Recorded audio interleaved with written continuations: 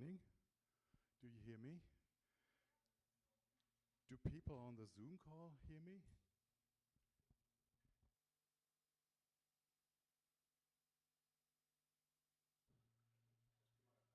Okay, so there's someone on the Zoom call hearing me. That's a good sign. Good morning and welcome to the Accessibility Club Summit 2025. Yeah, welcome. Wow. So happy to see you. So many nice faces. Welcome to Würzburg. It's the first time here at the Technical University. And it's the third Accessibility Club Summit. I'm going to give you a very, very brief history because we don't have too much time. And we're a little bit late. To be honest, like 10 minutes ago, 15 minutes ago, we didn't really know how this would work because we didn't have any internet connection in this room. We tested it for 2 days. And we came back this morning and there was no internet connection. This is how things work, right? 11 years ago, we started the Accessibility Club like this. It was a very, very tiny meetup with 9 people in Nuremberg. And basically the idea was, the guy on the right is a friend of mine. His name is Willi, and he's blind. And he's a screen reader user. And the idea was, we gather this crowd of people. Most of them are friends of mine. They are all web developers. We gather them with Willi, and we lock them into one room, and let's see what happens. So that was the concept of the Accessibility Club, just to get people in touch with assistive technology users. And this is at the co-working space in Nuremberg, actually. We got it for like 1.5 hours. They had to throw us out like after 4 hours because we had so much to talk about. And that's why we decided we need to repeat this. And this is how the Accessibility Club came to life. In 2016, we went to another city for the first time. That was Berlin, actually. And there are some people in the room who are also on this photo. There's Maya, Sonia was there, I see, and a couple of others. In 2018, we had the first proper conference. This was like, we didn't dare doing an event longer than like 2 hours or something because we always thought we wouldn't gather a crowd of like 200 people and making them enthusiastic for accessibility. But we did, and it worked out great. And in 2019, I was really tired, and I didn't want to organize something new, so I thought, oh, there is a nice hack. I will let others organize something. And I gathered a bunch of other meetups from mostly Germany, but also a little bit about Europe. And we gathered them in Berlin and celebrated this together, and it was really a nice event. Who of you has been in Berlin in 2019? Okay, quite a few. So. Oh, there's Carl. Hi, Carl. Nice to see you. And then you all know what happened. We actually wanted to repeat this in 2020, and then you know what happened. So we didn't have a summit for a couple of years, and we picked it up last year in Amsterdam, which, by the way, was also the 10th anniversary of the Accessibility Club, which is quite a thing, I think. And I know a couple of you have been in Amsterdam as well last year. Who has been in Amsterdam? Okay, so nice to have you back. Okay, Carl again, obviously. Great. Today we're in Würzburg for the first time. We've got, again, a lot of people who helped creating and building this, preparing lots of stuff. We had a call for proposals. We had, like, I don't really know, 17 or 19 people in the jury who helped with the presentations we're going to see today. And we've got a couple of people who officially said they are organizers. That's obviously me. There's Tobias, he's over there. Tobias is a professor at this university, and he's actually the one who said like 2 years ago, if you ever need a room, you can get this whole university. So thanks, Tobias, but we're going to thank the university as well. Then there's Falco, he's somewhere in the audience over there. And finally, I just told Josephine that I put her on this slide as well, because she took care of all the presentations and the people doing the presentations. So thanks a lot, Josephine, for helping that. This is also the first time we try to do this in a proper way also for remote participants. This is also why we had these technical issues and why everything is going to be a bit rough the next 2 days. because we never did this before, and it's quite complicated. We really tried our best to make this work. And usually we ask people when they get their ticket from where they are going to travel to the event. Today, this is not really the right number because actually they can also participate from anywhere in the world. So I'm not sure if the people on this slide with the countries, 12 different countries, are really in this room or are on the live stream or on the Zoom call. I really don't know, but I know that there are a couple of people who traveled really, really far, like Shilpi, for example, who came from India. And there should also be one person from Senegal or India as well. Okay, so this is probably the farthest we've ever seen at the Accessibility Club, and this is really great, I think. Obviously, most of the people come from Germany. That's also kind of logical. We're going to see 6 extremely great pre-planned presentations. This is a BarCamp event. That means that we're going to create the agenda right after this introduction, but there are 6 pre-planned presentations, and they're going to happen in this room. The room is called Perceivable. We've got 4 rooms, and like a couple of days ago, I asked on the Slack team, how should we call these rooms? And someone came up. I think it was Jules. Where is he? Oh, there are you. So the room names were Jules' idea, actually. Thanks for that, because the original rooms are quite cryptic, so we can remember them better. This room is called Perceivable, and all the pre-planned presentations will be in this room. They will be live streamed on YouTube as well, and they will be live captioned. I'm going to talk about this a bit later. So if you want to see these fine folks, then you just can stay in this room, but there will be tons of other sessions in the other rooms as well.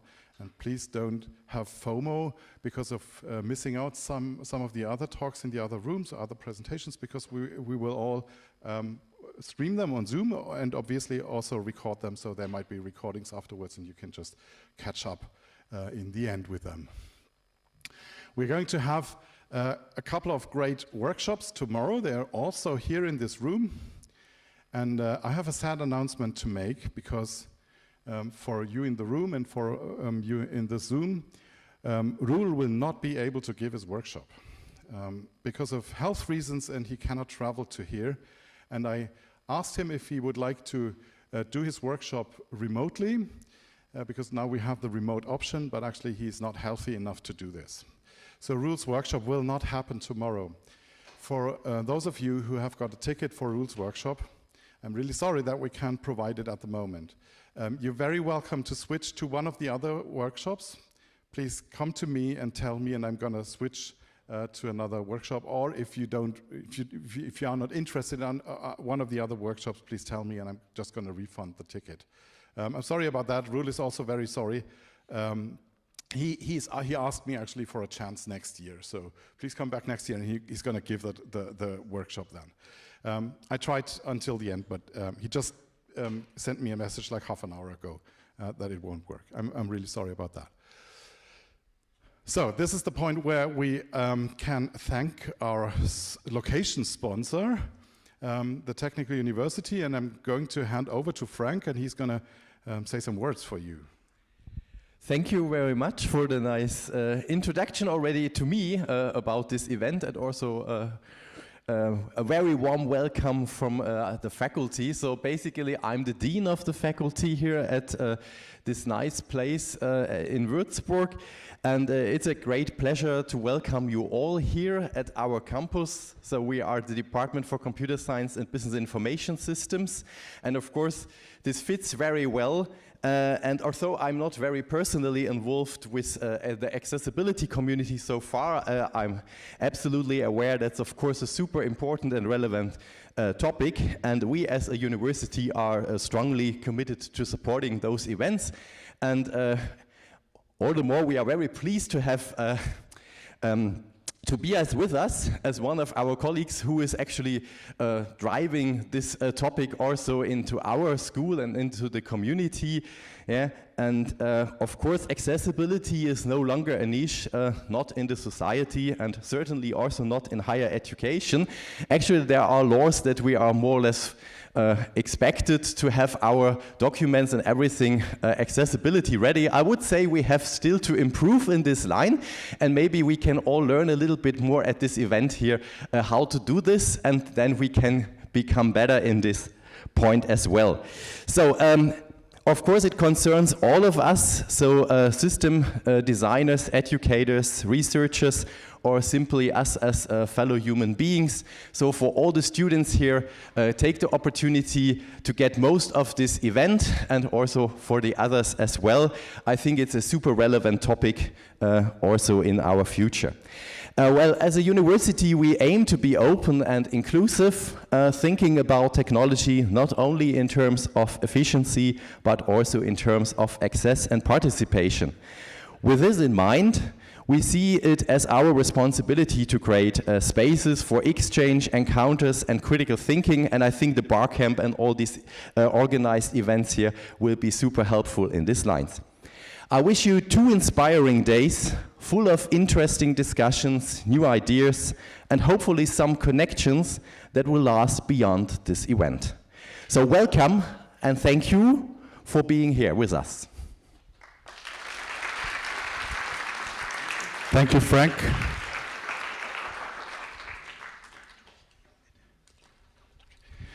Okay, so I'm going to give some speed because we're a bit late. We've got a couple of people who we are really grateful for. There's, first of all, Carl and Afixed, because he's like sponsoring the live captions. So thanks, Carl, for that. The live captions can be seen in this room, and you can also watch the live captions on your mobile device or on your computer if you want. The URL is captions.ally.club. Ally is like A11Y. You can like watch the captions from everywhere if you want. Then we've got a couple of people in the room. Where is Annette and Stefan? Oh, there is Annette, and where's Stefan? He's not in the room, he's like at their booth. So Annette, Stefan, and the big project are bringing you some snacks and the breakfast you probably already had, hopefully. If not, please grab one after this introduction sessions. And they're also providing the lunch snacks, which is really, really nice, I think. Thank you, Stefan, Annette, and the big project. Then we've got 2 organizations I personally do not know because they come via the high school, the university. There is EVNet, which is like the alumni network of the university, and H&D. They're a consulting company and they're sponsoring as well. They're in charge of the beverages, for example. They gave out some tickets for students and former students. So thanks a lot for your support as well. Whoever you are, I don't know you personally, so thank you. Then I already talked about the live captions. Just to make it clear, these are human-made live captions. And the person doing this, she's called Amanda. Amanda, how are you doing? Okay, so yeah, exactly. That's what I wanted to say. It's very, very early. What's the time at your place? So Amanda is in the US. Okay, so Amanda, thank you so much for supporting us with that.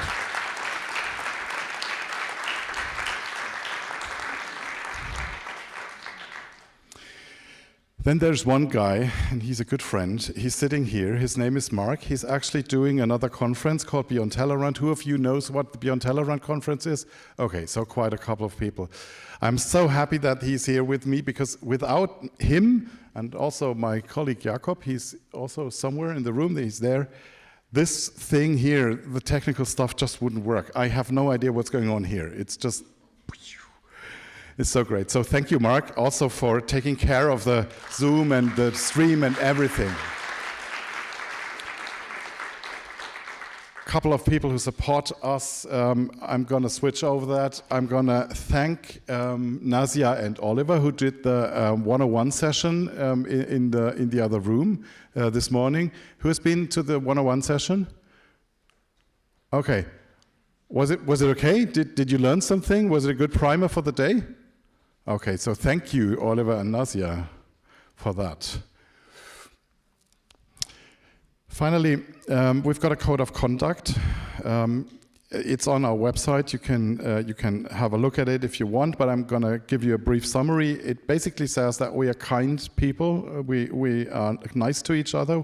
We want to have a good time with each other. So please be kind to everyone around you. If there is anything that feels like a problem, if you don't feel comfortable or something, please come to one of the people wearing the staff sticker. Unfortunately, mine got lost. I just noticed mine got lost, but I've got a staff sticker. The staff stickers look like Sonia has got one on their arm. It's like an orange sticker saying that she's one of the staff. Please come to us. Tell us if there's a problem. We're going to try to sort this out as soon as possible with you. We've got badges. You all should have gotten one badge. We've got 2 color badges. The blue ones say that people wearing a badge with a blue color lanyard say that it's fine to be on photos. The ones with an orange badge don't want to be included in photos. So please be nice. If you take a photo, have a quick look if there is an orange lanyard somewhere, and just exclude these people from your photos, please. By the way, it's always nice to ask people if you take a photo prior to taking it. I mean, if it's a big crowd, then it might be okay, but please don't put the phone in the face of someone else and taking a photo, even if they have a blue badge. Also, we have these color communication badges. These are the traffic light thingies on your badge. This is it's explained on the back side and on your badge. Please read that. You can use it to show other people that you don't want to be talked to. By the way, just if there is someone with a red badge showing the red color, please just leave them their space and leave them some quiet time. You may change this for yourself. You may change this during the day. You may signal others that you want to be talked to, or maybe don't want to be talked to. So that could help with keeping your balance. If you want to share your experience, please do so.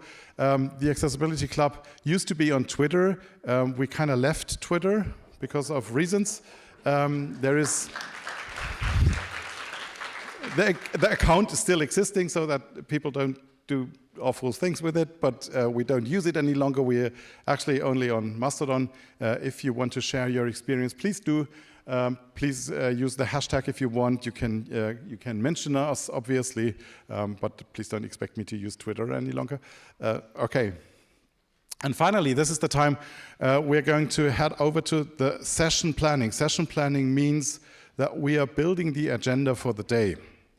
So who of you doesn't know what a BarCamp is or has never been at a BarCamp? Okay, so quite a few hands. I'm going to give you a brief explanation of what a BarCamp is. So usually BarCamp is a conference or an event without any agenda that is predefined prior to the day. So we're going to get to this room here, and everyone here is actually a speaker or like someone presenting someone, or at least you can be if you want to. So that's the idea. So at a BarCamp, there's no agenda ready-made, but we are going to build it now. There should be some sticky notes and some pens. Tobias has them. Please just put them somewhere in the crowd. People can use them, and we are now going to build a session grid. And I need to switch the slide. Give me a second. Oh, this is not the session grid. This looks like something like this. We've got 4 rooms. We've got 6 slots. A session will always start at the full hour and will last 45 minutes, and there will be a break of 15 minutes between sessions. We've 4 rooms, 6 slots. That's in total 25 sessions we can run today if you want, if we find enough topics, and I'm pretty sure we will. 6 of these sessions are already predefined. That was what our call for proposals was for, and just to give you an idea, the call for proposals we did was completely anonymous. We didn't know who the people behind the presentations we're going to see really were. We picked them, there was a jury of 17 people who voted, and we discussed the topics, and I think we found a great selection of presentations. Josephine had the pleasure of listening to 3 of them already, so she knows how good they are. I don't, I have no idea, but she told me that it's really great. And that there is one guy, we put him at the end, named Carl Groves, and some of you might know him. He's definitely not one being on stage for the first time in his life, but it was completely anonymous as well. We just picked the topic and discussed it.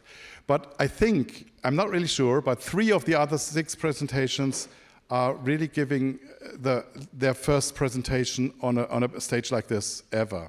So I think this is really, really huge, and I'm super curious what this is going to bring us. Still, there are 18 empty cells in this session grid, and we're going to fill them now. So now is your time to propose something that you would like to be discussed. If you propose something, you're the so-called session host. This doesn't mean that you do have to present something. You don't have to have a talk with you. Actually, you're just proposing the topic. You will be facilitating the thing, but it might also be just a discussion round, or you might talk about your experience with something. It doesn't have to be polished. It doesn't have to be a talk. So please don't be afraid to be a session host. This doesn't mean too much. And now's the time that you may suggest topics.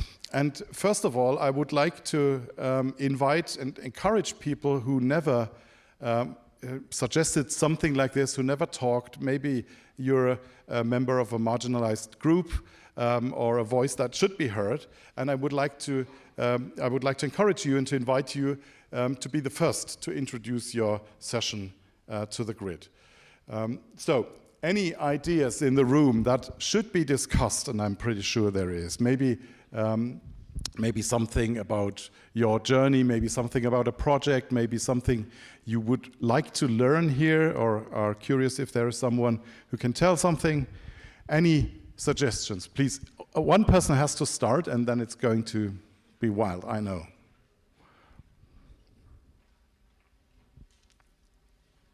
Okay, so there is one suggestion. I'm going to read it. It's from Kitty. The topic name is Advancing Accessibility Awareness. Where is Kitty? Kitty, actually, you should tell us 2 or 3 words about that. Okay. Hi. So I prepared a topic to share. Basically, it's my journey to how to advance the accessibility awareness in the corporate setting. So how to introduce from no one know what to do to now we're coming in a very good shape. So it's basically share my experience and journey and see maybe there's takeaway from you guys to your workplace or things that you can, we can just discussion, Thank you, Kitty. So who is interested in that? Arms up. Okay. Quite a few people.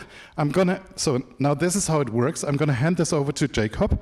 Jacob is going to write it to a live session grid. This is the thing here, and you can also always have a look at the session grid on your mobile phone, for example. The URL is just sessions.ally.club, and it's going to fill as soon as Jacob is entering that into his fancy content management system behind the session grid. Marion is watching the content management system.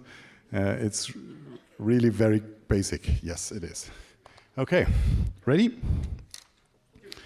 Okay, you see it's showing up. We're going to fix this and just going to fill the session grid one after the other, and then we might shuffle around if the rooms are too, if you see any conflicts. Another topic. Okay, there's one. Please give us your name and the topic in a few sentences. Yeah, thank you. My name is Patrick, and I thought of the topic accessibility at the workplace. and yeah, public versus private sector, because I am experienced for 3 years now in the public sector, like how to adjust the workplace so that people with any kind of impairment can work there. And I would be interested if someone also has experience how this is going to work in the private sector. Yeah, and there's another card from my seat neighbor. Okay. So on the microphone. Thank you.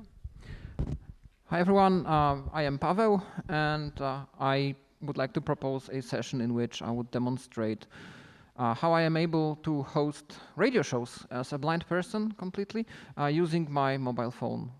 Yeah.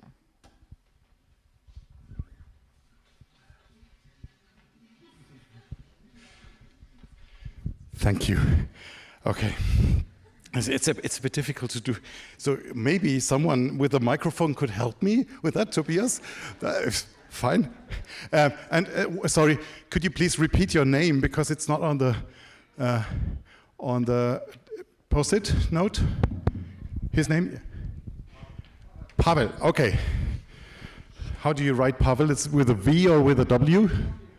W? Okay, I know which L. Thank you. Pavel, und das ist dann so ein L mit dem Strich. We're going to fix the L a little bit later. We're going to need to find the key. Okay, next one. Okay, somewhere over there. Over here, 2. Over here. Oh, okay, 2. Okay, you're number 3. Is that okay? Okay, 5, 6. Wow, okay. Tobias. Oh, okay. Hi, my name is Mitchell. I have 2 ideas today, one very prepared and one to begin, just beginning the journey. The first is I've done a research project on the intersection between linguistic diversity and accessibility, and where that works and where that starts to break down and what we can do about it. That's topic number 1. Topic number 2 is something I'm just developing now, and I call it regulation is inspiration. What does that mean? It can inspire fear and dread, or it can inspire creativity. And I'd like to be creative in a room to talk about what that can mean. Okay. Okay, thank you. Thank you. I'm gonna go up. Yeah. Back in a minute. Okay, so there are 2. Obviously, Mitchell, we won't do this at the same time in 2 different rooms. Yeah. Okay. Jakob. So here's yours. Okay, I'm totally not prepared, but it's like very interesting idea, and I'm like, I should stand, I think. I like to talk about, I don't know how to pronounce it. Is it WCAG in English? Because I want to talk, because it's like very vague, and I think it's like 10,000 ways to interpret in each criteria, and if it's like applicable for a session, I would like to discuss it. I don't have like exact name. I just wrote, is it too vague? Is it the right pronunciation? No, the word vague. Yeah, too vague, yeah. Thank you. Okay, thank you. Okay, thank you.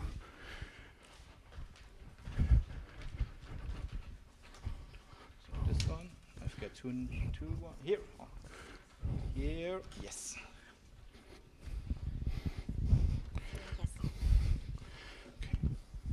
Hi, so I propose to talk web design for dyslexia. I'm dyslexic myself. I'm also a web designer and an accessibility consultant. And I found really interesting when I became into accessibility how much more I learned about my own disability, dyslexia. And this is actually a Polish talk I did in the past. And yeah, if you're interested, I would like to talk about this topic today. Thank you, Maya. Okay. Oh, hello. I proposed a talk on accessibility, sustainability, and the open web. It was to talk about, recently there's some proposed guidelines for the W3C sustainability guidelines, and by the way, I'm not an expert, but my understanding is that there's actually quite a lot of influence. Those guidelines were influenced by the accessibility guidelines. And in my work at the institution I work in, I've noticed there's a lot of overlap in accessibility and sustainability. It was to talk about the links between the two. I can discuss some of the work that we've been doing in our institution about sustainability and how that's been affecting accessibility. And maybe just talk about how these approaches, I bring in the open web, about how you can configure your systems in an open web style. Am I allowed to say that? Oh, never mind. But just to have a discussion about how accessibility and sustainability have got a lot in common and can drive forward, ultimately, goodness, I suppose. Thank you. It's a great one. So I'm going to give you the microphone. Oh, you've got one as well. All right.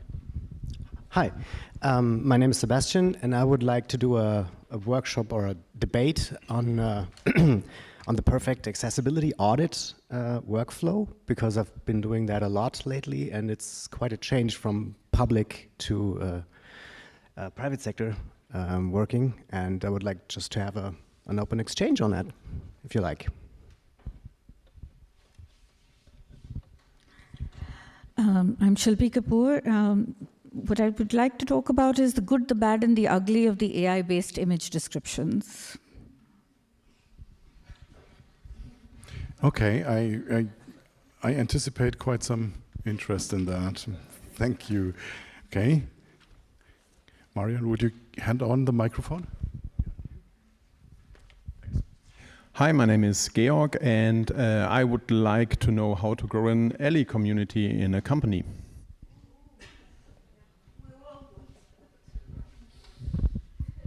Thank you.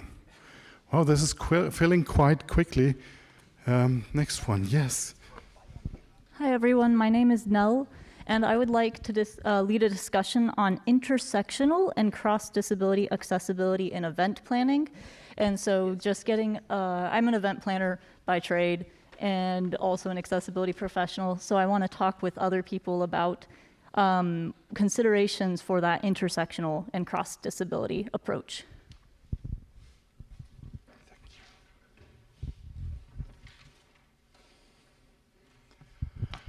Okay, we had one person on the Zoom, actually, who asked if they could. Gitte, could you, do you have a proposal you could give us for the session planning? This would be one that you would have to give remotely, but this should actually work. I'm not sure if we can get her sound into the... We could try to give you sound, so maybe Gitte, you could suggest it. And could you please save Jakob Heimer? Okay, so that I see where the... Okay, this is... Okay, Gitte, if you could try to speak, then on the Zoom call, then we could hear you. When I speak, yes? Is it working? Not really. Not really. Okay, I can write it. Give us a second. Like. We're trying to fix this. Didn't have enough time in the morning to make sure everything works, but you see that we're on it. Okay, so in Zoom they can hear me, they are writing. Slots left on the grid, so no worries.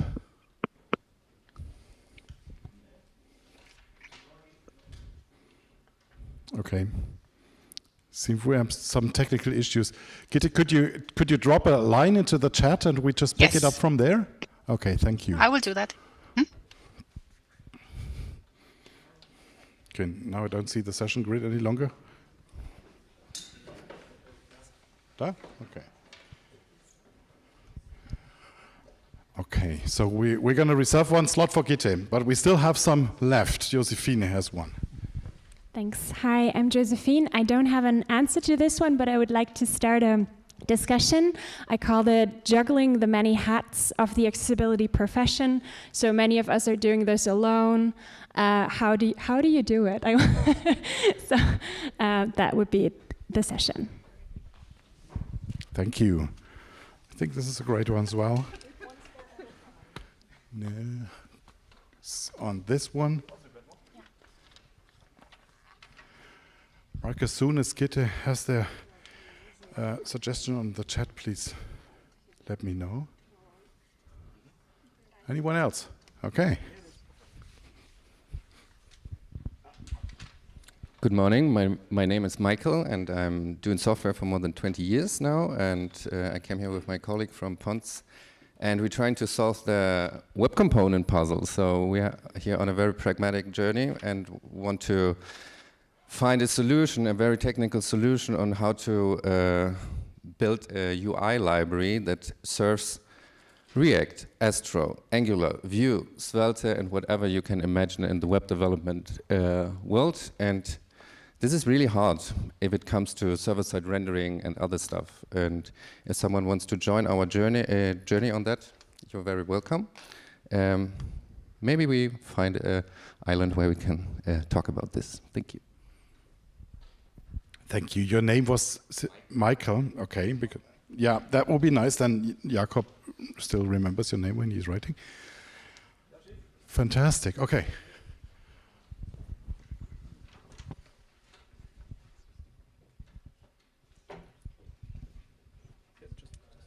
Hi everyone, I'm Wanda. I am so very sorry that tomorrow's workshop and I won't be possible, so I invite everyone to discuss the limits and the possibilities that artificial intelligence gives us for testing and accessibility implementation.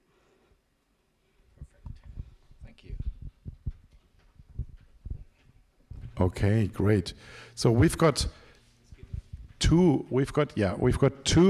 suggestions on the Zoom. One is from Gitte, and she says, "Hi, I'm a social cultural anthropologist, researcher, and web developer with focus on accessibility. I'm interested in cultural aspects of accessibility." This is something that I think it sounds quite interesting, doesn't it? Okay, so we're just gonna call it cultural aspects of accessibility, Gitte. I hope that's fine. And Jacob is going to write it without Post-it. And there is a second one from Shep, but Shep is in the room, isn't he?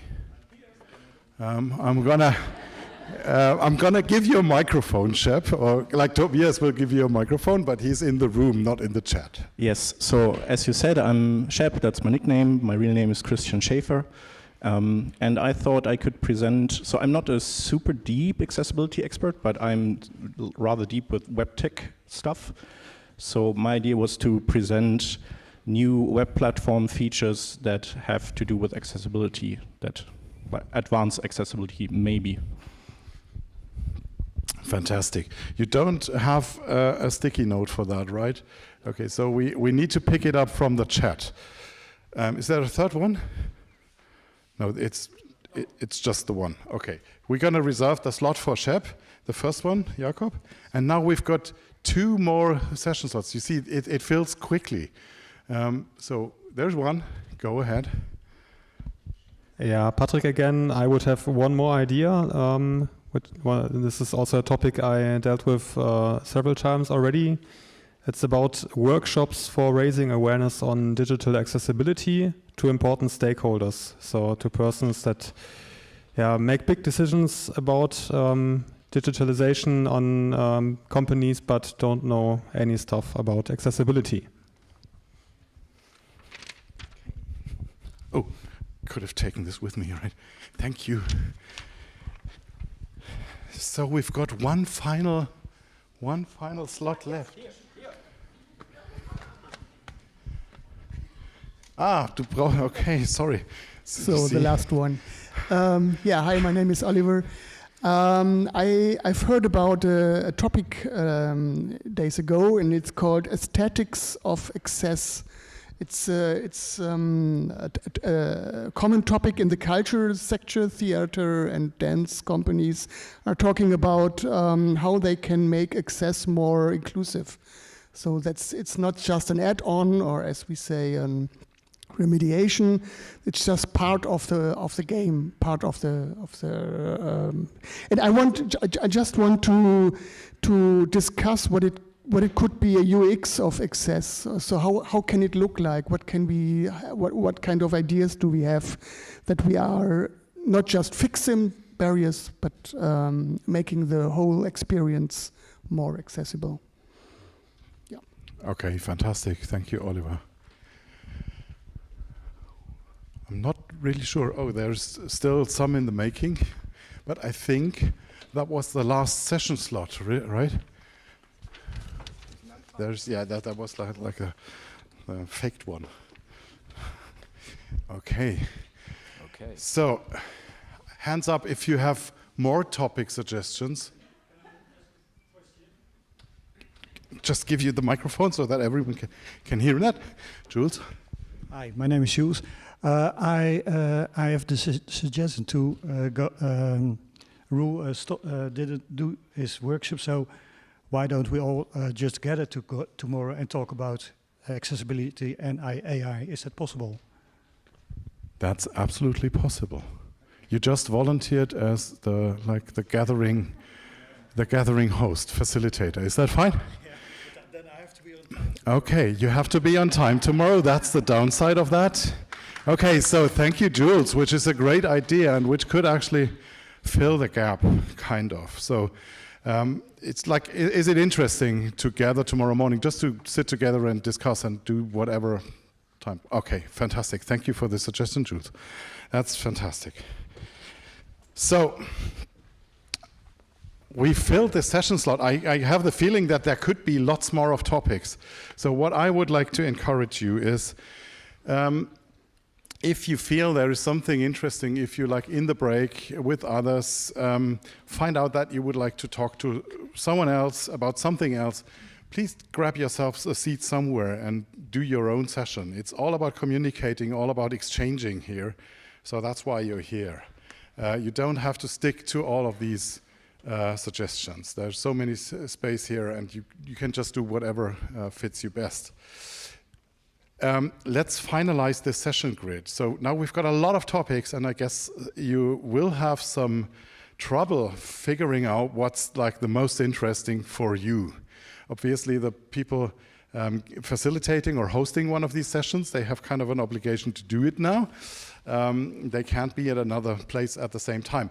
But all the others, is there something that you have really a strong feeling that it's super bad that they're on the same time spot or something that you would like to switch? Okay, Maya had their arm raised first, so I'm going to ask her first. Maya, what's that? ADHD and dyslexia is like the same topic, and I feel like they should not be on the same time.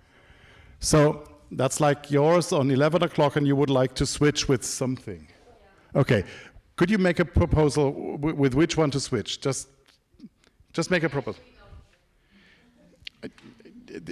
There's, you know, my problem is there is no slot called don't care. So,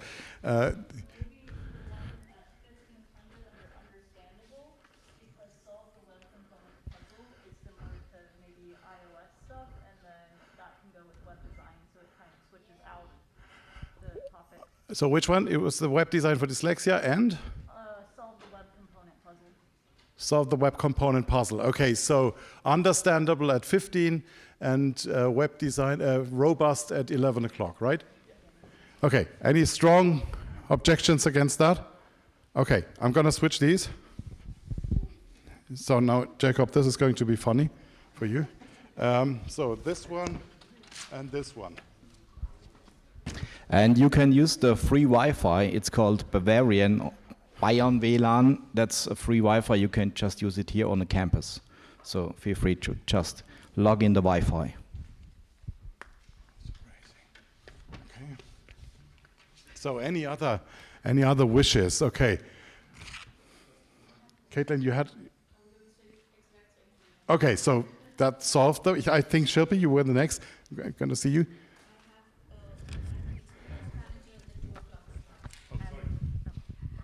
I'm the experience manager on the 2 o'clock slot in Perceivable, and I have a session to host in the operable one. So can I get a change, please? Okay, so which ones? The operable?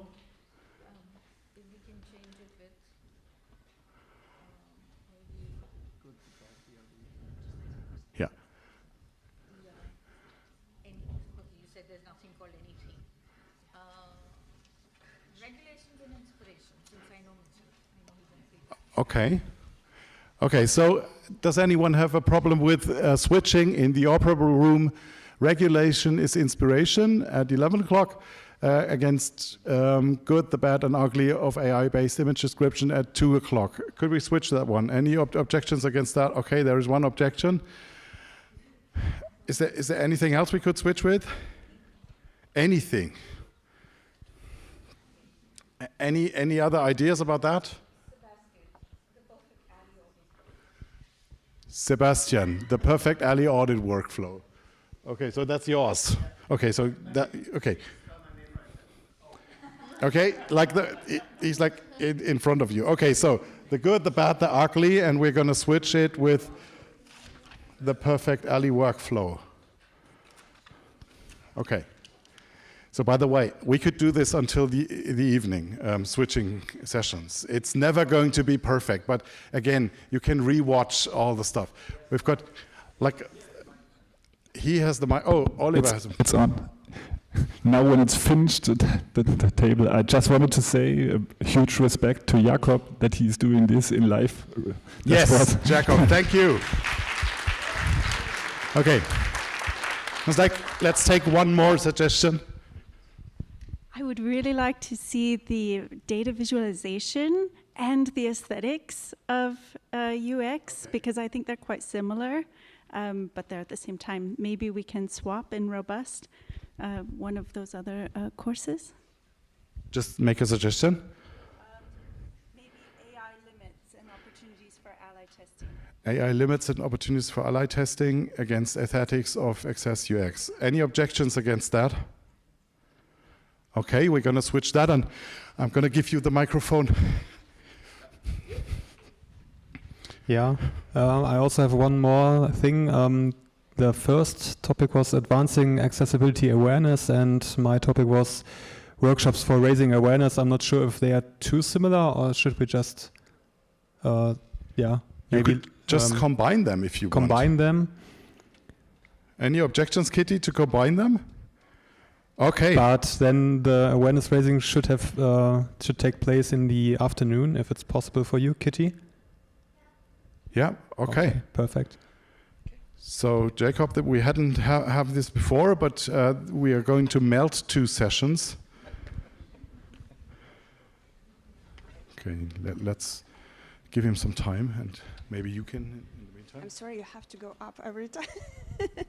I thought that the second row we have 2 WCAG topics, and I certainly want to attend the planned one, not mine, not so interesting. And I also think that we maybe can again add it to another. I can see, but there was something about accessibility audit. There was a nice idea. I just don't see it. There was some proposal about how to make an accessibility audit. Maybe we can combine it, because WCAG we use it mainly for it, I think. No? What do you think? I can see the one with the accessibility audit. Yes, it's possible that there's perfect accessibility audit. Yeah, audit workflow.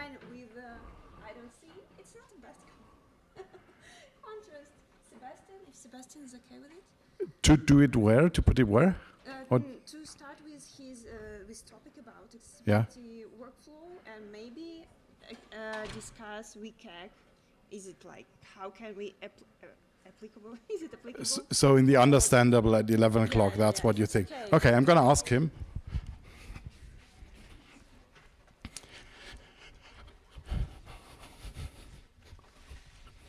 Sebastian,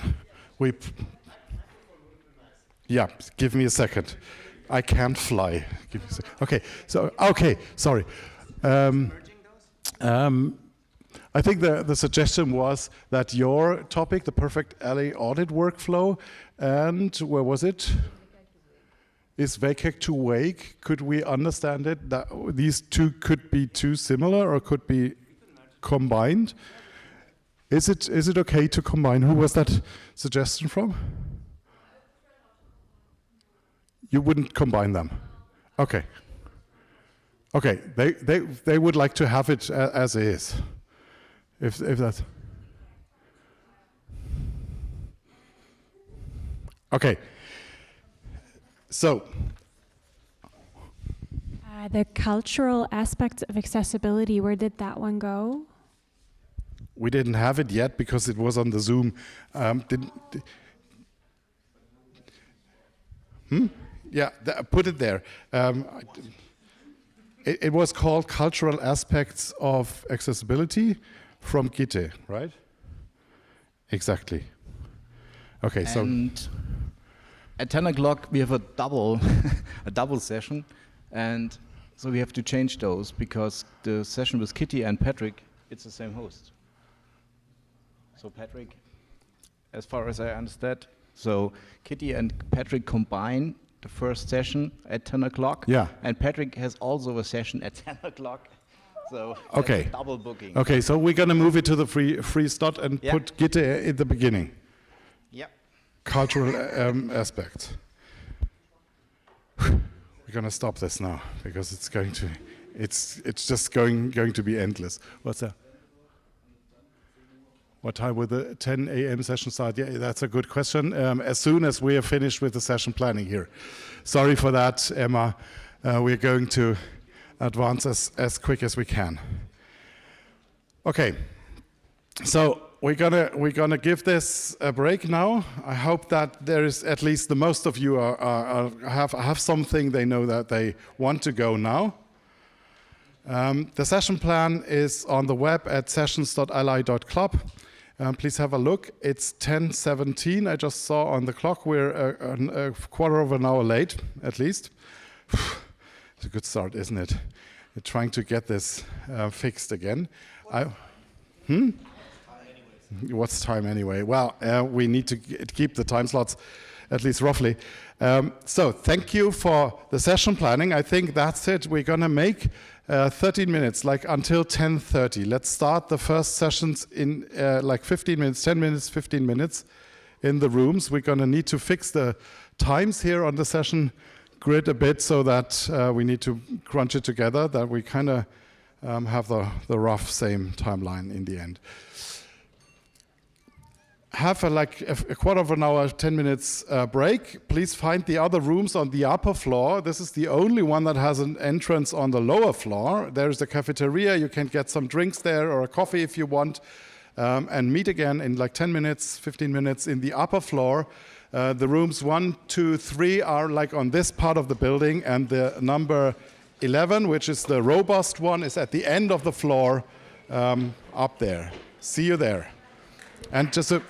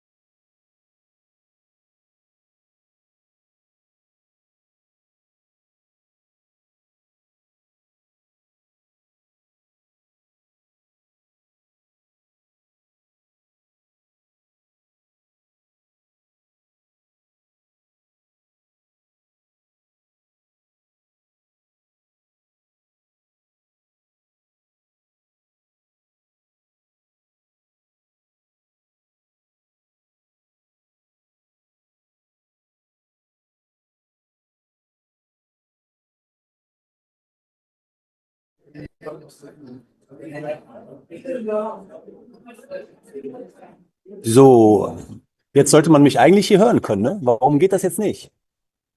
Ich habe einen Pegel. Sehe ich einen Pegel? Warte mal. Nein, einen Pegel sehe ich auch nicht. Hallo, hallo, hallo. Ja, ich auch. Genau. Warum gibt er es nicht aus?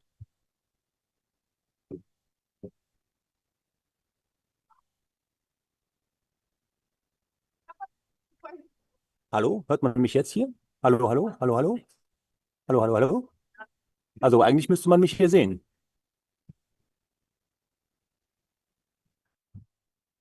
Hallo, hallo?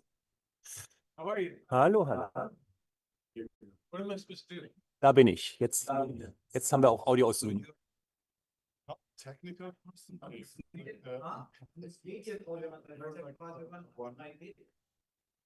Just supervising that everything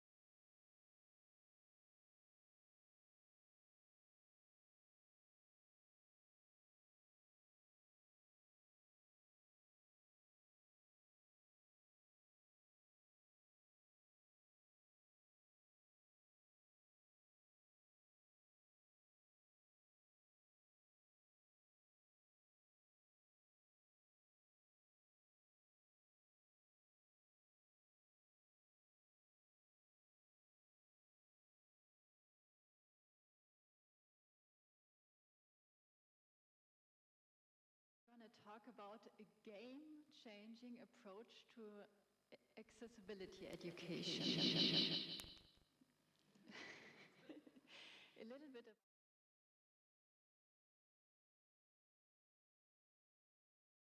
accessibility and begins.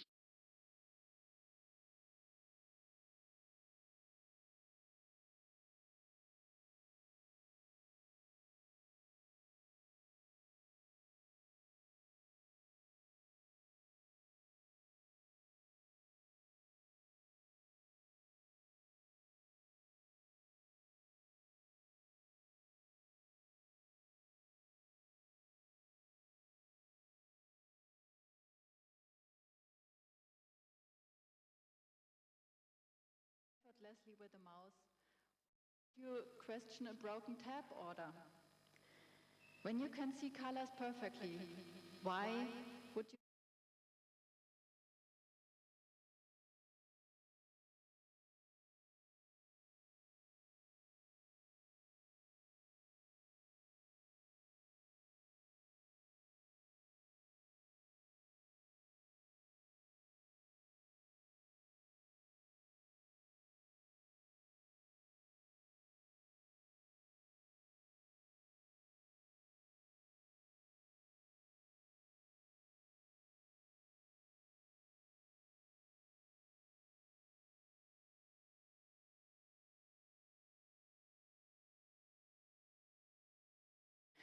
Broken arms, aging eyes.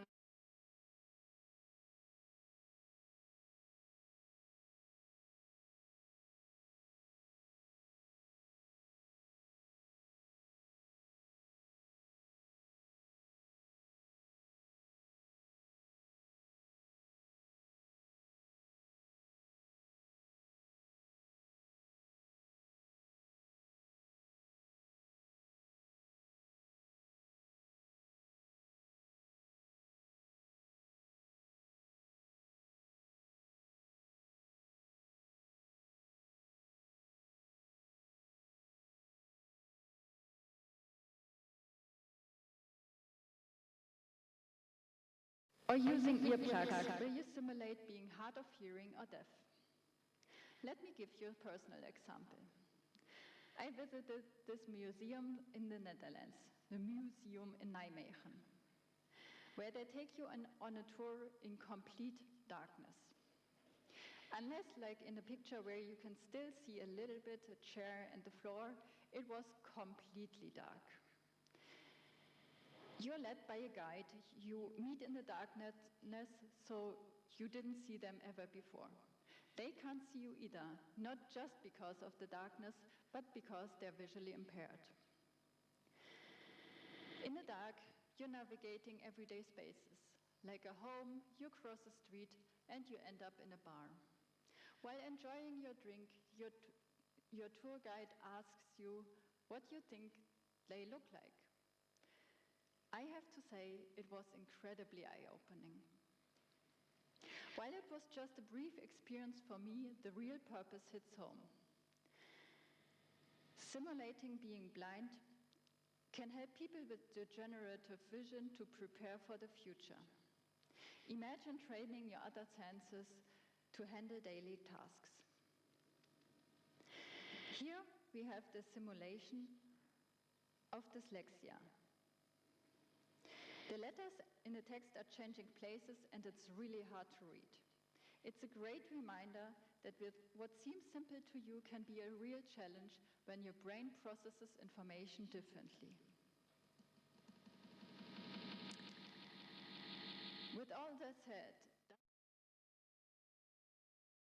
the experience of people with disabilities work to get able-bodied people to create more accessible designs. It depends. A targeted simulation can be surprisingly effective when used like a spotlight, not a floodlight. You need to show why color contrast matters. A quick color blindness simulation slaps the designer with a, oh wow, I literally can't read this moment, no guideline can replicate. Here we have such a simulation of green blindness on the right, where you have a yellow forest in the background and some text on top of it that, well, I can't read. On the left we have the same, but with a complete color blindness simulation. And now we have the same picture without the simulation. There's the yellow forest in the background and red text on top that says, can you read that? It's still difficult to read, but I hope you understand my point. Why do simulations sometimes stick where theory fails? There are a few reasons. First, they're visceral. Then, they expose hidden design flaws. And they make barriers feel real. Nothing makes a manager prioritize accessibility like struggling to use their own product. But there are a lot of limitations. Let's get into some of them. We need to acknowledge that disabilities, even specific diagnoses like diabetic retinopathy, do not always cause the same experience in every affected person. You can see two different simulations of diabetic retinopathy. In one, there are smaller dark spots, and in the other are fewer but bigger spots. That means that the simulation at best can only simulate the temporary experience of one person, but more likely it will simulate the experience of no one. A temporary simulation is not the same as lived experience. Spending an hour in a wheelchair teaches you how to spend an hour in a wheelchair.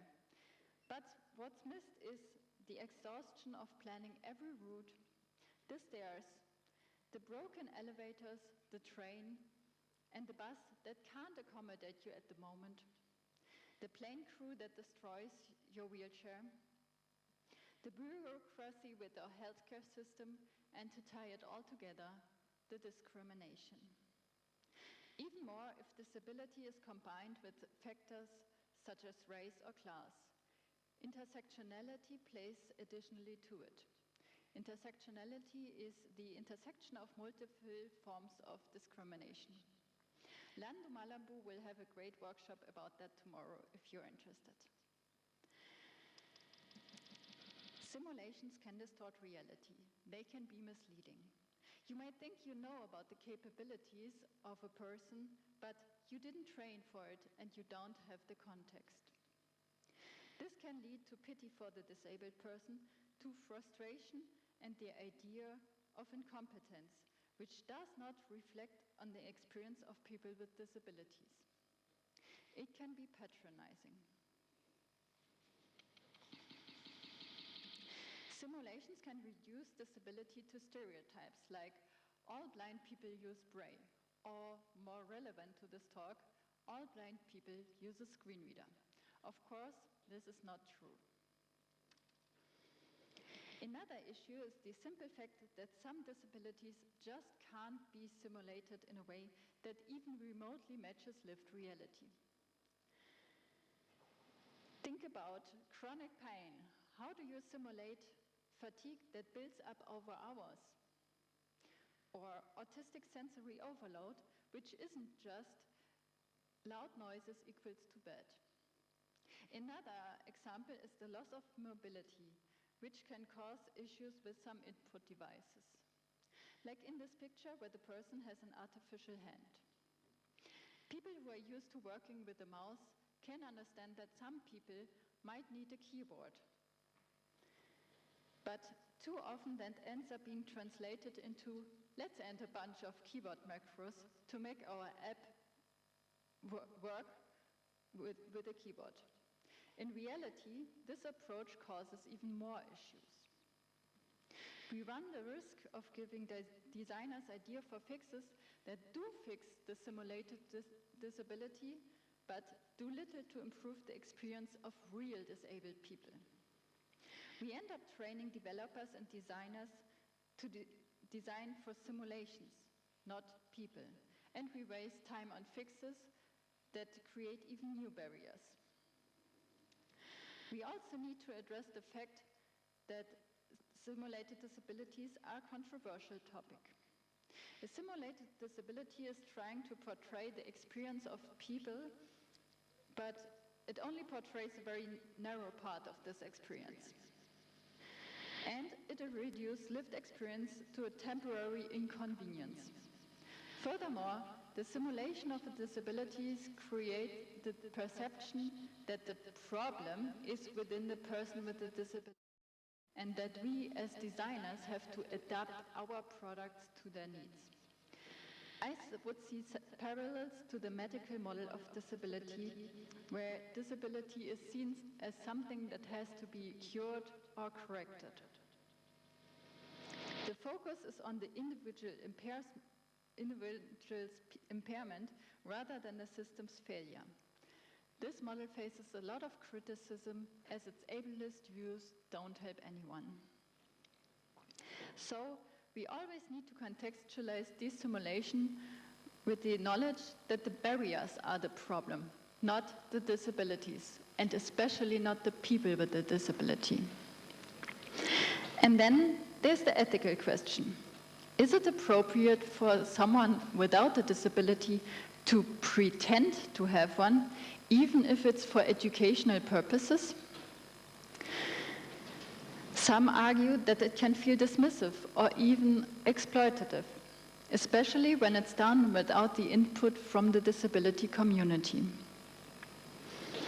The uncomfortable truth is simulations can feel like disability cosplay.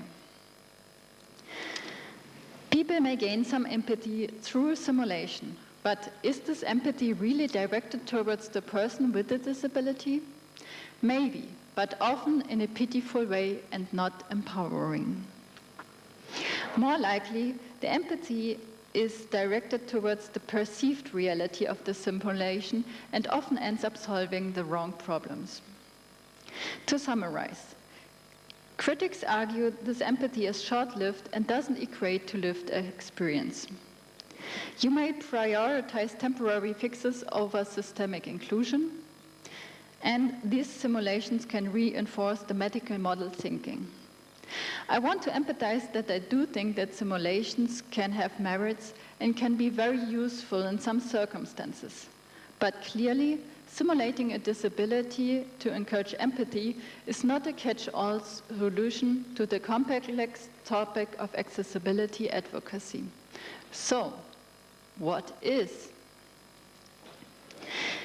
The real answer to the empathy gap is listening to people with disability, plain and simple. It is about listening, learning, and committing to creating experiences that work for everyone. The empathy gap doesn't close through simulations, pity, and guesswork. It closes when we shut up and listen. At the end of the day, accessibility isn't about assuming what works. It's about centering disabled voices in design, development, and decision-making. This is shown and shown again. Accessibility improves when designers, developers, and everyone else involved in the process of creating digital experiences has direct conversations with disabled people and actually listens to them. This works so well because we as people can empathize really well with the people we meet in our real lives. We understand their experience much better if we see how they interact with our product. There is no real replacement for this process. Watching a screen reader user struggle with your intuitive UI is more eye-opening than any blindfold exercise.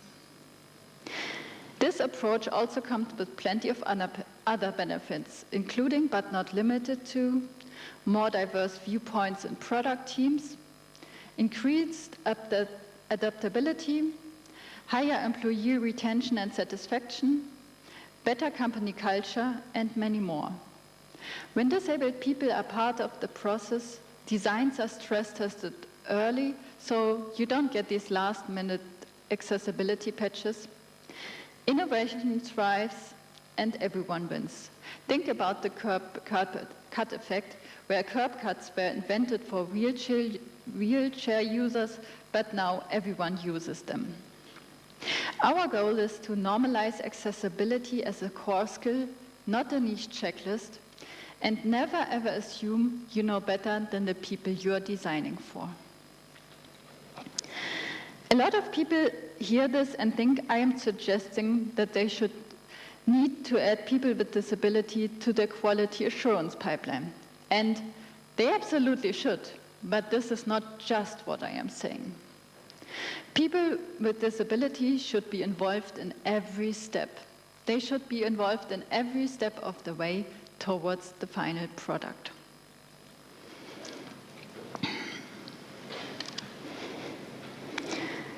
Having a disabled team member specifically for quality assurance means that the input comes after the design and implementation is already decided, and any accessibility issues that they find will seem like an annoyance. While this may still prevent inaccessible products from making it to production, it prevents the product from being accessible from the ground up. Additionally, the dynamic between developers and quality assurance often ends up as kind of us versus them situation, which in this case would be developers versus disabled people. This, of course, should never happen. So I hope it's clear that it makes sense to involve people with disability everywhere possible. Another topic that often comes up when I talk about this is one disabled person surely only helps with improving the experience for people with the same disability. Let's tackle this myth head on, because yes, at first glance it seems logical. If we hire a blind developer, they'll only help us fix screen reader issues, right? But this assumption misses the point entirely, because often the main issue is the fact that there is just no conversation about accessibility at all. In practice, having just a single person with a disability in a team pretty much always ends up leading to more in-depth discussion about the general topic of accessibility. There are so many instances where thinking about the experience of one person in your team opens up the minds of everyone else to learn more about the different ways that people interact with our products. Teams ignore accessibility until it's personal. If Mia from design needs this, then let's finally learn how area labels work. One disabled team member doesn't just fix their own needs, they spark curiosity and challenge assumptions. You don't hire disabled people to fix accessibility, you hire them to fix your team's imagination. More diverse teams produce better products. This is true for disability just as much as for race and gender. So, here we are with a pretty much perfect solution for the empathy gap, which works and has a lot of other benefits. Job done, talk over, right? Well, not exactly. The solution is not as easy to implement as it sounds. I really do think that every company should hire people with disability and to work on their products. This is the only long-term solution to consistently produce accessible results. But let's be real. Hiring disabled talent isn't as simple as posting a job ad and waiting for magic to happen. We have the perfect candidate trap. The problem is that companies want unicorns. A senior React developer who's also an accessibility expert and has lived experience. The reality is you don't need a disability hire. You just need great talent who happens to be disabled. We have the awareness gap. Many companies don't even realize that their product or website is inaccessible and that they should hire people with disabilities. Career pages are often inaccessible. The irony is that companies say, we can't hire people with disability until we fix our site, which we need people with disability to help fix. Yes, this takes time and work, but guess what? So does retrofitting accessibility after you've built an exclusionary product. You can't build products for people you refuse to hire. This isn't about charity hiring, it's about closing the empathy gap where it matters most, your payroll. With all that problems in mind, I would argue there's some space for another approach. This approach, of course, still can't replace the input from disabled people, but it can address some of the issues with simulating disabilities. And that is simulating barriers. But wait, didn't I just say like 5 minutes ago that simulations are not the way to go? I did, but there's a seemingly subtle difference between simulating barriers and simulating disabilities. So what am I even talking about? Let me give you an example which we will use to explain the difference and why I think this approach might be better. A simple and crude way to simulate visual impairment might involve using glasses that restrict peripheral vision, forcing a developer to resize their browser window to fit a narrow view. In doing so, they might realize their app doesn't handle different viewport sizes. But it comes with all the problems we talked about before, like shifting the focus to adapting to the disability instead of the barrier within the application. So let's try to simulate a barrier which does not require the user to take on a different kind of persona. What if we designed an application that worked perfectly for narrow viewports, but is completely broken when viewed on a standard widescreen display? Something like this. The content shifts and disappears unpredictably in a widescreen format, but it is fine in a narrow viewport. It is not usable in a widescreen display. So, why do I think this approach is better? Well, for a start, it hits people without forcing them to change their perspective. It hits them at home, so to speak. Users don't have to pretend to be someone they are not. They just experience frustration the way they naturally browse. They get to experience the feeling of getting into a digital experience which works as it should and does what it says, yet it is not designed for them and therefore does not work for them. The problem isn't them, it's the broken design. Instead of thinking, wow, being visually impaired must be hard, and pitying disabled people, they think, wow, this layout is terrible. Now I am furious at bad design. The focus stays on fixing the system, not adapting to disability. One leads to charity, the other leads to change. You shouldn't need to pretend to be disabled to care about accessibility. You just need to experience bad design and get mad about it. Let's talk about some of the limitations and potential new issues that come with this approach. While simulating barriers is a step forward, it's not magic. The obvious first issue is that it can't be seen as kind of plug-and-play replacement for the simulation of disability.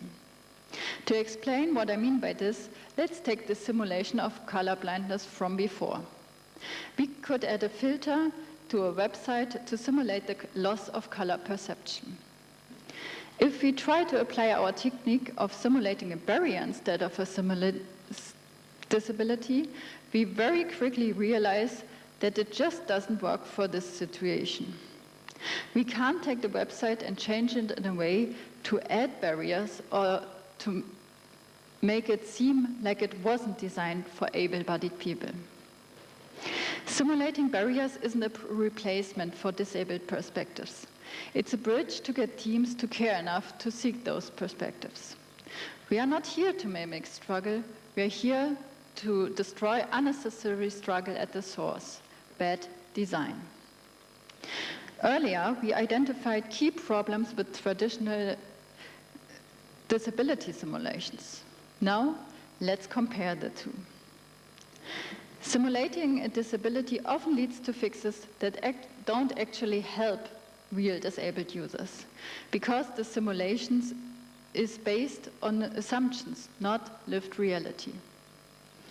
Barrier simulations avoid this because the problem isn't tied to a specific disability.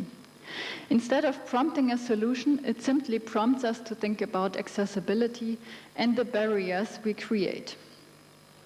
The next big topic is, of course, controversy. To be honest, I can't know for sure that this approach is free from controversy. There's still a good argument that we are still trying to simulate a part of lived reality of people with disabilities in a way that simply does not reflect the whole picture. I actually agree with this argument, which is why I will always insist that the only real solution to the empathy gap is listening to people with disabilities. My reply is therefore focused on why I think that simulating barriers at least does not shift the focus to the disability. It does not center the person with the disability as the problem. Instead, the attention is directed towards the products we create and the barriers they contain. The focus stays on the broken systems, not individual impairments. This is why I think this approach might be more useful to trigger the kind of thinking and consideration that we want to see from designers and developers. This isn't about walking in someone else's shoes. It's about realizing the shoes we've designed are terrible and demanding better ones for everyone. With that said, my personal conclusion is that these two concepts can be very useful if applied to the correct situation. They serve very different purposes. If you want to highlight a specific accessibility issue, a simulated disability might be very helpful to improve the understanding of both technical and non-technical people. If you want to achieve a more general mindset shift towards thinking about the barriers we create and provoke conversations and further interest in the topic of accessibility, an experience with simulated barrier could be much more powerful. This realization left me with a practical challenge. How do we turn this concept into an actual experience that serves its purpose?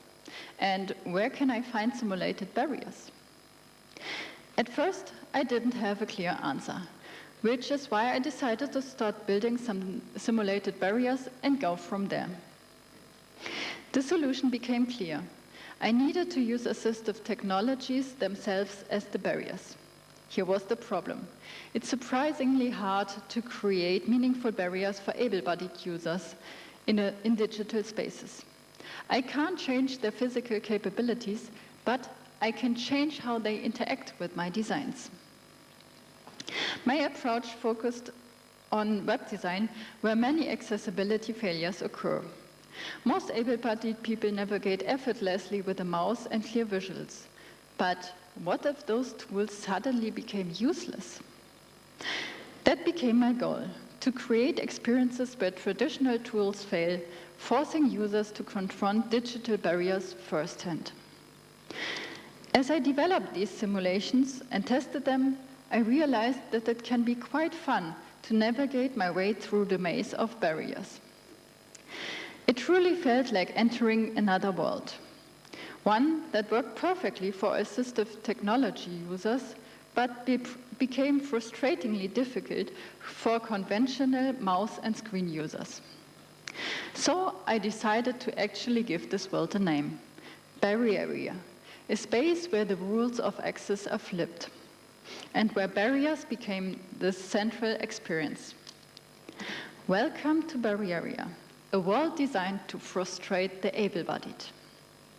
So let me introduce you to this world properly. Barrier is very similar to our world. On the surface, it may not even look that different until we look more closely. All public spaces have floor markings to guide you. If you want to cross the street, you better listen closely, because the traffic signal doesn't provide a visual indication, just an acoustic one. Signs, books, and menus are in Braille by default.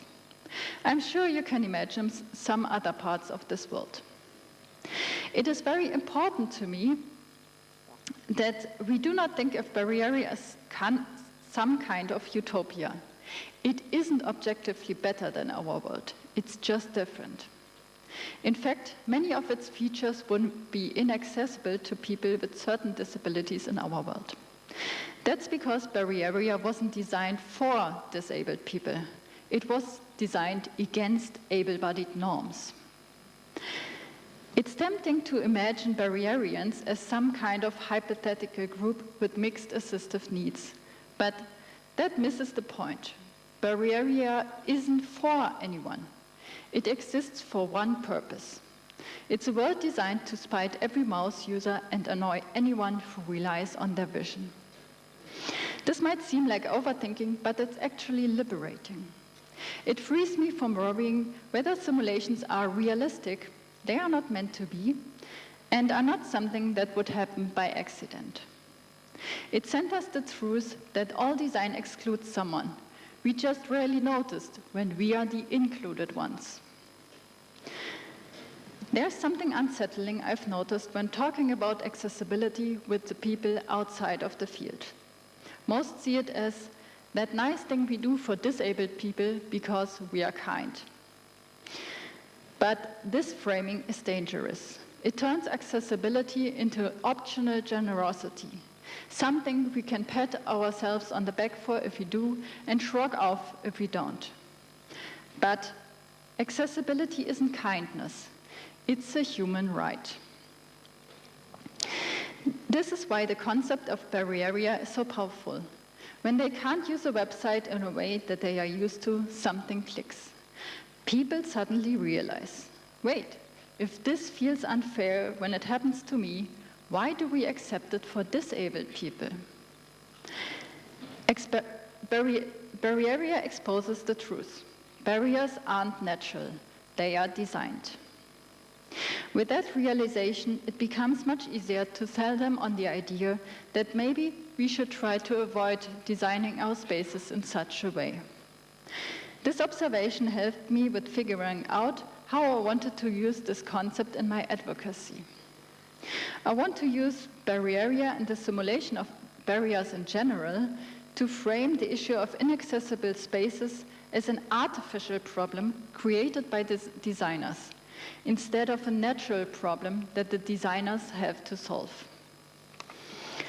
We need a mindset shift. From charity, we are helping disabled people, to justice, we are stopping exclusion. From afterthought, we'll fix accessibility later, to default. Inaccessibility is a design failure. From their problem, disabled people need to adapt, to our responsibility. We need to design better systems. We don't need more awareness. We need anger at bad design and the commitment to fix it. With this goal in mind, I came up with a list of requirements for a proof of concept that I can use for this purpose. It should be easy to understand, short, engaging, and fun. I'll quickly go through my thought process of each of those. Easy to understand. I want to use no jargon, no technical deep dive, just a simple, relatable digital interaction. The goal is anyone who uses the internet for their job should get it. Short. This is not a full training course, not a lecture, just a short aha moment. Because this is the appetizer, not the main course.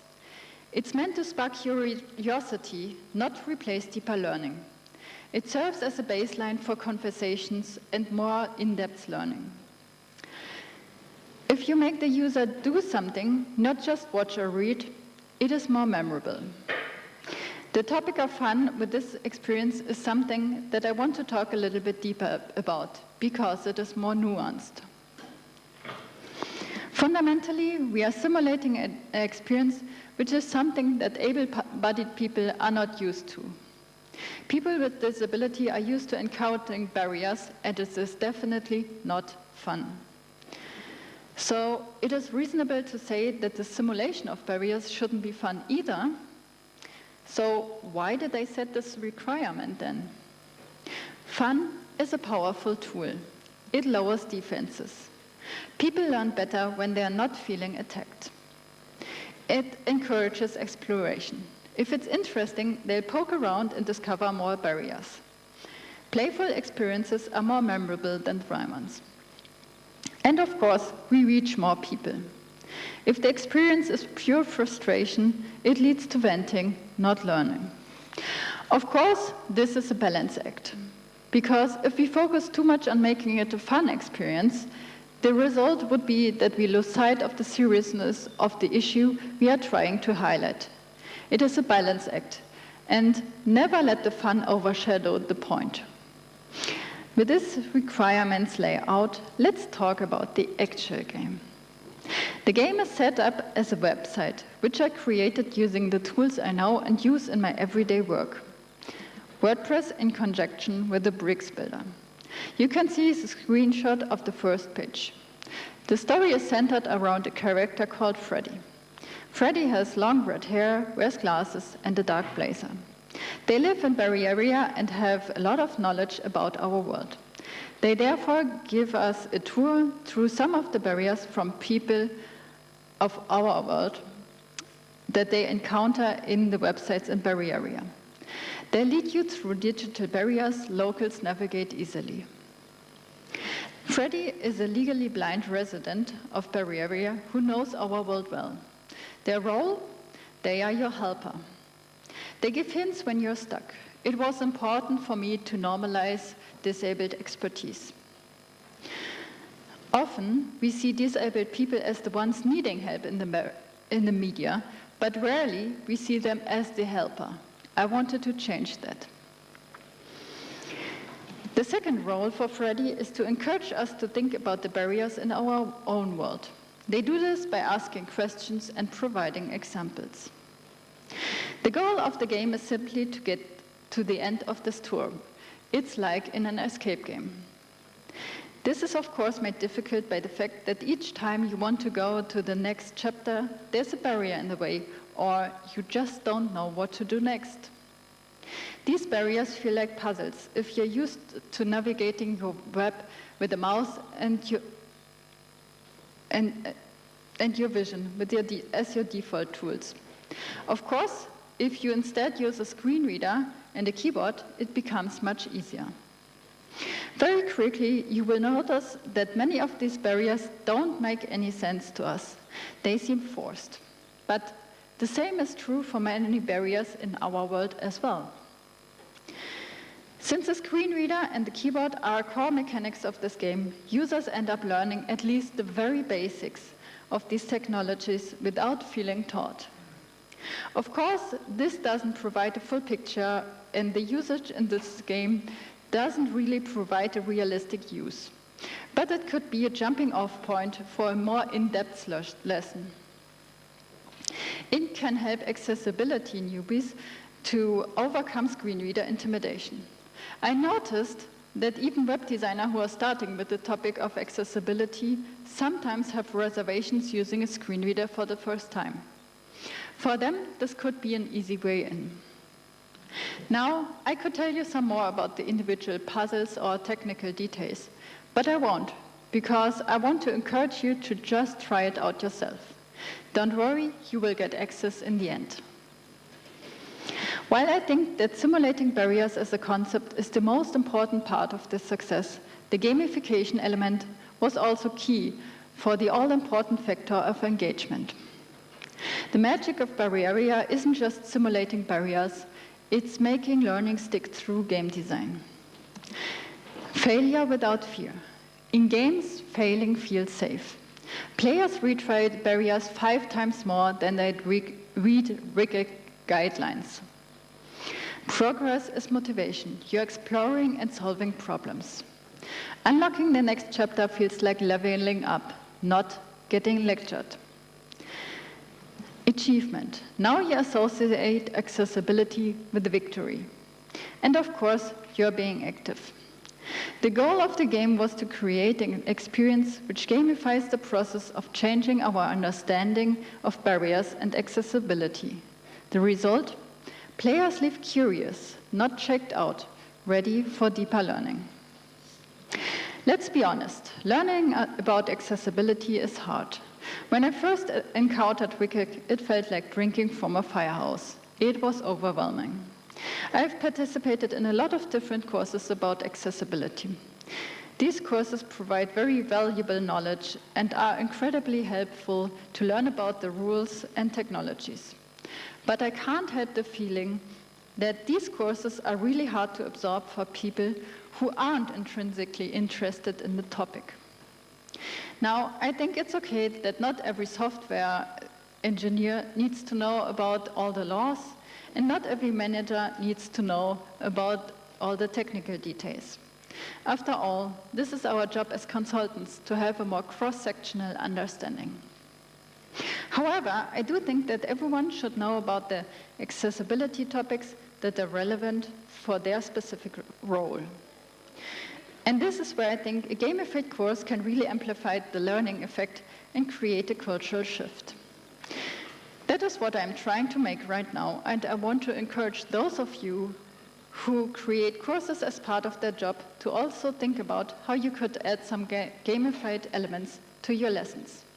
That could be something like adding small puzzles, creating goals, gamified tests, think about Duolingo, add a storyline or character which can be implemented as a playful element. I'm sure you can think about some great ideas. Let's talk about some more advanced game ideas that could teach about accessibility.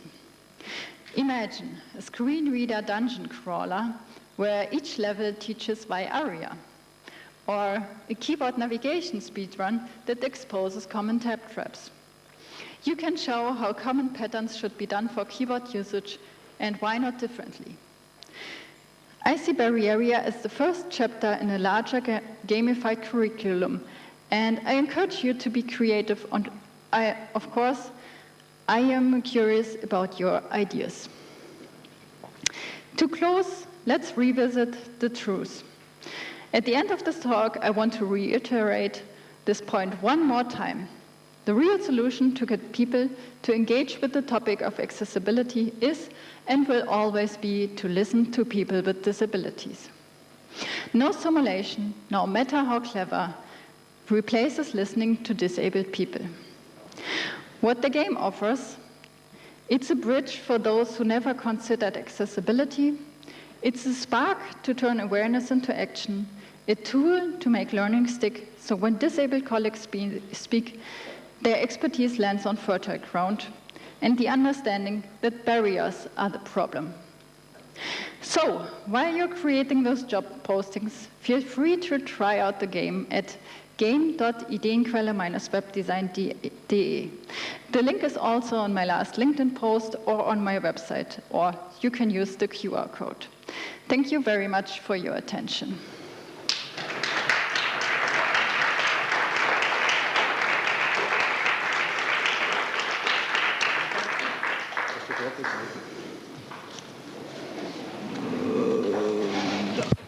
Thank you, Olivia. Great. We won't have any Q&A with this session. That's also quite okay because we are running late on time, as you may have noticed. Thanks, Olivia, anyway, for doing this. We are going to have a couple of minutes break, but probably not the full 15 minutes, let's say 10 minutes. I fixed the session grid and the times. I first modified the times for the morning sessions, but maybe we're going to modify the ones for the afternoon session as well. Thank you, Olivia. See you in 10 minutes.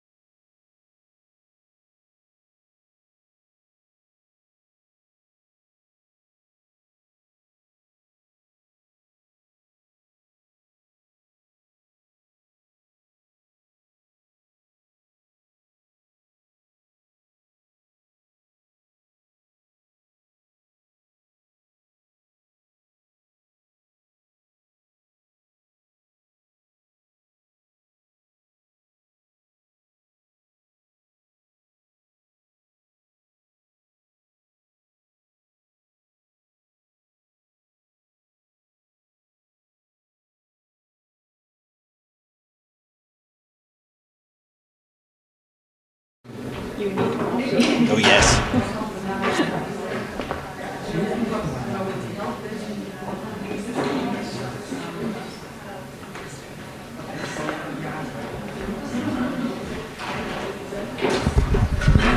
Does that screen do anything, or? Usually it should show your slides as well. I don't know why it's not on.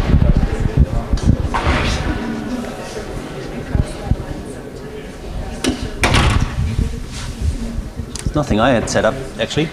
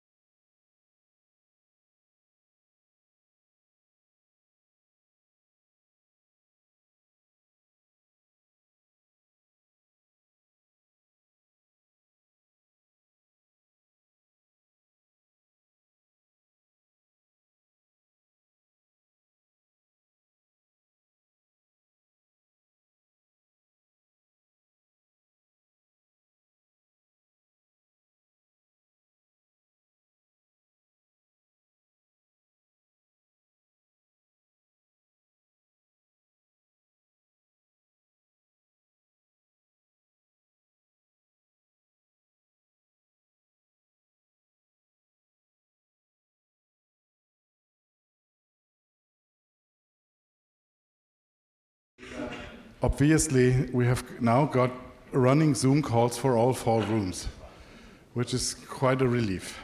Obviously not everyone knows that, but I will write it to the attendees.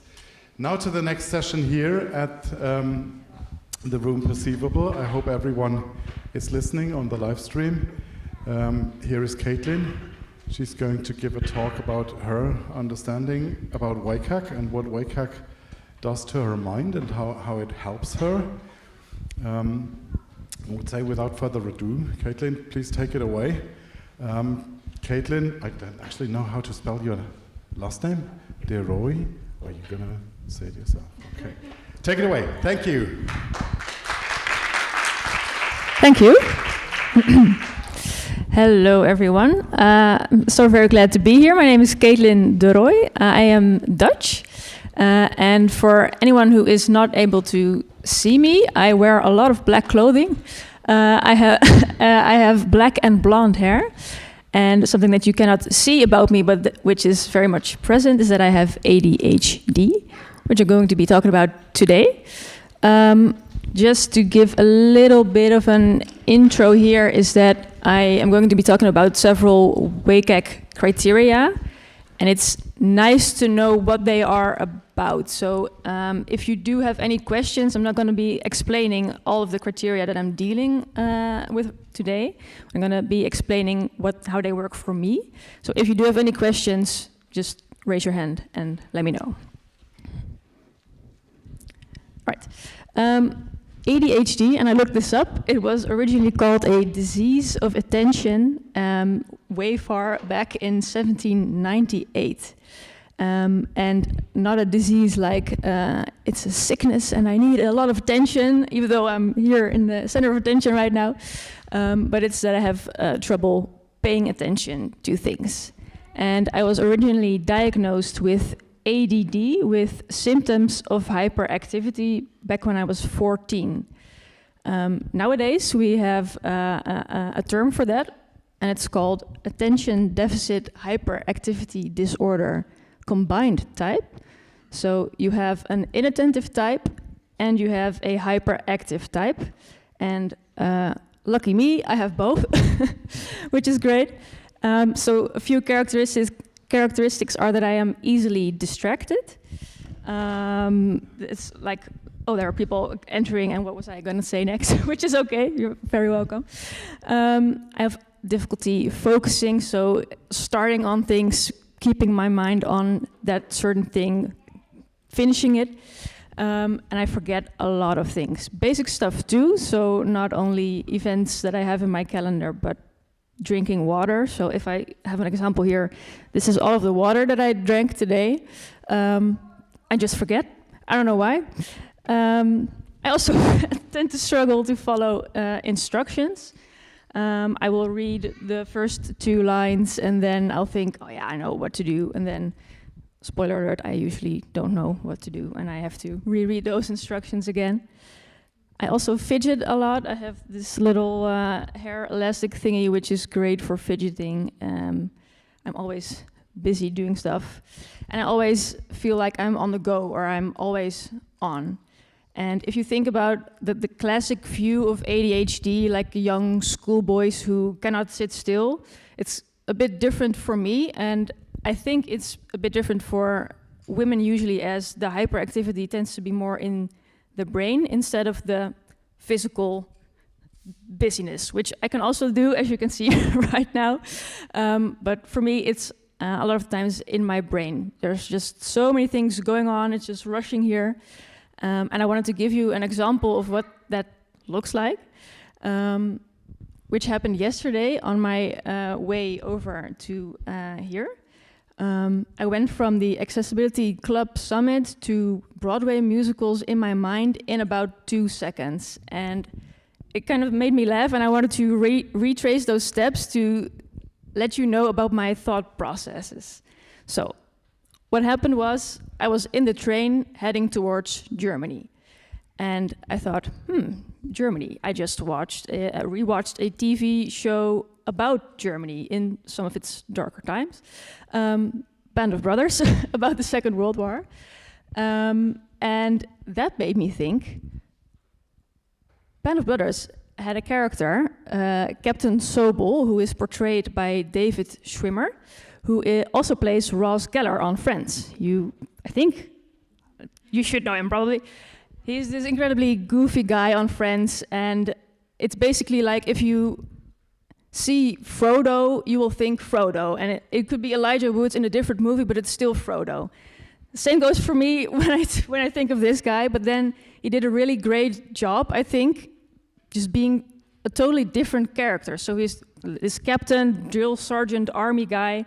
I thought, wow, that's pretty cool how dynamic his acting capabilities are. And that made me think, wow, should I consider a career change? Should I get into acting? And then I thought, yeah, well, most actors, I think they start with a lot of theater and musicals. And then I reminded myself of musicals. I hear a lot of people talking about Broadway musicals. What is Broadway? And then I'm Googling Broadway. And now explaining this takes quite a lot of time, but this thought process in my head was about 2 seconds. So all of those steps in between, I don't even realize that they are there. I just go from Germany to Broadway musicals. That is 2 seconds of my life. Imagine how busy it is constantly up in here, in this old thing. So yeah, that's basically what hyperactivity means for me. Just a lot of stuff in the brain constantly going on. Now, ADHD is considered a disability, and this is something that I struggled with quite a bit, calling myself disabled because I don't feel disabled. I can do what I want. I struggle with things, sure, but who doesn't, right? And I think I recently came to terms with this while I was learning more about accessibility and disabilities, but more on that later. There is a difference in my brain compared to non-ADHD brains. So there is a difference in the prefrontal cortex, and the theory suggests that ADHD brains have issues with dopamine. So there may be either too little dopamine or it might not be used properly by my brain. So it is a brain difference, it is a disability I'm coming to terms with. What I wanted to do is build a little bit of a persona before we get into WCAG. And I want to try to describe my assistive technologies, if I can call them that. And the first one is medication. Like I said, I really struggled coming to terms with the fact that maybe I could not do everything on my own and I needed some help. And I accepted this fact about 5 years ago while I was graduating. I really wanted to graduate with honors. Don't ask me why. I really wanted to get the highest grade as possible. And I gave it everything, and it took so much out of me that by the time I did graduate with honors, yay. Stop it. But by the time I did, I was just, my brain was done. But then I had to actually start working for the rest of my life. And I realized, okay, maybe I can't do it like this anymore. And I started taking medication for my ADHD, and it has improved my life significantly. So now I tend to look at it more like people who wear glasses. You won't look at them like, why are you wearing glasses to cope with that, right? It's the same for my ADHD medication. That is a way for me to accept it by just comparing it to someone who needs glasses. I need medication to deal with my life. The second one, which I also call an assistive technology, is an ad blocker. Like I said, I get distracted quite a lot, especially when there's ads about things that remind me of some shopping basket left somewhere in the void of my browser. I don't want to see them. I want to focus on what I'm doing. So an ad blocker is very much an assistive technology for me, blocking out all of the distractions, the flashy images. I like it. The third one is Reader View. So this is a tool that I use it on Firefox. Basically, it eliminates all of the styling on a page and images and media, and just lets me read the text. And I only use this when I need to read something that I don't want to read, but I have to, like recently, how to file taxes. We all have to do it. This helps me focus on it. And the fourth one is subtitles, which I'll get back to in quite a few seconds, actually. But yeah, that's me. That's what I use. And I wanted to talk about the success criteria that help me as a person with ADHD. The first one, like I just said, is WCAG 1.2.2 and 1.2.4, captions for pre-recorded and live media. I looked this up. There's a study that shows that about 50% of people who have ADHD also have an audio processing disorder. And that is what I have. So basically what happens is if I'm talking to someone in a crowded room, all of the volume of the person talking to me, but also the surrounding conversations and maybe some music going on, enters my brain at the same volume as that person in front of me. And I cannot process what they are saying, even though I can hear exactly what they are saying. My brain just can't make sense of it.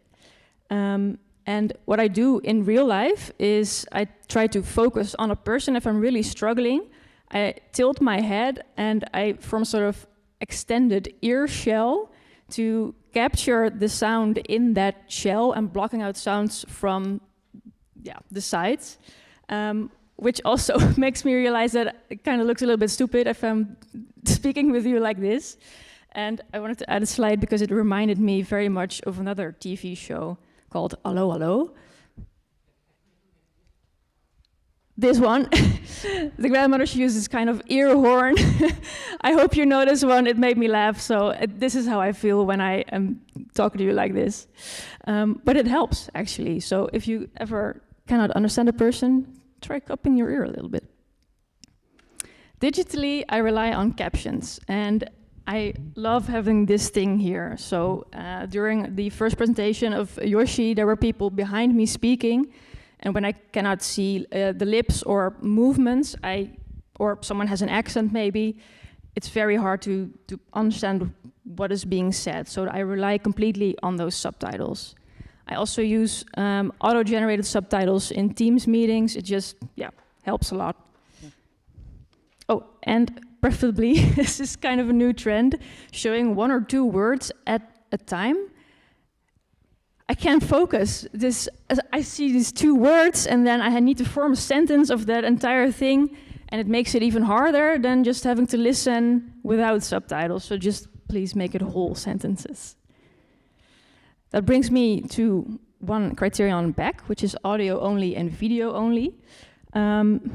I struggle processing audio, and I also struggle with audio books and podcasts, which is kind of weird because I hear a lot of fellow ADHD people talk about how they constantly listen to podcasts, and I see some moving heads here. All right, I'm not alone. That's great to hear. I can't do it. I need some sort of transcript to read along, otherwise I cannot focus. I have to keep rewinding. What's this guy saying? It doesn't work for me, so I rely on those transcripts as well. WCAG 1.3.5, identify input purpose. This is about forms and auto-completing them, auto-filling them. I don't know what it is, but this never seems to work properly for me. And of course, as a developer, I know what's going wrong.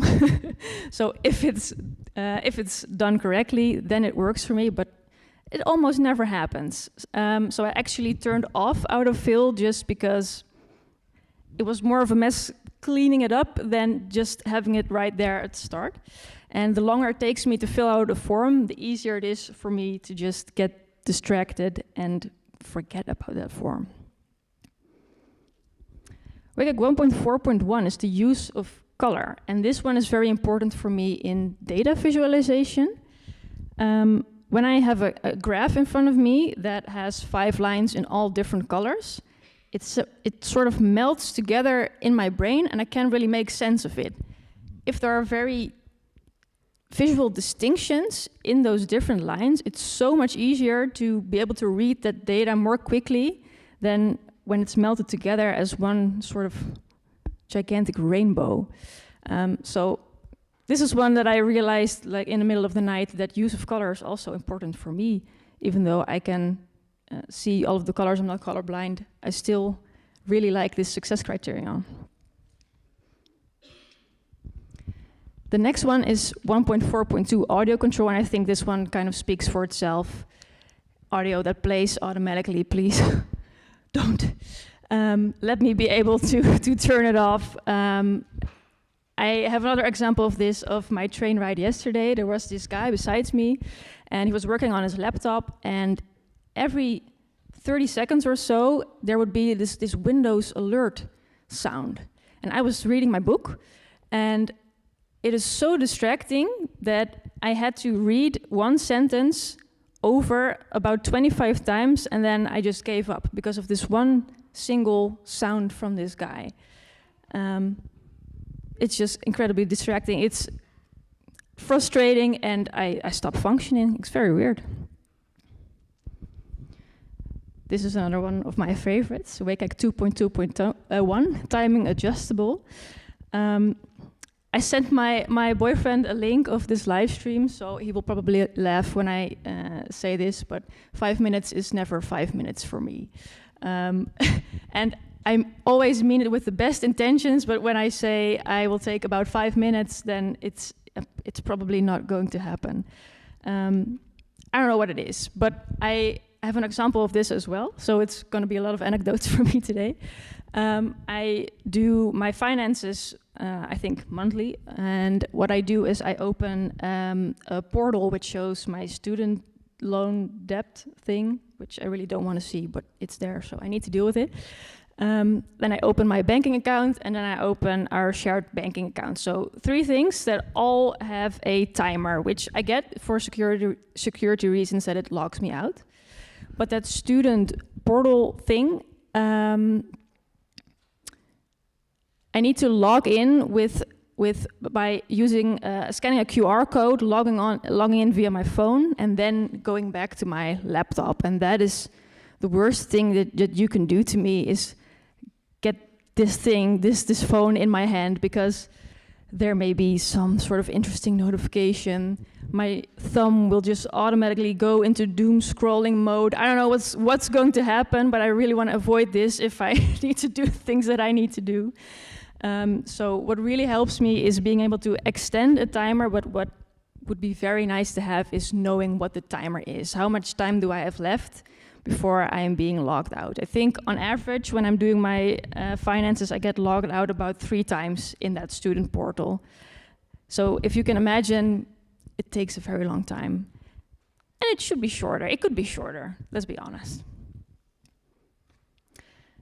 This is another one that I also think kind of speaks for itself, WCAG 2.2.2, pause, stop, hide.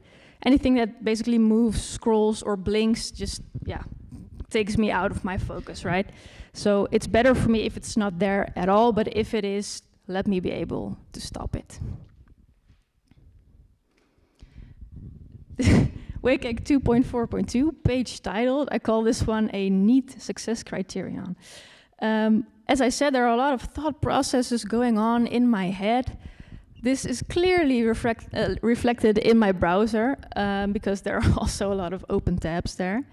I try to limit them, because if there's too many and I cannot read the page title anymore, then I am just lost and I may stop functioning altogether. So I limit them, but I use this always. I just hover over the tab, like what was going on here? All right, so I can get back into focus. So I really like page titles. 2.4.6, headings and labels. So I want to make sure that we all know this criterion does not require you to put headings, or to add headings, but if they are there, they have to be descriptive.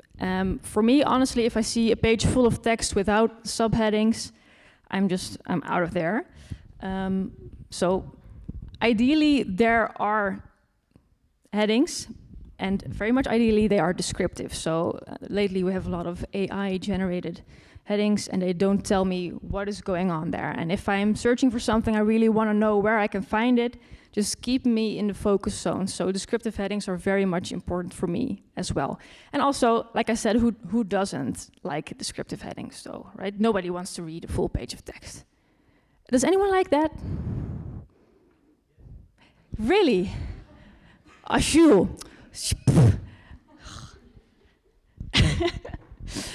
WCAG 2.5.2 is pointer cancellations. I make decisions quite quickly, to be honest, maybe too quickly sometimes. And what I notice a lot in apps is this, I forgot what the name is, like this model pop-up type of thing with a gray bar on top that you pull down to close. It has a name. Drawer, thank you. Being able to cancel the pulling down event is awesome. So this is an example, but recently I had one that had a form in it, and I filled the whole thing out, and then I thought, ooh, I should check what the text was behind it, because maybe I should include something there. And as I was dragging it down, I thought, ooh, please do not delete all of my inputs. So I wanted to cancel it, but it was too late, and it was just gone. So then I have to do it again, and once again, it just pulls me out of focus. It's a bit of a frustration, so also very important to me. 2.5.8 is target size. And I don't think I have sausage fingers, they're not too big, but I misclick and I mistap a lot. And when I do, and I open something else, that's when the distraction mode has begun, right? Then when I go back, I don't always end up in the same spot. So it may scroll to a different component on the page. I tend to forget what I was doing, and I'm lost again. So this is pretty frustrating. There's all of these kinds of small things that get frustrating, and as they stack on each other, it just gets really frustrating. Which is also the same for this one. It's just I included one AAA criterion just to show you the impact, and this kind of does the same as the target size. I suck at remembering abbreviations, but I want to know everything that is being fed to me. I want to know, what's there. So then I Google an abbreviation, but then I am taken out of my thought process.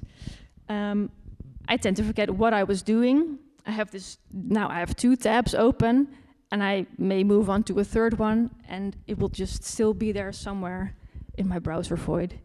Once again, it's very frustrating. WCAG 3.2.3 and 3.2.6, I think they also speak for themselves a bit. Consistent navigation and consistent help. Knowing where things are, being able to trust myself and the website into finding what I need when I need it, keeps me in my focus zone, keeps me in my lane.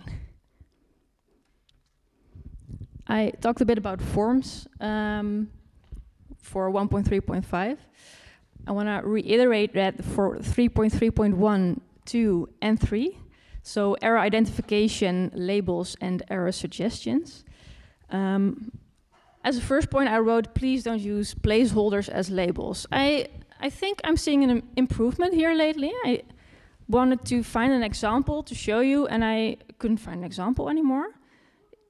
So I think we're improving there, but when placeholders are used as labels and I'm filling it out, and then I want to recheck if I've done everything right, then I need to delete my input, check that placeholder label, and then, oh yeah, I did it right. So it takes twice as much time for me to fill out a form instead of those labels just being on top of the fields. Really helps a lot.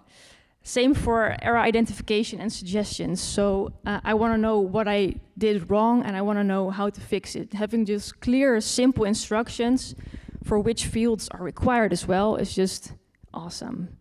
And I wrote one line down.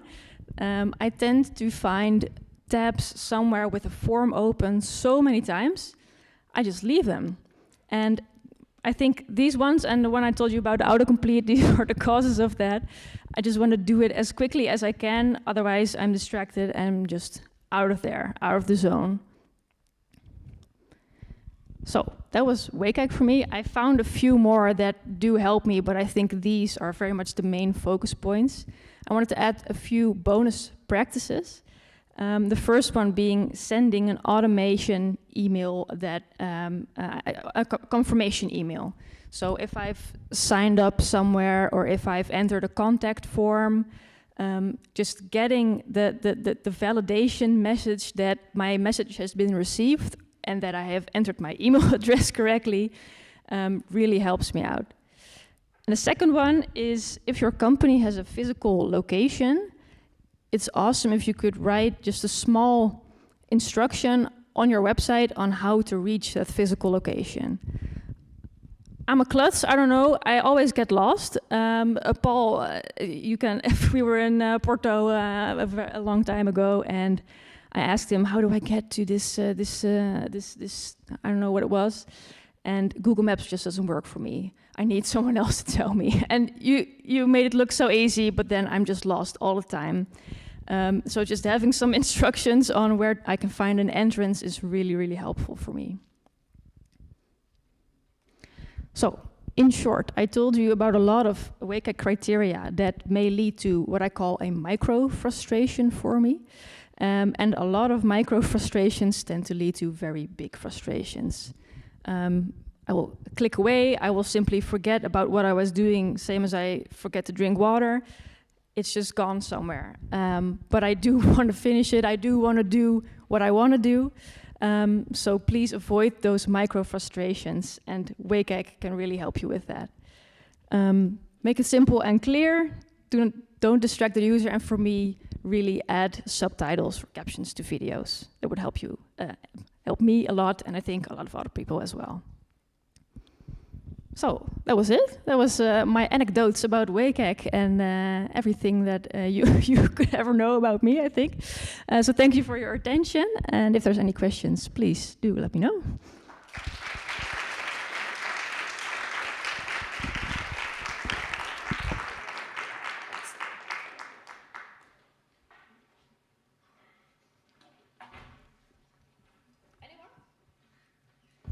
Does anyone relate with anything that I've said? Okay, thank you. Do you want to say something? I can't think of a question right now, but I relate so strongly to what you're saying. I have 3 children with ADHD, and they all get it from me. And at our house, it becomes so frustrating to try and manage everything all at once.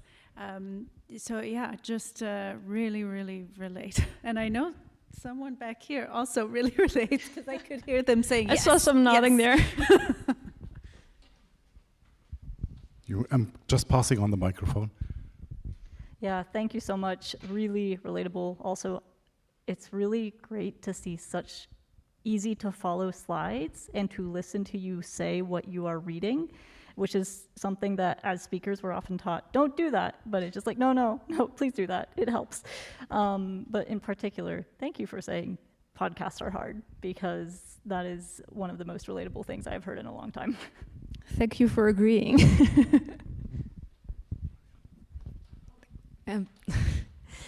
Yeah, thank you for your talk. I found it very, very interesting. And I have a question, actually.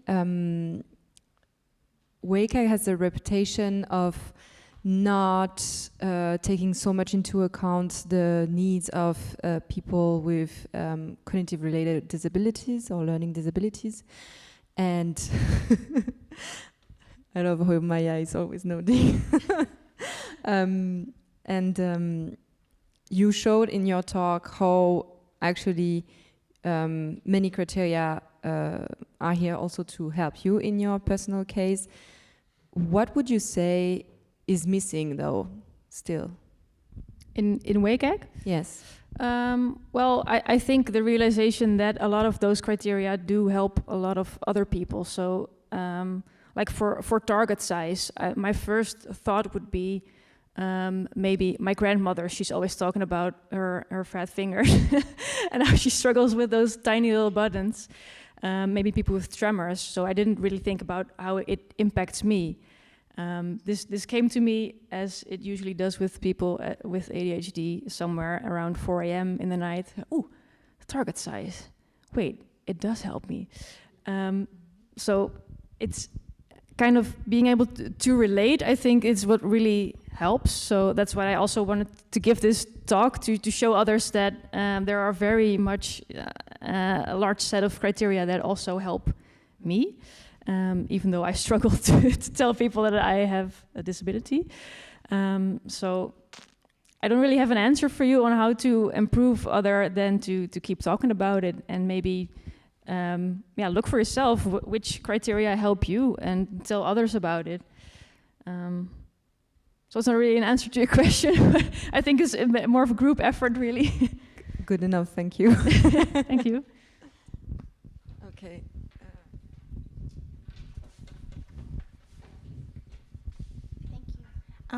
Thank you for the talk. I'm very curious to understand, how do you navigate within the WCAG standards? Because usually the guidelines they have is, for me, I find it quite hard to navigate with all these information all at once. So do you have special tips, like how do you break it down so it's easier for you to understand?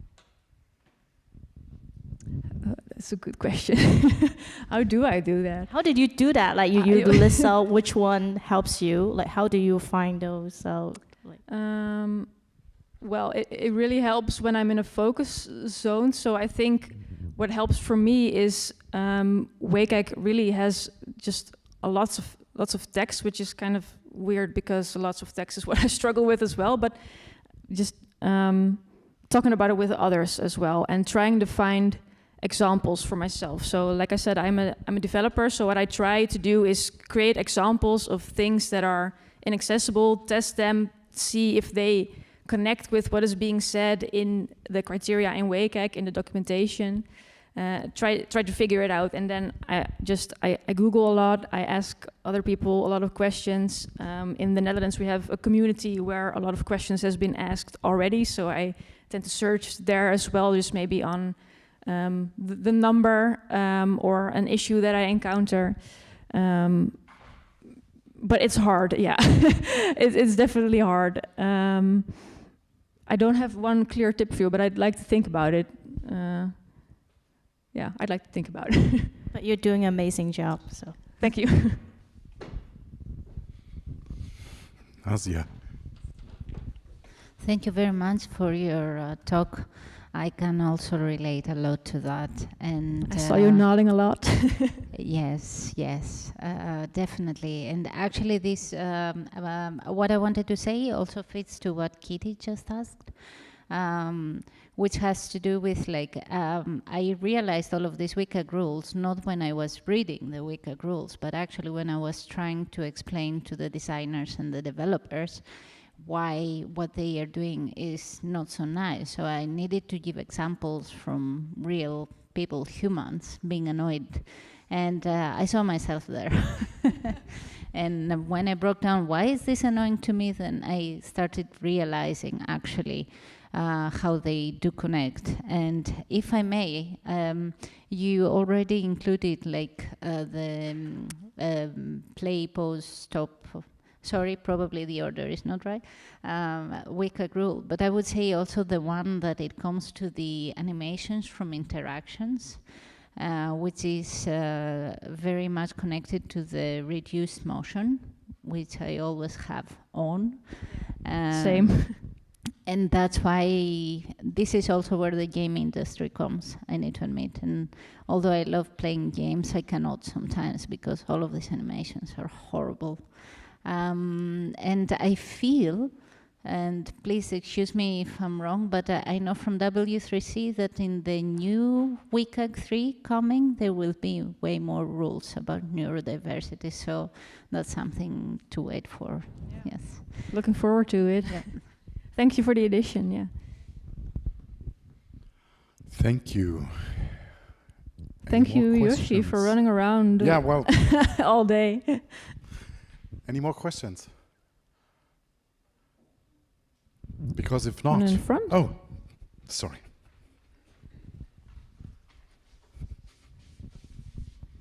Yeah, thanks so much. That was very, very eye-opening actually for me, to a point where I felt like I can relate so much. Maybe I should get some things checked. But yeah, anyway, just maybe a bit of a niche question, but out of curiosity, I often found in news articles or Wikipedia entries or something, there are always these little in-text links that sort of link to other things. And I wonder if they are distracting to you, or if you feel like I need to click all the links, because sometimes that's how I feel. Like, where is this something where you would advocate for being more sparse with these links that lead elsewhere, or would you say no, it's actually helpful to have information at hand whenever I need it? I think that for me, it's maybe a bit personal. When you say it like that, I tend to say, yeah, let's keep it clean a little bit. But I think I can. I don't know. I think I can scan over those links, and if I want to know something, I'll Google it. I don't follow it. Yeah, I'm not sure. I should look into it. Okay, I should analyze myself. Thank you. Yeah.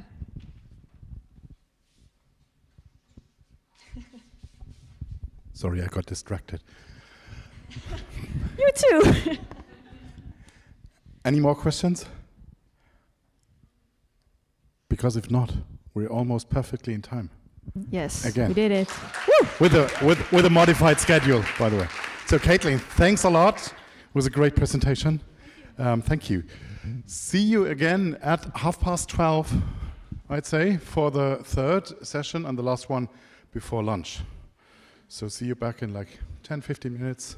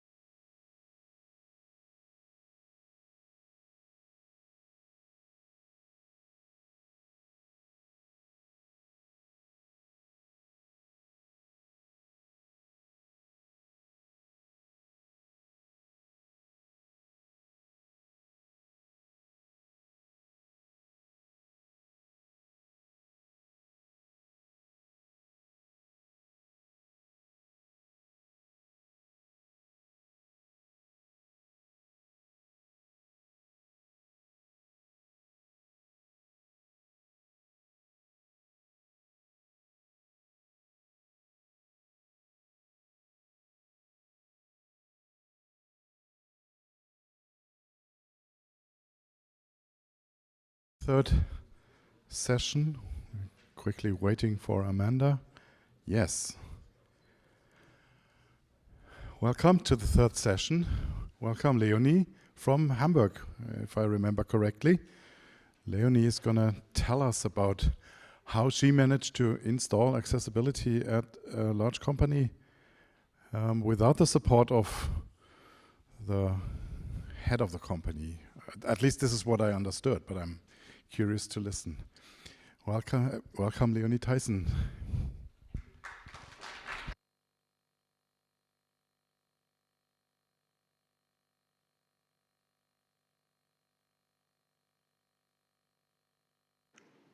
No. Can you hear me now?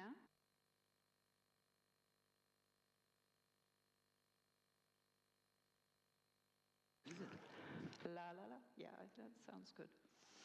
Okay, great. Hi, welcome. Thank you for being here. I would like to talk to you today about a gang of allies, or how to grow accessibility even when there's no gardener. About me, I'm Leonie Tyson. I'm a senior art director. I used to work for a bigger German tech company, and I worked at the intersection of brand, marketing, and UX. I've also been the disability representative of the company. But mainly, I've discovered accessibility quite a few years ago, and it was immediately mind-blowing to me because it became so crystal clear that this is something that we should all strive towards as a society. And that's basically why I'm here. First of all, I would like to introduce you to the concept of rogue gardening. I don't know if you've heard about it. What you do in rogue gardening is you form little seed balls. They're also known as seed bombs, but I prefer seed balls. You basically make these little clay balls, and you put seeds of various wildflowers into it, and then chuck some more nutrients in, and then you basically just throw them into any patch of soil that you can find, any undeveloped plot. And people often use that in quite desolate neighborhoods that's very asphalt heavy and gray, or underdeveloped neighborhoods. And it's not technically allowed, because you actually have to ask the municipality for permission to plant anything, but hardly anyone reports it because it really introduces some biodiversity to a neighborhood, and it also creates a lot of beauty in it. So this is something, that will come significant later. But now a sad story. And it is a story that whenever I tell it to people, a lot of nodding comes back, and they say, yeah, I kind of can relate to that, so maybe some of you can also relate to that. In my company, we were a bunch of volunteers who were forming an accessibility guild, roughly about 2016. We were all quite clueless at first, but we were really passionate about the topic, and we wanted to learn and grow in that field, and wanted to push that topic into the company in whichever small ways we could. It's really from all different disciplines, so there were people from marketing, there were people from product and tech and UX and design. So all these people came together and did that in a voluntary manner besides their day job. And then, a couple of years ago, we learned that the European Accessibility Act was coming. And we felt, ooh, the heat was on. We thought, now we really need to professionalize this topic. And we need to act and actually get our upper management to give us a clear directive to carry accessibility into our product, to make our product accessible. So what we did is we presented a business case to them. with ample time left. It was about 2.5 years ago. And we had everything in there. We had the legal implications, we had the business case for our company, we had some really good numbers, we had all the persuasive arguments that you've probably heard all before, and we even had recruited a project team already, so they could just start right away. All we wanted from the management was a mandate and some resources to get this started. And what happened? The economy happened.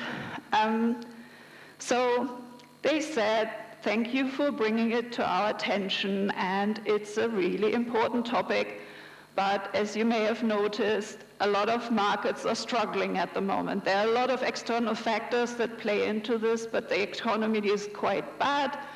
And they said, we really need to focus our resources elsewhere at the moment. Sorry, we can't give you a mandate and we can't give you any resources.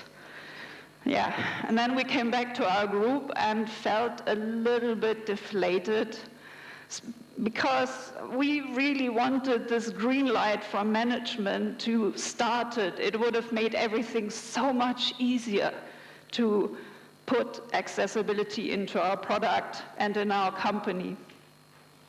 And then we discussed, okay, so what would we do now? Should we just wait for better times or just give up entirely? And then we felt, no, not just because the law was coming, but also it was a topic close to our heart. So we felt, okay, we need to do something, we want to do something. But what little field of influence do we have? Because none of us was upper management. We were all just in our operative fields. So we said, okay, first of all, what we need to do is become multiplier and start growing a little accessibility garden. So we decided to go full grassroots and form these little accessibility seed balls and just keep throwing them. Nobody asked us to do it, but we wanted to do it. So one of the first seed balls that we created was, of course, the basic stuff of ramping up the knowledge. We would share resources among each other. We would learn as much as we could about the topic. We would discuss it. And we would also build and curate a public knowledge hub, something that we would make available to the entire company. And whenever somebody wanted to start learning on it, they could do so because we would keep it updated. And what we also did, we poked our people managers about training budget, because a lot of people managers have allocated training budget.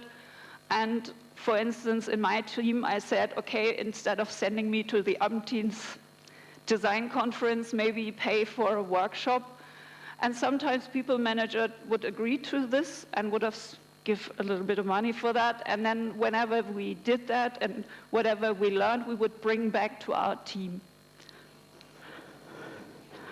But here's a very important set of seed balls. And that is talk, talk, talk about accessibility. It's really about the art of not shutting up. If you're asking yourself, how much should you talk about accessibility? The answer can simply be yes. First of all, in our smaller field of influences, we would address accessibility in our own meetings and keep asking questions such as, the feature you just built, is it accessible? Or how can we make this more accessible? Or if you build a form or something, can all people complete it? Or will this be compliant with the EAA, etc., etc.? So this had the effect that basically we conditioned our teams to think about accessibility as well. In my team, for instance, designers would say, yes, and I checked for the contrast because I know you were going to ask anyway, because that way they sort of would anticipate those questions after a while. And they would also think about accessibility that way, because they knew I was going to ask. And of course, it's important in terms of seed balls, introducing the topic wherever and whenever. A lot of the modern companies, and maybe some of you are in those as well, they love to adorn themselves with these buzzwords such as, we have a learning mindset and we foster collective growth. And we decided to take their word for it. So whenever they had these learning formats somewhere, we would always get in there. Like there was a tech lunch where people updated each other about tech. We would sign up about it, talk about accessibility or assistive tech. There was a strategy day, we booked a slot.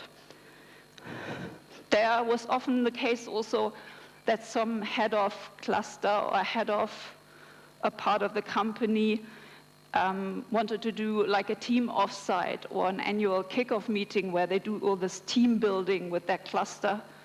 And they always needed inspiring content for their agenda, to fill their agenda. And we would slide into their DMs and just say, well, we have this immersive workshop about accessibility. Are you interested? And they often said yes, because they needed content for their agenda. And we felt like, because that way more people would learn about accessibility. Or, for instance, HR annually celebrated Diversity Day. And they were always asking for ideas on how to celebrate it. And we had ideas because the topics are quite adjacent. And some of you might think by now a little bit like, wow, that's a bit intense. That's a lot of talking about it. Doesn't it feel like nagging after a while? But I would actually say, no, it's marketing, really. And I worked a lot with marketing, and I know some people might have feelings about the term marketing, but if it's done right, it can be really persuasive, and it can really work. And instead of using marketing to sell products to people, why not use it for good? So what we know from marketing is that a person needs roughly 7 to 20 touch points with a brand or product before they engage with it, before they actively start really engaging with it. So you cannot really talk about it too much. And you also know that repetition is always key to learning and retaining information. And even if you talk about it and there's someone in there who's heard it all before and starts rolling their eyes about it, there are always 2 to 3 people in the audience that heard it for the first time, and they're just really worth it. And a nice side effect is that you're sort of growing into that accessibility person. Our faces and our names became linked to the topic, and I had this incident where I was in a coffee kitchen and a colleague came up to me that I've never really met before, but they must have heard me speak about it. And they said, hey, you're this accessibility person. I have a question. And that was really great because now when people had questions, they knew who to approach. So sort of they had a name and they knew who to talk to whenever they wanted to talk about accessibility. And we extended that further by opening a chat channel, which sort of organically grew into this unofficial accessibility help desk. Again, nobody asked us to do that. We just did it, and it sort of grew into this thing where more and more people joined. We would promote this channel at every talk and at every opportunity. And it really grew and grew and grew because whenever people had a question or wanted to start with a topic, or even when they built a component and wanted to ask for feedback, they could join the channel and they would get answers there, and the community grew wider and wider. And maybe as a little tip or a side note, some people enjoy public talking, some really, really don't, and that's perfectly okay, because if you're in a group, you can also do something else like researching on a topic or prepare talking points and let others do the talking for you who enjoy it more. That's really what allies are for, which brings me to the next point. A super important seed ball, which is finding allies. The more the better, really. Just network the hell out of your company or your peers. If you don't know where to start, maybe you can start with your favorite colleagues because they're often on your side anyway, and if you're really passionate about the subject, they might want to join your course. Or you could also give a shout out in your internal channels and look for like-minded people, like say, hey, who would like to learn with me about accessibility, and then form a little group around it. And of course, if you are giving talks and there are people coming back to you afterwards with questions, that means they're already actively engaged with it and are thinking about it, and they might also be interested. So keep inviting those people, and some people might actually join. And why I think allies are so really, really crucial to this whole thing. First of all, accessibility is a huge topic, and you can't carry it all on your own shoulders. It's just too much, especially because so many things need to be considered and done, and you can much better distribute the tasks among you more evenly than when you're on your own. Of course, what's really great is the more people you join, you can really learn from each other, because there will be more skill sets joining, and there will also be more perspectives joining. And the more perspectives you gain from maybe also different job fields, the more comprehensive your understanding of accessibility will be. And of course, when you throw a seed ball that grows a flower, that flower will go on producing its own seeds, which means those people might also become multipliers themselves and cause a ripple effect. And that way you can create more impact and raise even more awareness. And another thing that I actually learned from a women business network is, especially in decision-making processes or in very important meetings, is I had this thing where a lot of women often feel like when they're in a meeting, they get ignored when they say something, or they get skipped, or they get overlooked. And what they recommended to us was that you form little allyships with others and make these agreement pacts. And when you're going into a meeting, whenever you're being overlooked or ignored or dismissed too easily, then someone else comes and backs you up and says, oh, actually, I really like what Leonie said there. I would like to hear more about it. Or, can we go back to this? That was really interesting. Or, I feel we haven't really answered that question yet. And that way, you can also do that the same with accessibility, especially in those decision-making meetings where people decide whether they want to make something more accessible or not. If there are people who are kind of dismissive of the idea, if you're just one person, they might just dismiss you as well. But if suddenly others start speaking up for this topic, you can really shift the momentum of this meeting and the dynamic into your favor. And that could also be a really nice tool. Another truth, of course, is the more high-ranking your allies, the more impactful. I know that a lot of companies claim that they have completely flat hierarchies and that, or no hierarchies.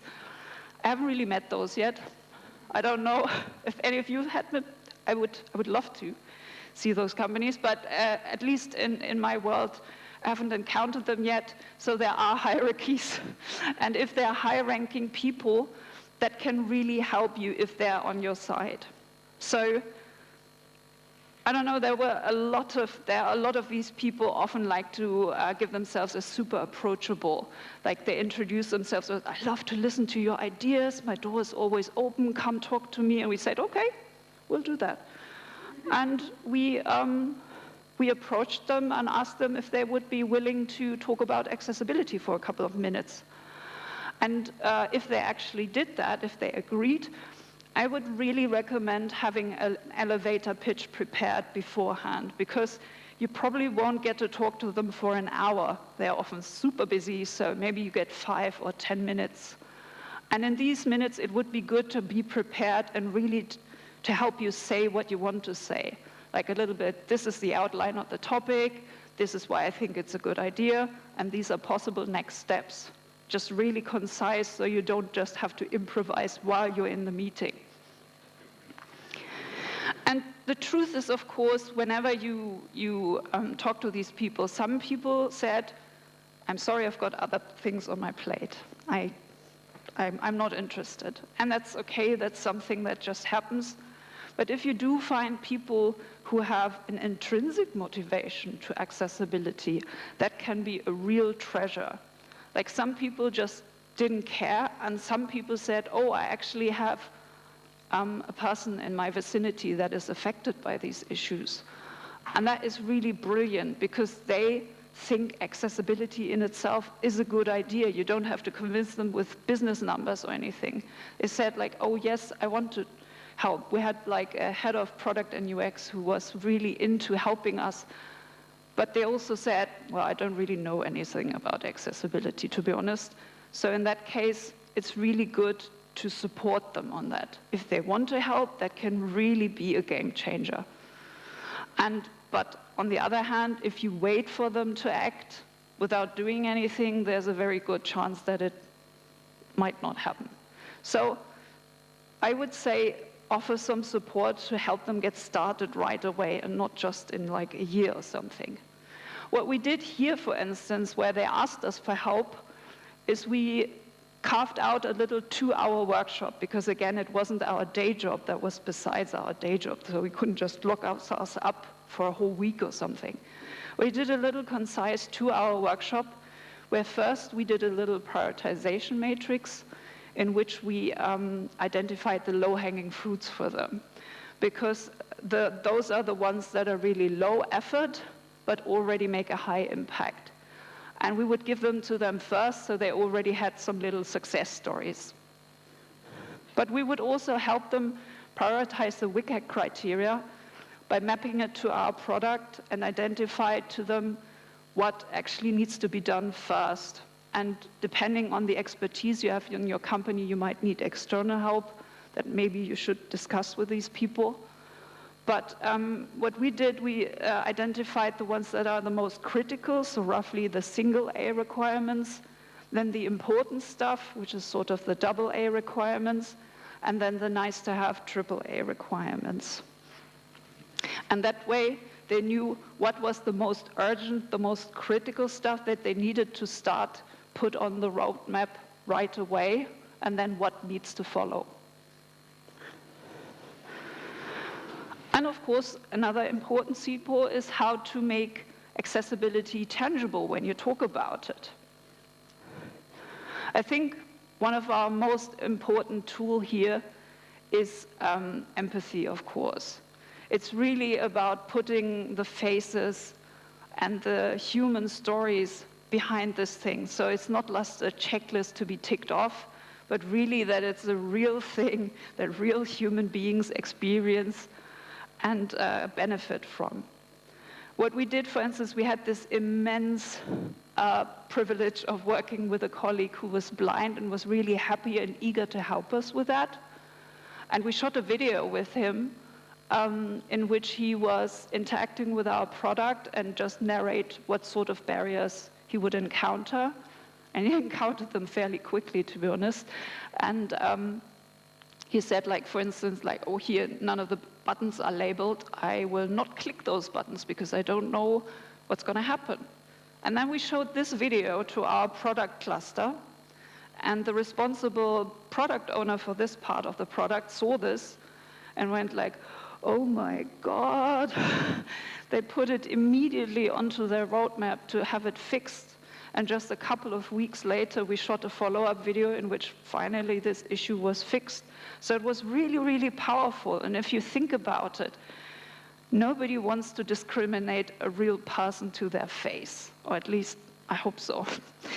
And this is something, it was much harder for them to ignore when they saw that a real colleague was actually struggling with their product.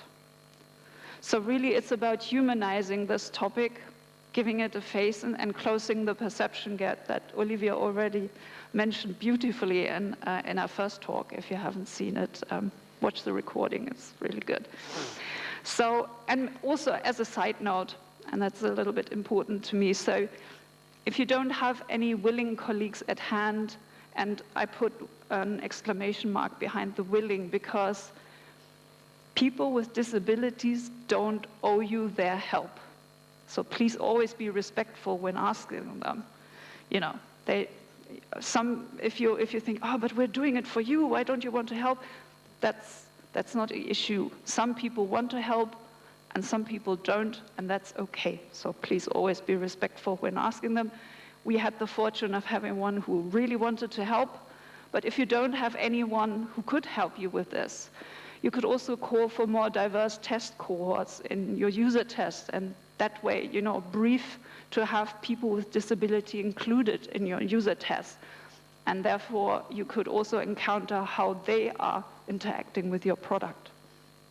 Or if that's also not available to you, you could also show videos or reels of people with disabilities interacting with technology. And I would recommend don't just send a link out, it's too easy to ignore. Maybe have a group watch experience, like when you go in a meeting and say, hey, I have this little two-minute clip of some great content creator. There's some really great ones on TikTok and YouTube that are showing you how they're interacting with technology. And if you have this group watch experience, then I always look around me and see all these faces with these light bulbs going up because they see it for the first time. Because let's face it, a lot of the lived realities between people living with disabilities and those without disabilities are sadly still very separated. And that is frustrating, but it's unfortunately the truth. So a lot of people just simply don't know anything about assistive technologies, about any of these topics.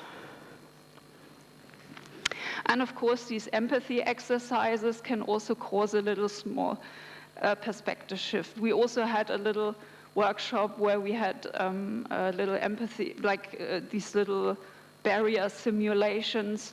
But again, of course, they are not really the real thing. But at least for first-timers, it can really help to shift their perspective and see the frustration and the struggles that can be faced with those barriers. Another marketing phrase is, for each soil, you need a matching seed ball. I'm talking about target audience. So basically what we did, we had one baseline talk that was always like the basis of all of it, why accessibility is a good idea, what it's all about, etc. But we would also have versions adjusted to each target audience, to which team we would be showing it to. So maybe also focus a little bit more on what matters to their job discipline and to their interests. The money people and the upper management, they're interested in conversion rates and business potential and stuff like that. Brand or social media, they might be interested in story opportunities. Product and UX are often interested in the intersection of accessibility and usability. And of course, software engineers and the likes in tech and the actual WCAG guidelines. But everyone, hopefully, is still responding to those human stories and experiences. Another thing when you want to convey accessibility is to find good mental images and metaphors to make it really tangible. One of the things is, for instance, the spoon theory. I don't know if any one of you has heard about it. The spoon theory is describing the mental and physical capacity that people with chronic illnesses or disabilities can spend on their daily activities. So if they're struggling a lot with barriers in their life, they might be spending more spoons. And if, for instance, if you're designing a really inaccessible form, then they might not have enough spoons left to complete this form. And this is probably something that you need to think about. Also, from my world, there's this blue balloon challenge. The blue balloon here signifies the metaphor of having a chronic illness or a disability that you take with you in your everyday life, wherever you go, and you can never put it out of your hand, you can never let it out of sight. You always have to carry it with you. And maybe as a different thing as well, it can be a good idea to visualize or emotionalize abstract numbers. For instance, there are roughly 7.9 million people living with disabilities in Germany as of now, roughly. And the thing is, most of our brains can't really process those zeros behind it. It's just too abstract. And we don't really know how many that is. It almost feels like a single-digit number. 7.9, is that a lot? What really helped in our case was we said, okay, so imagine you're standing on stage at Rock am Ring, the biggest German open-air festival, and look into the crowd. And now tell them, sorry, you're not enough people for me to make my product accessible for you. And that can feel very intimidating. But the kicker is 7.9 million people is 99 times that crowd. So the people would probably reach up until the horizon. And that is a really powerful mental image to really signify how large this number really is. Of course, if you're working in education, you know the more senses and brain areas you are addressing, the better the learning experience. So it's good to offer different ways of engagement. We also had these little immersive workshops, which we called the empathy circle training, where we had little simulation areas. Then we also had prize challenges, where we would do a little treasure hunt, where we would pose accessibility challenges that would pertain to our product. And we actually managed to win over 2 types of people that way, because the ones who liked the challenge and just kind of liked playing, and the other ones who just wanted to win a prize. But we didn't care, because they would interact under accessibility aspects, and that way they would start thinking about it. You could also have interactive screen reader demos and just, show a basic setup, let people try it out. Or if you think about how accessibility is not just about permanent disabilities, but also about temporary and situative ones, you can have basically a group experience where everyone is telling, when have I faced an accessibility issue in my life? And then you can really, whenever the stories are coming, and you can feel how much of a unifying experience this is, and how accessibility is really always for everyone. And as a little note, now if any of these measures worked for you, if you encounter people who would like to help, it might be a good idea to have some tips at the ready to tell them what they can do today when they return to their work desk or wherever they're working to make a change. And it could be like low threshold things where they don't need too much prior knowledge. Like, for instance, interact with our product just using the keyboard. It's quite easy. Or if they're designers, check designs for contrast. Here's a free contrast checker. Maybe have a look around. Or check the product for color traps, that, color's not the only way of signifying something. Or just, if you have pictures on your website, write alt text. And they might not be perfect at first, but at least they start doing something about it, and they might get better after a while. And then now you might think that, whoa, that's a lot you just talked about. That feels like a lot. And some of you might even think, like, it feels a bit counterintuitive to work on all this awareness spreading and gardening and seed balling when I just want to focus on accessibility. I just want to make my product accessible. I want to start. Why work on multiplication first? To that, I would just offer accessibility is a huge topic, and one flower, no matter how strong it is and how knowledgeable, like, doesn't matter if you're like the perfect accessibility expert, but you might just crumble under the weight of all that asphalt. So if you're just one person, it's really hard to carry accessibility through the entire company if you're just on your own. Also, the more people you are, as I just said, it can create momentum. The more people keep talking and talking and talking about it, there are other people, like I had this one incident of a team lead who said, oh, my team is starting to talk about accessibility all the time now, I better look into this. So they kind of got FOMO about it. They were feeling they're missing out on accessibility. As well they should, but you know, that it can really drive momentum and create a certain dynamic. And of course, I think accessibility can only be sustainably introduced into a product if various disciplines know what they're doing. If there's just one expert kind of consulting on it, it's really still very possible that other instances in the whole process might be making bad choices because they don't really know what they're doing. So if at least all of the involved disciplines have at least a basic understanding of accessibility, they might make much better choices that way. And of course, and even if you have the buy-in of management, the danger of quick and dirty shortcut solutions still remains, because there's a lot of management who say like, oh, can I just throw money at the problem? I don't know. Like, and then I had like a friend who was the only person advocating for accessibility in their company, and the management said, "Ooh, we're going to go with an overlay company. Cool, job done."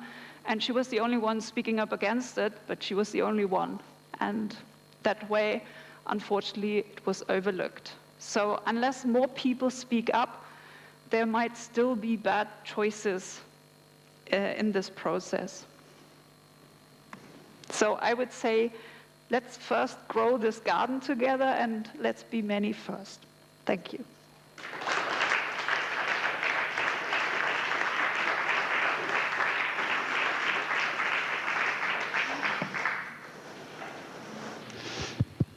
Thank you, Leonie. I'm seeing a couple of hands. Are you ready for questions? Sure. Answers and question answers. Happy to. Okay, let's start here. Thank you. It was a great talk, and I liked your energy a lot. And it's the reason of my question, maybe like 2 questions, because yeah, you had a lot of energy to promote everything.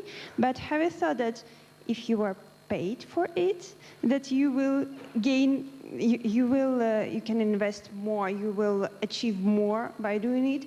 And also, as I understand, it's totally your volunteer experience. Do you feel that you have to invest a lot? And where do you find resources to do it again and again? I understood about networking and everything, but it feels like you are the heart of it. And it feels like a bit injustice that you have to do it like your side work. Is it clear? Oh, I have a mic. Yes. Sorry, I forgot about it. Yes, thank you. So I hope I get the questions right. So don't get me wrong, I would have loved to have management buy-in, where, of course, it's an injustice. I'm talking about something where I feel like this is a reality and I could really do with a better reality. And this is just something that we decided to do because we didn't get any backing. Of course, if I get paid for it, that would be grand. But that wasn't the case. And this is something that I felt was in many different companies the same. They were trying to advocate for it, but they were often alone, and management didn't really see it. Even if you give all the great tasty arguments for accessibility, some people just don't care. And this is something like that's sadly a reality. And this is why we felt spreading it out more and more and more, because then you also reach a critical mass where you don't have to do anything by yourself. Like after a while, we were like 3 people who are super motivated. That's still a lot for 6, I guess. But, and afterwards, the more people joined, the more people were also really passionate about it. Like, not everyone who joins will be a super active member. Some people will have to get told to do something, like, can you please help with this, please? But other people would say, yes, I can do that. And this is why it's so important to grow it, because the more people who join, the more active members you will get as well. I don't know if that answers your question. Okay. Thank you. Oh. This is in the middle. I'm gonna, okay, yeah.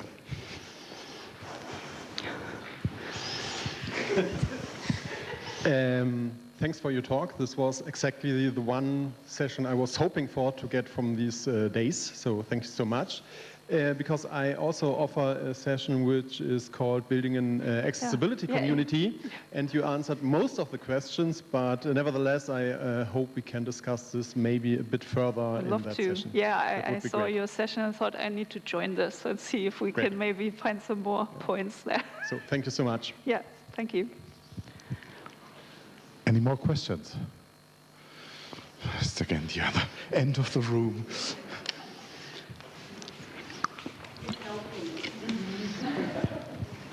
Thank you. Hi, everyone. Marina. I'm an ally. I love this badge. Whoever created this, thank you. Thanks for the presentation. You are very inspiring to me. I felt very good listening to you, and we need more people like this. I don't have any questions. I just wanted to say that I'm an ally. Hi, everyone. If I love talking about accessibility, I'm an accessibility enthusiast. Connect with me if you want to talk about things. I'm an expert for 12 years in accessibility, and I love those topics. So just introducing myself. Thank you. Thank you. Thank you. Anyone else? So I guess you're hungry, right? Okay. Oh, yeah, there is someone. This is Christina, as far as I remember, and she's got another proposal. Yes, unfortunately, I was late for the distribution of the workshops, but I'm from the University of Siegen. I'm a researcher in the field of digital accessibility, and I was a coach of Special Olympic team in windsurfing and sailing. Special Olympics is an Olympic game for people with intellectual disabilities. And right now I'm doing a digital literacy course at the University of Siegen, and I have a small presentation. So after lunch, for 10 minutes before the next session, I'm waiting for you in the cafeteria, I guess. Yeah. So this is an impromptu session that wasn't planned, and we decided to let you know before you go to lunch. So Leonie, once again, thanks for your presentation. Thank you for listening. We're going to have lunch now. In the cafeteria, there should be some tasty wraps. They're all vegan and vegetarian.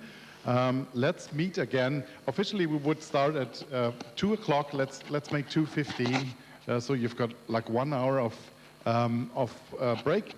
And Christina, you can start your session maybe at 2 o'clock, so people can maybe have a bite while listening to your presentation, and then see you back at 2:15.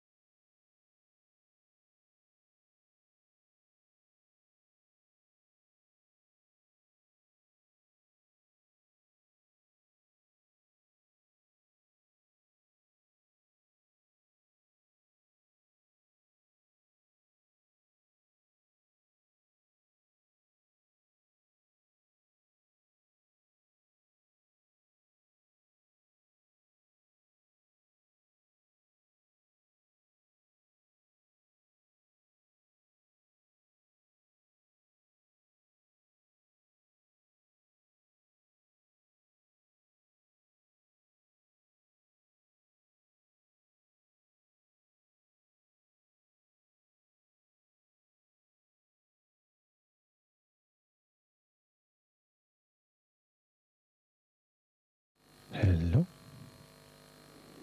Hello. This is a little test.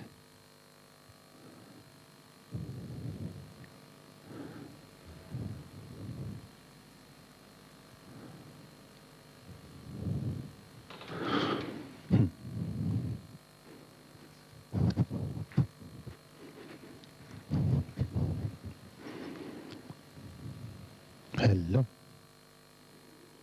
Hello. Is this better? Compression? Audio compression? Don't know. Zoom is gating pretty hard.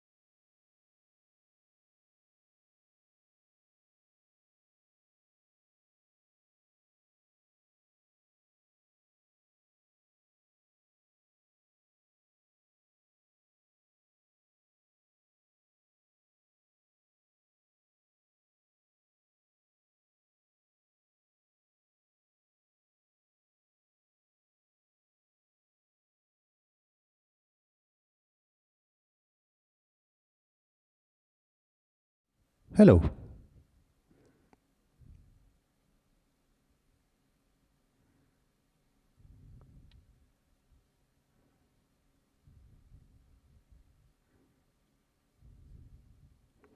Testing audio.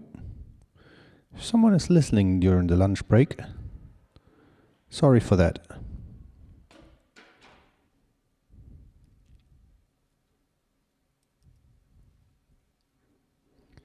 Testing audio. That sounds better. Someone is listening during the lunch break. Sorry for that. Cool. There was a strange hum. Okay. That's the Zoom call. Hello? Sounds better.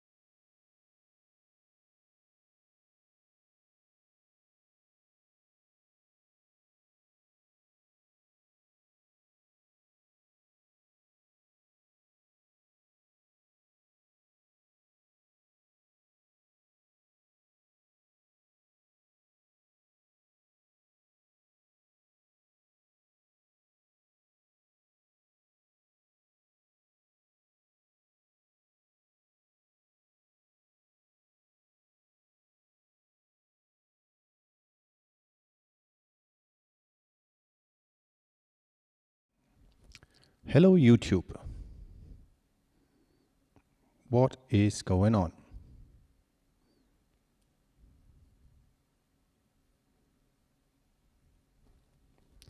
Hello.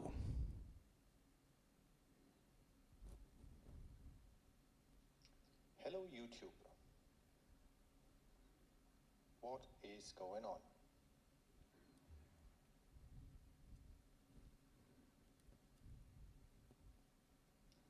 Hello.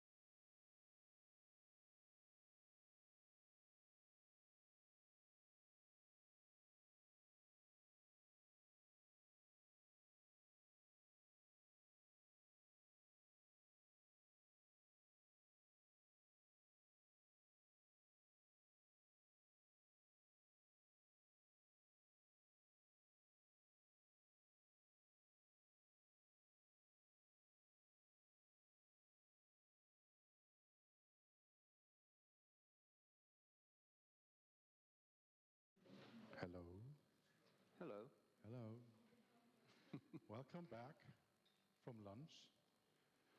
Thank you for being on time. Amanda is also there. I hope lunch was tasty. Did you like it? Okay, thanks to our sponsors, Annette and Stefan. They're probably not here, but I think it was a really good choice, wasn't it? Here is, and I trained to spell the name correctly, Łukasz. Did I say it correctly? Okay. Okay, thank you. Talking about something development related. It's like the first rather technical talk today, probably, presentation. And without further ado, Łukasz, take it away. Welcome. Hello guys, nice to see you here, nice to be here. Hopefully you got some rest similar to me and you are ready for yet another portion of some accessibility related talk. As I was announced, I am senior front-end developer and this talk is going to be very developer oriented. So I have a question to you. Please raise your hand if you are somewhere involved into development, QA, SDT, testing and stuff like the code included. Some of them.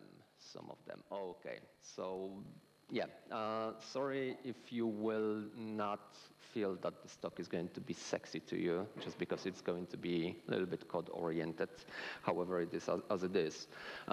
This is just because, as I previously mentioned, I'm usually called a senior front-end developer. However, from some time, I realized that I am going to be more and more into testing of front-end applications. So together with the fellow front-end developers from team I work for, we are usually authors of quite extensive testing suites, including the unit testing, integration, functionality, SEO, and accessibility as well. Yeah, this talk is going to be very technical, just because I would like to go through the history of myself and my team, which became somehow accessibility conscious, let's say, starting from zero level. And I believe that we took quite interesting approach just because we decided to get our accessibility knowledge from writing accessibility tests. So, okay, let's go. Probably I don't have to explain what is accessibility and why does it matter on web services. You're supposed to all to know. This is just because, like for example, from our developer perspective, accessibility was a topic of many conferences and meetups and basically internet sources for last couple of years. Unfortunately, even with that kind of a support, like the knowledge support, it turned out that almost all of web services does not follow all accessibility compliance. It doesn't mean that they are not accessible at all. It means that sometimes there is only one or two items that are missing, but obviously shame on us that we could not cover that. Why it happens? Well, usually it happens, and I found this very interesting on Olivia's talk, that basically accessibility seems to be very difficult for us developers. This is just because you have to understand how we work.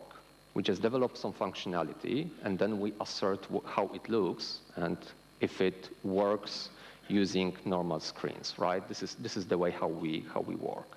So if we are talking about assistive technology, about screen readers, about all of those things that are unavailable for us, it means that we have to create some functionality, something that we do not understand how it works. So this is very difficult for us.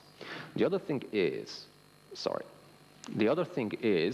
that besides the accessibility was a topic on many conferences, basically it has been covered mostly like the area of accessibility. Maybe there was like one or two examples how to cover accessibility on a front-end application. However, they were only few examples. So we would like to have it a little bit more in details, and if we would like to have covered every aspect, basically we're supposed to take part of 1 or 2 weeks long workshops, which makes no sense from conference perspective, right? So what we do? Well, usually we're trying to get some accessibility into our applications. However, when we get into some difficult issue, basically, well, we are trying to find some nice excuse. Business is following us just because they want us to provide some new functionality instead of, solving some difficult problems for clients that are not majority. At least this is what business unfortunately believes it is. And my team was not example with that. I mean, we were trying to do some accessibility. However, yeah, when it failed, when we faced some issues, we just started to avoid that. And there was a changing point for myself. 2 years ago, I attended into Huawei Web Conference. This is the shirt from this conference. And Anna E. Cook was was doing the presentation for auditing design systems for accessibility. Anna works for Microsoft, and she is responsible for accessibility over there. She's very active on a LinkedIn. And what I remember this talk mostly from, I see that a few more people are taking pictures of the core code. Okay. What Anna says and what inspired me very well was that accessibility is not about being perfect. It's about trying. I mean, this very simple sentence just addressed all of my concerns. Like, I shouldn't start working with accessibility just because I don't know what is it for, right? I do not know how to assert whether my application works in terms of accessibility or not. And then it was quite perfect. Why are you afraid? Why just you don't start from beginning, right? Even if you start small. And there was another quote. I don't remember whether it was told by someone or maybe I just imagined that by myself. I mean, my conclusion was that it is best to start with accessibility testing on a new applications. This is just because if application is new, there are very few functionalities, so there are very few places where we can create some errors, right? If we have some bugs, if we have some accessibility errors, we can cover that very easily. And if we don't know what accessibility is all about, our knowledge of accessibility will grow together with the application itself. This was a very good moment for me and for my team, just because we were starting to create new applications. So I remember I just messaged my friends and I said, okay, we have to start accessibility just because we will have no excuse after that. If we are starting new application, we have to get some new knowledge for that too. Obviously, when I came back to Warsaw, we're supposed to perform some investigation trying to understand what this accessibility is all about. Obviously, we did not do that. We just, got our hands dirty trying to write any test, and then we just wanted to see where can we get. Obviously, if we were doing the investigation, sooner or later, we're supposed to understand that from our developer point of view, accessibility is achieved by semantic and well-described HTML. This is the basis for us. I mean, accessibility is very wide area. It requires integration between UX, between design, between content creation and development. However, from our developer point of view, it is all about HTML. Because all assistive technologies use HTML, it turns out that we do not have to test our application using all those assistive technologies. All we have to do is to focus on good quality, well-described HTML. Obviously, testers, QA is supposed to test our applications with assistive technologies. However, probably there will be no HTML-related issues then. If it's all about HTML, we realized that we should not test small portions of code. we realized that we're supposed to test rather the production bundle of the application, and then we concluded that we will use Playwright as a tool of choice. It is not just because Playwright is somehow unique, it is just because we had some experience, some hands-on experience on Playwright, so this is why we decided we will use that. And my code examples will be written on Playwright too. And talking about examples, I created example repository with a application, and this application contains one page. This page is for adding new airport to the database. As you can see, there are several fields, and this is the page we are going to test to understand what we can test. The repository is available on a GitHub if someone is interested. It contains fully functional React single-page application, together with some backend with some basic database functionalities to have this functionality. Also, it contains reliable test examples, which means basically those are tests I would normally write working for my company.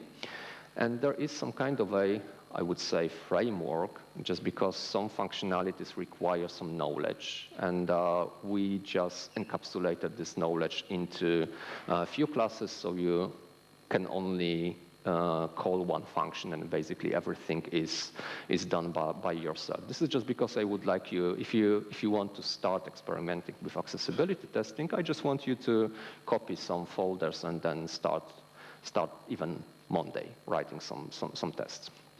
Very important note, this application is not fully accessibility compliant. I mean, it contains some accessibility bugs, and I did it in purpose just because I wanted you to know how to find those bugs on test reports that will be generated. And okay, after this introduction, the question is how can we effectively test accessibility on our application? As always, let's identify some low-hanging fruit. The lowest hanging fruit seems to be the testing of user journey with keyboard navigation. I mean, it's like common knowledge that if users can progress through the client journey, navigating with keyboard only, basically there is some sort of accessibility baked in, right? And we realized that that testing client journey with keyboard navigation is nothing new for us. I mean, this is just normal client journey, but we have to navigate differently by clicking buttons, not mouse buttons, right? So this is everything we know and understand. This is nothing new for us. So yeah, that was the reason why it was the lowest hanging fruit. So we decided to cover simplest test case, covering the happy journey, happy path of client journey, and this would, create some kind of a regression test that everything will work in the future. How does it work? In terms of code, as you can see, it's quite repetitive stuff. I mean, at the very beginning, we are entering the page, and then we are asserting that there is no focus on element. I mean, the page is unfocusable. So once we are sure that it happens, then we navigate to the next element, which basically is clicking the tab button on a keyboard. And then we assure that the focused element is a form input field. I mean the field where we can enter the name of the new airport. Obviously, we are putting the name of the new airport, then we navigate to the next element, and then we repeat this process until we get to the send button. Once we get to the send button, then we activate this button, which means we basically click the enter, and then at the end, which is not on this code, we only asserting that the data entered by client is submitted to the backend, and that's it. This is the entire test case. In terms of a engine, we are using a special class with some reusable functions. Those functions are, for example, for identifying what is the, getting the focused element, also identifying that the focused element is what we're expecting. Actually, at this moment, we just compare the outer HTML of those two elements. And also some other functionalities commonly used, like selecting the next element or the previous element. So this is something we are going to use on a daily basis. So as you can see, the code is quite simple. The test scenario is also quite simple. So yeah, this is very, very low-hanging fruit. But also there is some hidden knowledge. I mean, something that you may not realize when you start writing these tests. And this is the pitfall I personally failed, and I was there for like 1 year. For example, if we go to the last step of previous test, I mean, we want to click the send button. From those of you who were writing tests on Playwright or React Testing Library, you probably would like to use the get by role button and then just trigger the click function. This is something we normally supposed to do just because we are doing it on a daily basis, right? But after some time, I realized that this get by role selector is from world I should not use. I mean, this is the function for identifying element, and the send button actually is focused. So what I have to do is not to identify it on the page, I have to activate it. So this is why I use the function perform action at the end of the day. At the end of the test. However, initially for 1 year, I was using a function that's not supposed to be used on. And that's okay. When we have this low-hanging fruit, when we have the navigation with keyboard covered, we can follow to auditing static HTML. I mean, from what we know is that good accessibility is covered by good HTML, so we're supposed to audit that. And initially, we thought that there is going to be some kind of a linter that will analyze the static HTML. And after that, we realized that it is not that simple. As you can see here, we have the same view. However, it is displayed a little bit differently. The very far left view is the initial view. I mean, some example that client sees when they enter the page. Obviously, if you see the submit button, you are clicking the submit button, right? And then you realize that there is no data inside, so the validation error displays. So if you see this validation error, you just put some data, then the validation disappears, and you are ready to send the data. So as you can see, we have 3 different states of the same view, and they are represented by 3 different HTML codes, which means that basically they're supposed to be tested, audited 3 times, just because they will represent on assistive technologies differently too. So at this point, we realize that there is an idea of snapshot testing for us. I mean, snapshot is view being on some certain state, and then we have to test each snapshot to assure that it will be displayed on assistive technologies correctly. And this is how it works in terms of a testing. Obviously, this is the repetitive work too. I mean, initially we are just getting into the page. We are asserting that the page is ready for being testing, like all data has been fetched from backend. And then we perform snapshot analysis with a name initial view, I mean the one that is displayed to the client initially. After that, we are fulfilling the form with predefined data. Then we assert that the submit button is enabled, which means that basically every data is put in, and the validation said that, okay, this data is ready to be sent to backend. And then we perform another snapshot analysis of field form. Obviously, this is up to you. What snapshots would you like to test? However, I wanted to emphasize that basically there are different snapshots and different situations when you want to perform this snapshot. And okay, what does snapshot auditing means? As you can see, the assert snapshot function is some kind of a bucket for different audits in terms of accessibility. As for now, we identified 3 different audits. However, if there is any other audit or any other third-party provider for static HTML analysis, there's no problem to add it here, so it's up to you.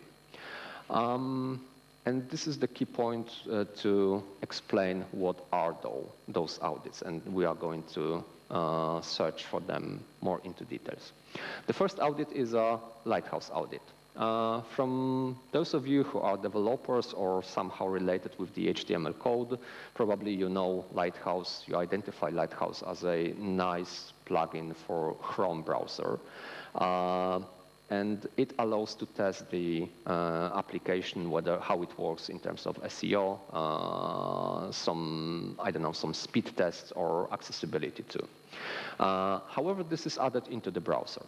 Fortunately, there is a NPM package called Playwright Lighthouse, which allows using Lighthouse into console triggered tests.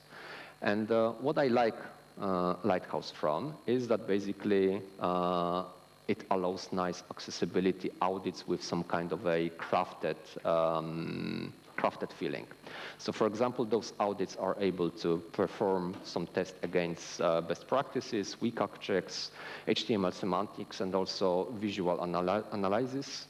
And it means the color contrast, or for example, distances, what was mentioned by Caitlin as sausage fingers. I mean, from what I understand, this is to assure that clickable elements are not too close enough to each other. So for example, if you have some motoric, let's say, issues, you will not misclick any element.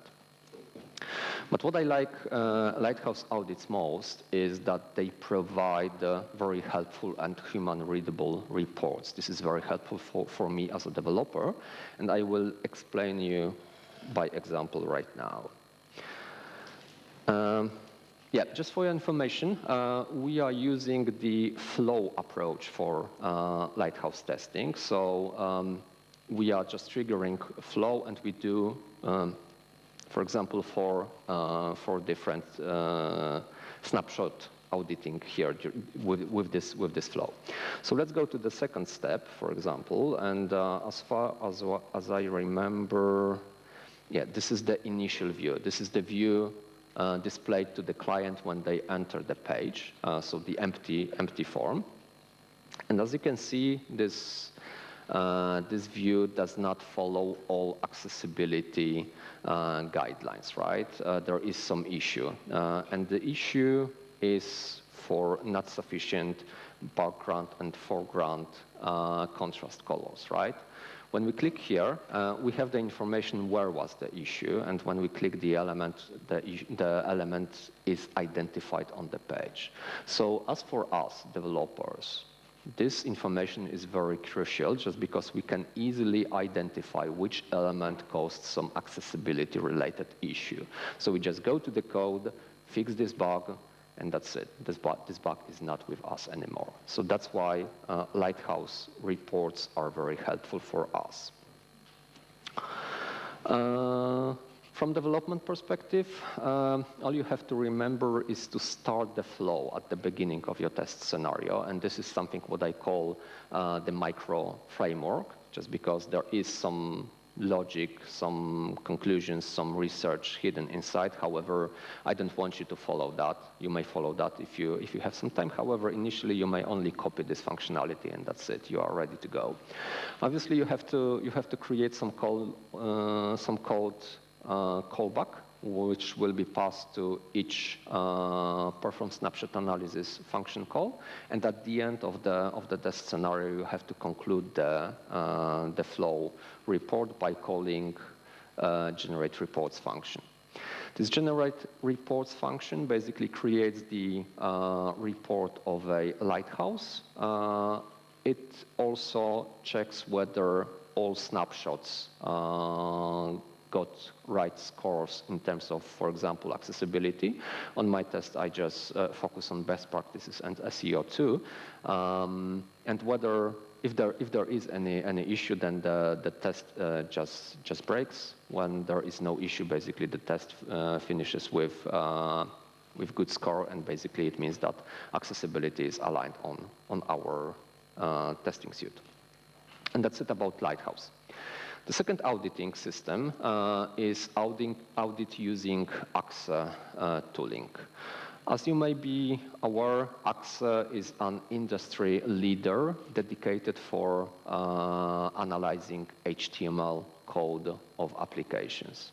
So this tool is dedicated for such work, so it is good to use that, just because the outcome of such auditing is very in-depth. And this is something I like, but what I like more is that AXE can analyze HTML code in terms of certain criteria. As you can see here, we just calling the function from library allowing to using AXE into playwright tests, and then we narrow down our searches to WCAG rules up to WCAG 2.2 level AA, which means that basically if there is no issues found, it means that more or less that we are compliant with European regulations. Later on, we just create the report, we attach that to the playwright report, and then we check whether there is some accessibility-related issue on the test. As I said previously, I like AXE for creating very detailed reports, but I also, let's say, hate AXE for creating very detailed reports. I'm going to show you why right now. This is the playwright report, and if we go to the bottom of this report, we have attachments. For example, this is the attachment of a AXE report. As you can see, this is JSON file, very detailed and very unreadable for all of us, even myself as a developer, as an author of this application. What I understand, however, is that whenever AXE finds some errors, they are available on a violations section. As you can see, this page has some accessibility violations. It is for color contrasts, as you can see, and it turns out that this issue was caused by a button, HTML button element. Why I hate this report? This is just because even if I see that a button was a source of accessibility violation, I cannot identify this element on the page, and I am author of this page. So that's why I see AXE as a tool not very good for me, for my purposes. But the question is why I added it into the auditing. This is just because, yeah, AXE is creating very in-depth reports. It's industry standards. We can add this report as an artifact to the jobs of our pipelines. So at this moment, we are able to create some kind of a historical identification how we dealt with the accessibility, right? So for example, if there is going to be some regulatory asking, how do you deal with the accessibility? What business would say? It works, right? But okay, how it works? Well, it works, right? So at this moment, when we have this traceability, they say, okay, there is a link to our repository. Find any pipeline, go to the artifacts, and then you will, we have approved that we work in terms of accessibility just because it's been tested by AXE, by Leader. So even if AXE is not very helpful for me as a developer, it's very helpful for businesses to have it included into the pipeline. So that's my recommendation, just to use it. And in terms of a third auditing system, let's go to the ARIA snapshot, which is strictly related with accessibility tree idea. What is accessibility tree? Well, it is some kind of a twin brother for DOM, the object which defines how our application looks like. Accessibility tree contains elements interesting from accessibility perspective. I mean accessible elements, their names, their description, their status, and stuff like that. The interesting thing is that all assistive technologies supposed to create their functionality basing on accessibility tree. So they do not have to reinvent the wheel. They do not have to, how to say that, translate the HTML into functionality. They just, plug into some existing unified solution, and then they build their own functionality. What does it mean for us? It means that, yeah, we don't have to test using all types of assistive technologies. We have to only understand how accessibility tree is built. ARIA snapshots testing has been introduced into Playwright December last year, so it was quite new solution. Initially, what they propose is to assert that some accessibility element is available on the page. That was interesting approach. However, our teams decided to take the other approach. We do not ask for single element. We just are taking entire accessibility tree and dump it into the YAML file, and we are adding it into our repository. This way, we created some kind of a accessibility regression pattern. So if something changed on our application, we know how it impacts into accessibility of our application by exchanging the accessibility tree, which is very good pattern for us. The question, what is this accessibility? No, sorry, other slide. Just because ARIA snapshots is provided by Playwright, so, creating this accessibility tree YAML object is very simple. It's just calling one function. And this is the accessibility tree created by one of our page. As you can read it, it's very simple. I mean, it's very descriptive. We have some logo, we have some navigation, and on the main section, we have some alert stating that some data has not been able to be downloaded, to be fetched from backend service just because there was some issue. However, if clients want to, if they want to refetch this data, there is a button, they may click it, and the data will be refetched, right? This is what is the accessibility tree, and this is the visual representation of this accessibility tree. As you can see, everything looks same. So the accessibility regression pattern was very good, but a few days after, we realized that ARIA snapshots contain some hidden power we did not know about. And I will tell you one thing, why it is a superpower. As you can see, at this point at this part of accessibility tree, it is normal accessibility tree, but we have two items which are identified the same. This is the text name and text box name. The first one is a label for input, and the second one is the input itself. If we run accessibility auditing on this piece, basically there is no issues. There is no accessibility related issues.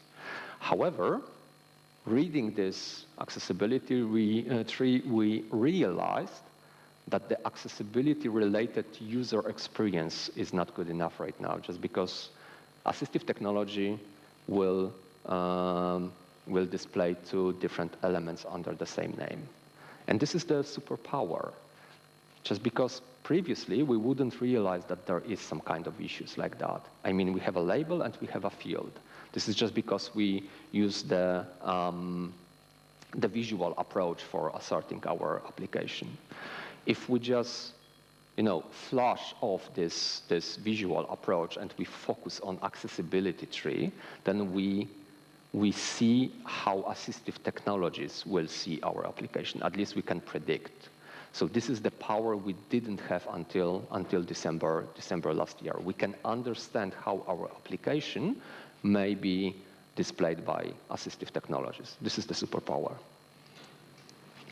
And okay, the testing approach I was going through, we are using that for 1 year on our company, and after this year we have some gotchas and interesting findings. Like initially, the fact is that the snapshot testing suite is time consuming.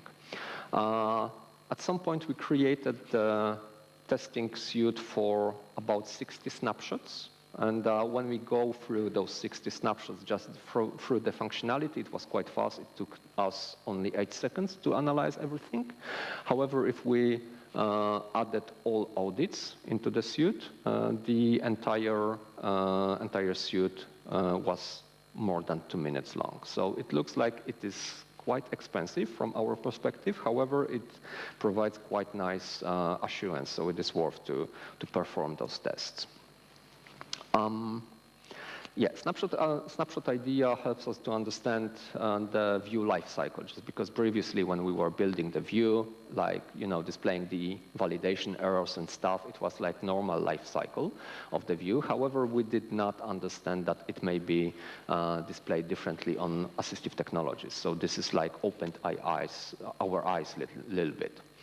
The other thing is that it is very crucial to cover accessibility on a design system, and I refer to Anna's presentation when she said that if there is a bug on a design system and the accessibility-related bug is going to be covered in the design system, then every application which is using this design system will have this fix covered too. So it is very important to cover, and honestly, we were benefiting with that very much just because our design system we are using was quite well built in terms of accessibility, so there was no much accessibility issues. Accessibility testing, to be honest, is relatively very new thing at the moment. I mean, there is lack of technology, there is lack of good patterns. Maybe we are just investigating one right now. I don't know. However, besides the fact that it might be a little bit difficult to start with accessibility testing, it's quite interesting piece of development. So. Yeah, I would like you to consider to do it if you are a developer or tester. And yeah, it is quite relatively new thing, and also it requires ourselves to understand what we want to test. This is just because initially I shown you 3 different states of the same view. However, lately, like last week ago, I realized that there might be more. I mean, as you can see on the left picture, there is a field focused, and I'm supposed to test the color contrast of the focused element, right? This is something I completely missed, and I did not test for 1 year. So it looks like, yeah, this is work in progress all the time. This is not the ultimate solution, and probably you are going to find out that for you it is work in progress stuff too. Last but not least, please be aware of paid solutions. Accessibility is a hot topic right now. Businesses and developers doesn't know how to assert whether we are aligned with accessibility, especially in the era of European regulation. So there are many paid solutions that propose to test things automatically, and everything is going to be good. I think I see maybe one of our sponsors might be one of the solutions. I don't know this solution, to be honest, so I will say nothing about this.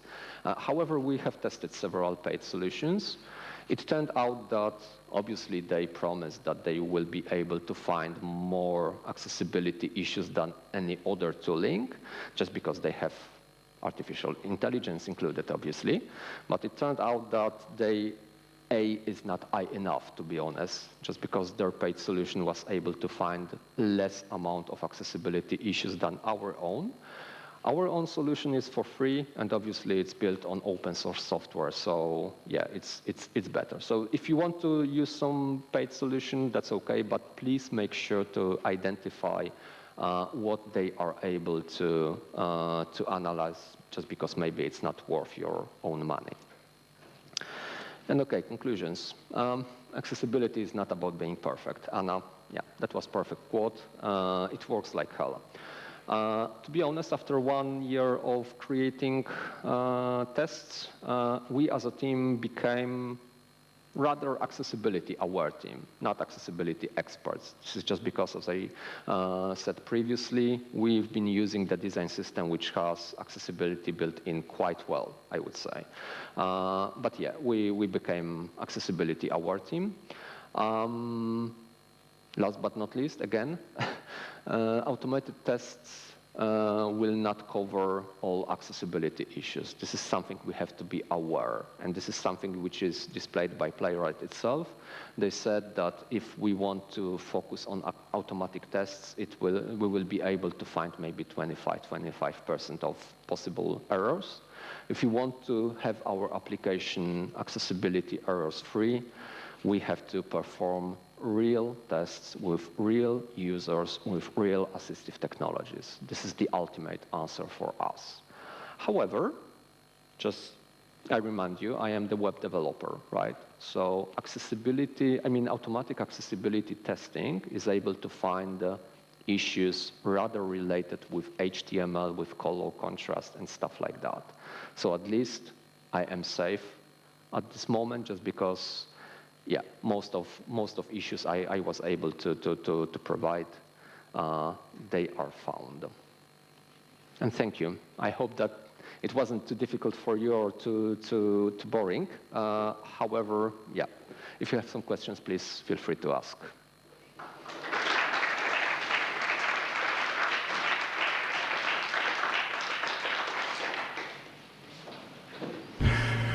Marion, give me a second. Thanks. I'm not so much into automated testing, but some time ago, so I know this thing of like expecting automated testing to detect up to 30% of potential issues. Some time ago, DQ started to claim that their solution can now reach up to 50%. Do you actually, in your attempt or trying acts, could second this, or do you have a different opinion on how much they can catch? That's a good question. How much can I catch? Honestly, I don't know. I'm just trying to you know, test more and more every day. Like try to identify new ways of testing. That's what I show on one of the last slides. I just realized that I did not assert the color contrast of focus elements, right? So it looks like there was some hole on my testing. If I just identify, I'm just, you know, creating new testing. If there was some new tooling helping us cover some other parts of testing, I would add it. I mean, this framework is open for that. It's up to developers. Developers' decision of what tools do they use. So yeah, it's open, and as I said, this is work in progress. We want to make it better. Let's say. I hope it answers your question. Hi. On this 57%, which says on the X-Core page, below there is a block entry where they say how they come to this number, and they count the issues differently than what you would usually count the issues, and that's why they reach this 57%. So if you read this 57, it's, yeah, you have to be aware of how they come to these numbers. Yeah, this is what I would agree. Obviously, part of the way of the way they count. Like what I wanted to say, when we were investigating paid options, it turned out, for example, that they are able to find more errors than ourselves, but they counted each item to have the same error as different errors. So for example, they have 4 errors found. However, our system just displayed the group of errors. So for example, if 4 elements contains the same kind of error, it was only 1. So this is why we had to manually check everything. And at the end of the day, it turned out that we were more or less on the same page, or basically they were able to identify less amount of errors. So yeah, I mean, this is only numbers, right? For example, from testing perspective, there is always the urban legend of covering the code with percentage of testing. From my perspective, it doesn't matter, just because this is for unit testing, and front end is for testing functionalities, right? So in terms of accessibility, it doesn't matter how many percent it displays. It does matter whether it is compliant in terms of accessibility, in terms of our clients, right? It really does not matter of the number. This is what I believe in. Thank you. Tim, I saw your hand, but I'm standing next to Nasia, and she was first, but next one will be you, Tim. Give me a second. Nasia. Thank you very much. So my question had to do more with your process when it comes to all of the scenarios, the test scenarios that you're doing. It feels that you're doing test-driven development, and whether, for example, do designers hang to you like accessibility specs? So how do you come with these scenarios, and how do you make sure that they cover all of the tests that you need to have in that place? Okay, yeah, very good questions. First of all, test-driven development. I am very dedicated to front-end testing. I have never been using test-driven development. I think I do not understand what is it all about. I mean, I do understand, however, I cannot do it. So it's very difficult for me. And besides that, I believe I write quite comprehensive test suite. So that was the first thing. In terms of the process, I work for a rather big financial company in Great Britain, so our digital is quite big, let's say. So how it works? First we have the UX team, user experience team. They provide some kind of scenarios. Then there was a design system built, which basically had some accessibility rules built in, and then the dedicated team of developers created components, reusable components for user interfaces.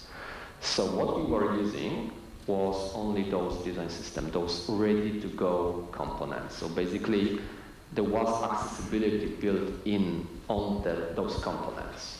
It doesn't mean that this accessibility was descended to us directly. No, just because we were integrating different parts of the design system, and we may break something on this integration.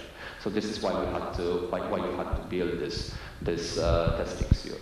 However, most of the accessibility was built into the design system, which was made based on user experience rules created at some point. I know it was a little bit twisted answer. My question is, did it answer your question? Okay, so maybe we will follow this topic after the talk if you would like to. Yeah, okay. Okay.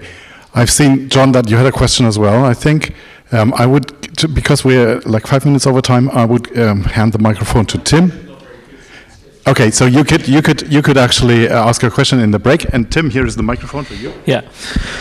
All right, it's an interesting talk. In addition to the risk of automated tasks missing the issues that might block users most, I'd like to add that in my experience, sometimes if developers just fix things based on standard things without understanding what's going on, they might make it worse. So that's an important point to add. And my question is, how do you do prioritization, and how do you prevent developers from endlessly going on with issues which may be important to fix, but might not necessarily be the ones that affect users most? How do you get prioritization done? Okay, first topic about trying to cover with tests, not understanding the topic. Yeah, 100% right. I mean, honestly, I feel like there is lack of the wider accessibility knowledge covered by me. So this is why I attend here. I really enjoy previous talks. Just because I have no accessibility-related background, so my approach was kind of a brute force. Try to test if there is no error. If you believe that, it means that the accessibility is covered. Let's say that it is good enough right now. This is just because we did not have any real accessibility topics on our company so far, so 100% sure. In terms of different errors, well, my history is a history of one application only, the application which we started to test when we started to build. So as I mentioned earlier, the application was small. There was very small possibilities of errors. So if we found one, we just fixed that. And honestly, just because of the quite good quality of the design system in terms of accessibility, to be honest, for 1 year we found maybe 5 or 6 accessibility errors. We created our pipeline this way that if there is any accessibility error available, tests are failing, which means that we are not able to deploy changes to the production, to the final application. And this was our approach. Completely 0 errors found automatically. We were able to cover that. Thank you.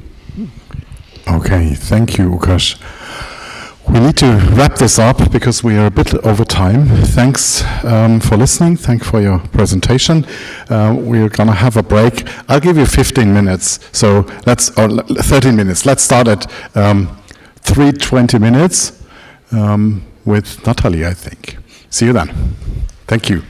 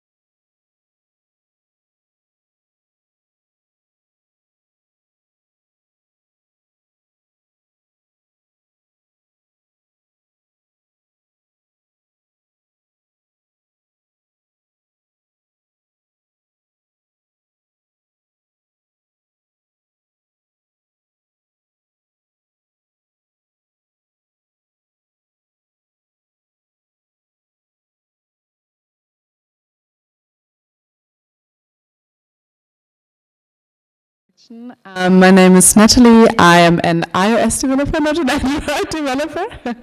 And I work at Zipgate, which is a cloud telephony company based in Düsseldorf. And actually, I'm really happy that I'm back here in Würzburg because I did my bachelor degree here, not at the university here, but at the other university that's just down the road. So it's really nice to be back here. And yeah, before I start my presentation, I would actually first like to get to know you a little bit better. So I prepared a little something. You can scan the QR code here on the slide or go to the website Slido, I think it's pronounced, slido.com, and enter the code 4166101. I hope it works now because internet has not been nice to me today. And I would like to know what's your current profession. So are you a developer? Are you a designer? If you're a developer, please specify which field you work in. That would be really nice. So are you a web developer, mobile developer? Someone is 49. Okay, I think someone entered the number in the answer field. So yeah, results are already flowing in. Oh, wow. Okay. There are a lot of students, so student is the biggest part here, which is actually quite nice. Würzburg is also the best student city. That's my opinion, at least. There's a lot of front-end web developers, UX designers, researchers, accessibility testers. Okay, fun employed, whatever that means. Okay, nice. That's good to know. So my topic today, as I already said, is accessibility in iOS apps, and with a focus on how to create an inclusive onboarding experience in SwiftUI, which is a very technical topic. And since as far as I can see, no mobile developers in the crowd, I tried to break down the topic as far as I could, so no prior knowledge would be needed, hopefully. We'll see. There's a Q&A session afterwards, so if you have any questions, you can ask them then. Okay.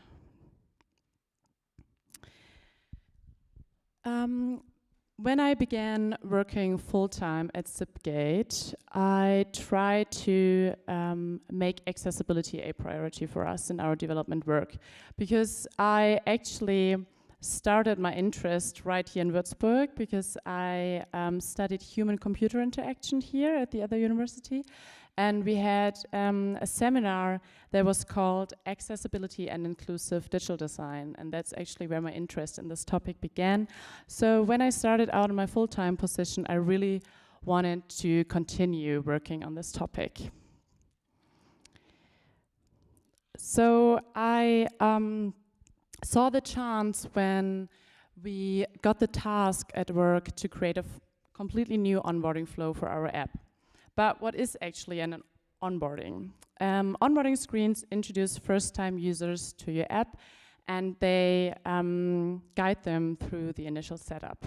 An onboarding screen should preferably answer, what does my app offer, how can you use it, and how can you set it up and configure your experience. The screenshots you see here on the slide are taken from the first screen of our onboarding. It shows the user what our app actually has to offer through images and different texts.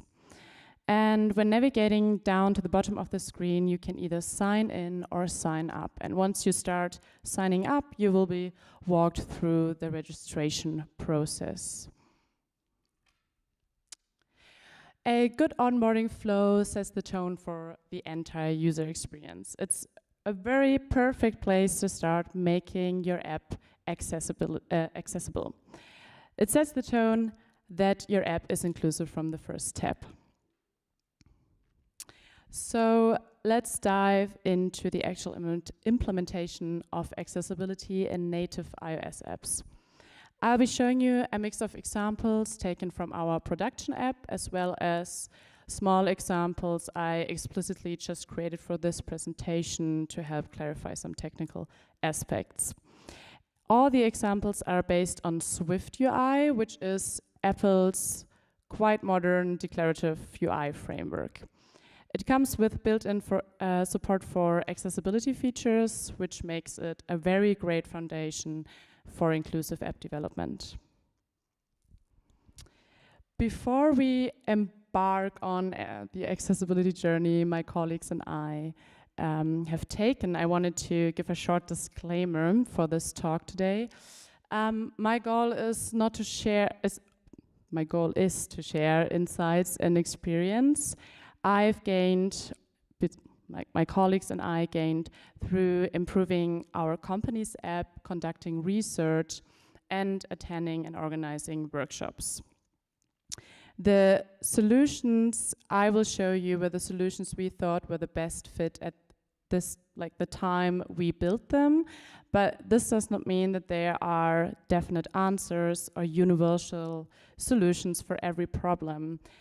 Accessibility is not a binary checkbox, it's a continuous process. Also, I want to emphasize that I do not think that there is such a thing as a fully accessible app in a very strict absolute sense. And our goal is to improve step by step, learning more as we go, and trying to make our app more accessible for more people over time. So, interestingly, our first step in our accessibility work didn't begin with code, but it began with our definition of done. We work in an agile environment, which means we follow the Scrum framework. Scrum is a team collaboration model that supports self-organization, iterative progress, and working together towards shared goals. In its core practices, a definition of done is defined. As you can see here on the screen, a definition of done is basically a checklist with items that have to be met once a task, like for example, feature, is finished. When I started out, I added one little checklist item to this definition of done, which was, is it possible to use the new feature with voiceover? This means whenever a task touches the UI, we activate Apple's screen reader called VoiceOver on our test devices and navigate through the newly implemented user interface. This is just a very small change that helped us to ensure that accessibility is integrated as part of our development cycle from the very beginning. Since I mentioned VoiceOver, here on the slide you see a little example how you can use VoiceOver if you want to try to open a link. It's Apple's built-in screen reader for all iOS devices, and it's comparable to tools in the web like NVDA or JAWS, for example. And it allows users who to navigate through apps without relying on any visual inputs. So they can walk through the app with gestures, like a swipe gesture or a tap gesture, for example. But showing its full capabilities and how to use it is actually, it's quite a lot, so it would go beyond the scope of this presentation. Now, moving to the actual user interface. Our designers often tend to create very beautiful, but sometimes quite complex user interface components. However, Apple already supports a lot of components themselves, so native components, which are quite straightforward to implement. So we sometimes find ourselves negotiating with designers how to prioritize custom components over native components, because we always have to find a balance between design and functionality. A very, very significant advantage for native components is that Apple already strongly invests in accessibility.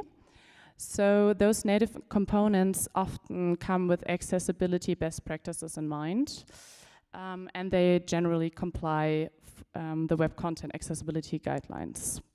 So therefore, a common first question for us always is, can we build this feature with a native component instead of building it custom?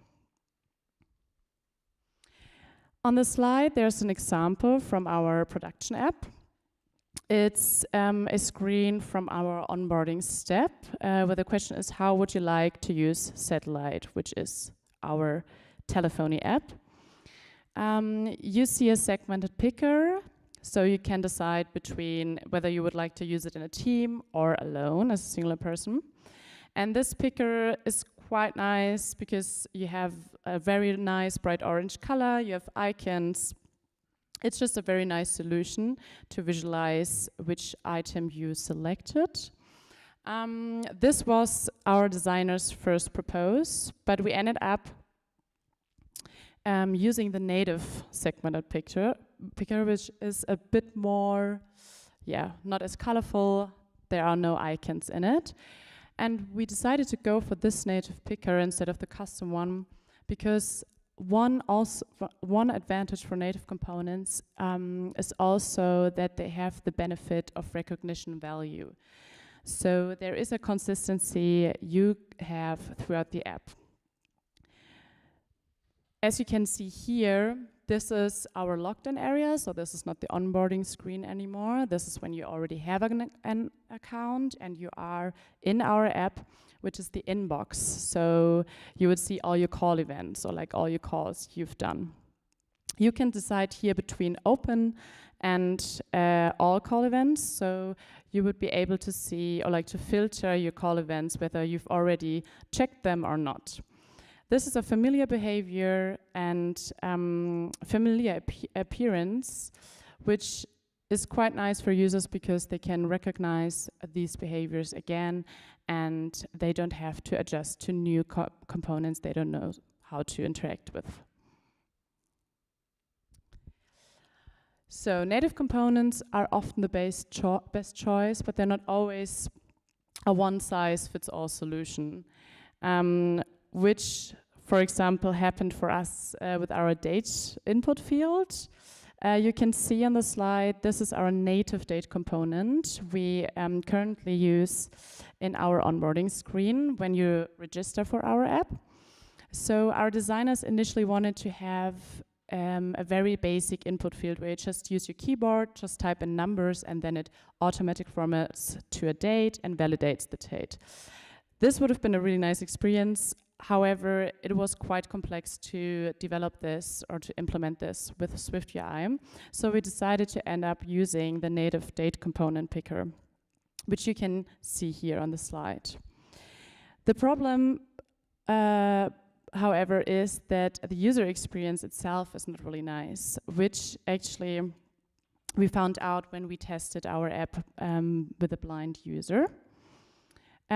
So she was trying to set her date of birth, and to do that you have to first navigate all the way up to month and year.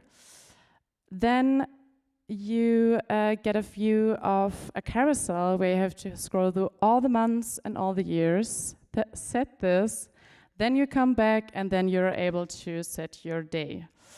So as you can see, this extra navigation is not very optimal for accessibility. So this example should show that also sometimes custom components really can help improve user experience.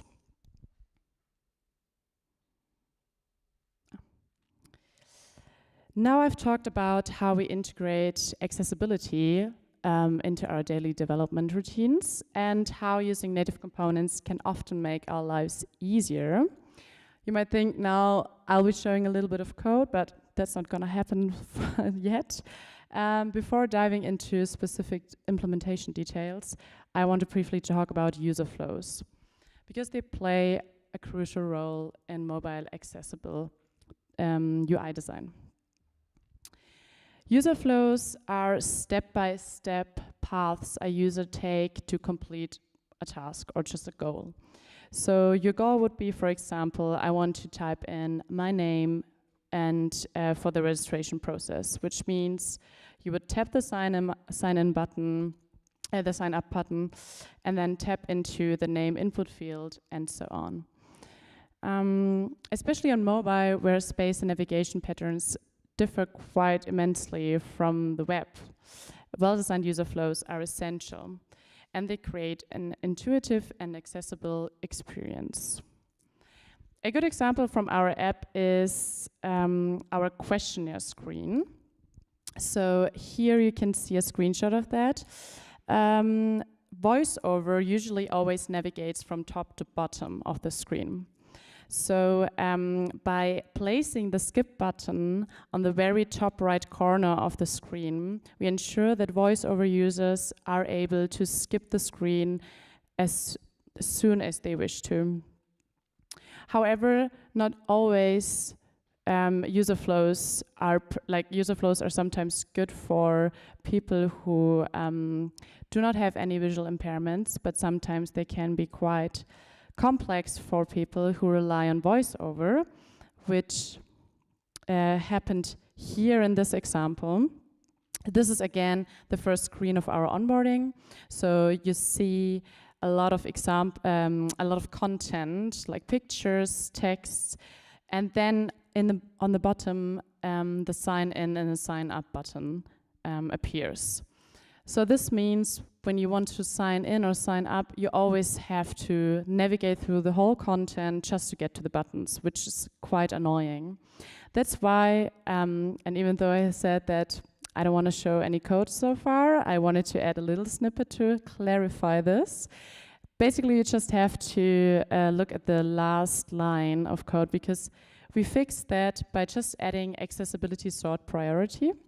So we set this to 1, which then would look like the VoiceOver would then navigate first to the bottom components and then read them or announce them once you navigate through them, and then VoiceOver would reach back to the beginning of the screen.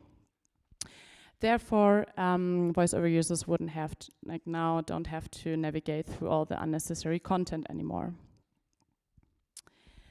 Now that we've talked about how important user flows are for accessibility, let's finally have a look on how we can technically support accessible experiences in SwiftUI. Designing for accessibility is also about how we describe and expose UI components to assistive technologies, like in our case, to VoiceOver. This is where modifiers, specifically accessibility modifiers in SwiftUI, come in. SwiftUI modifiers basically modify your view's appearance or behavior. So in this code example, for example, there's a text, and I added the modifier font as well as the foreground style orange. So it basically modifies it to a certain font, so the headline, and gives it a color orange.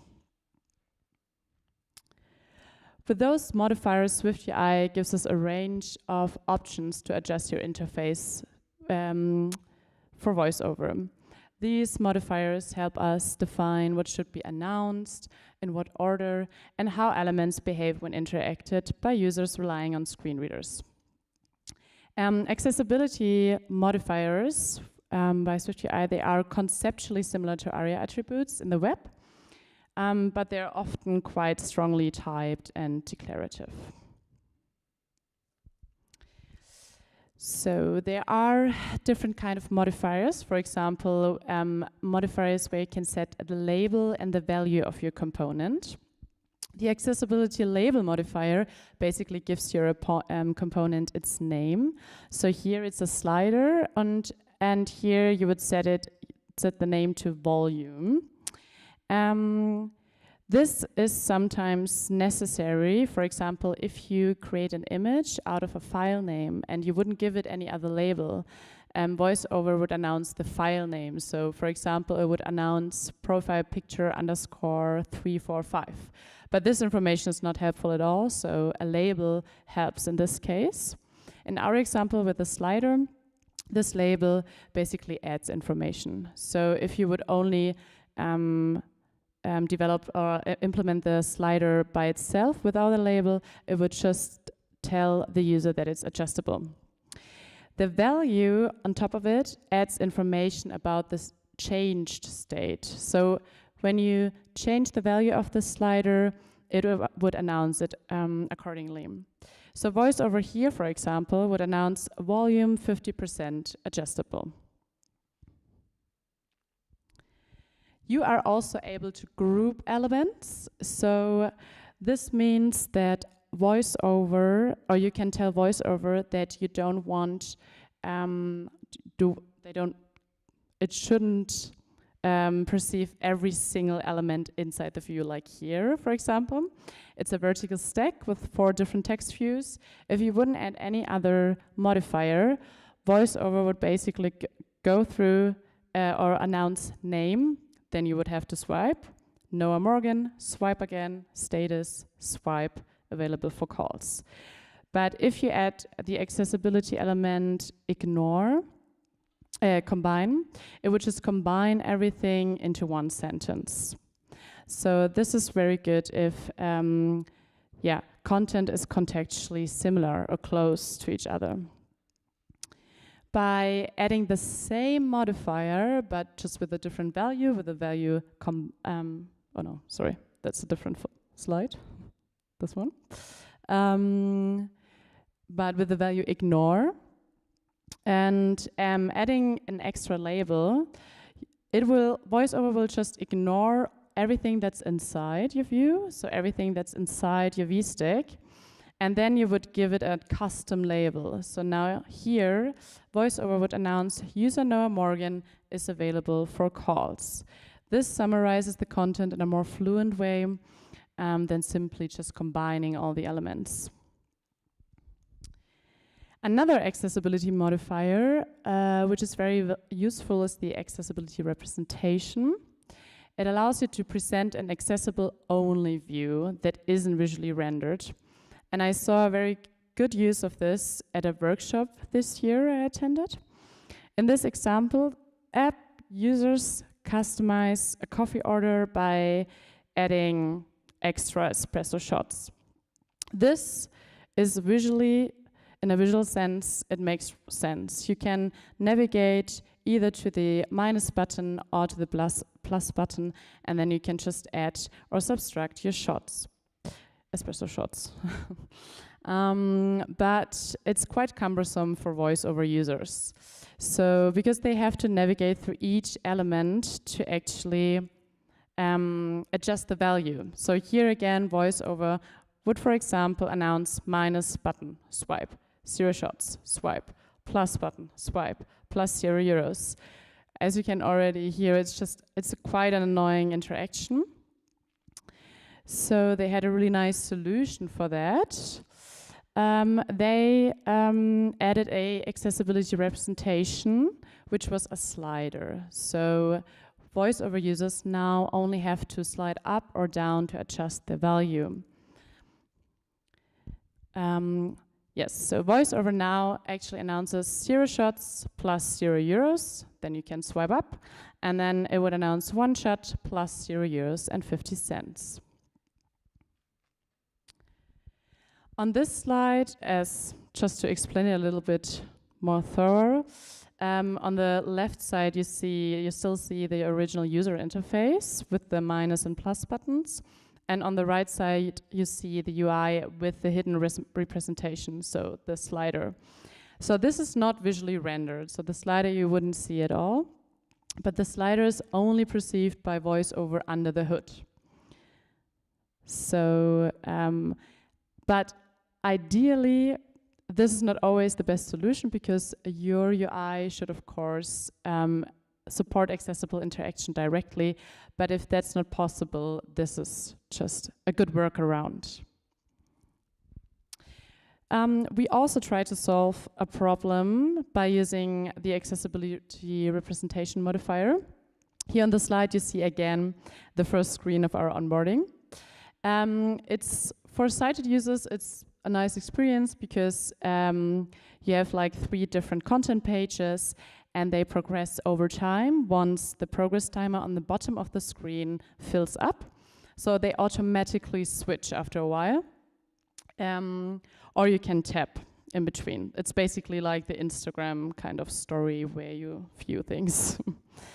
But this auto-switching behavior violates accessibility best practices because it is recommended that changes in context should only occur as a result of user input.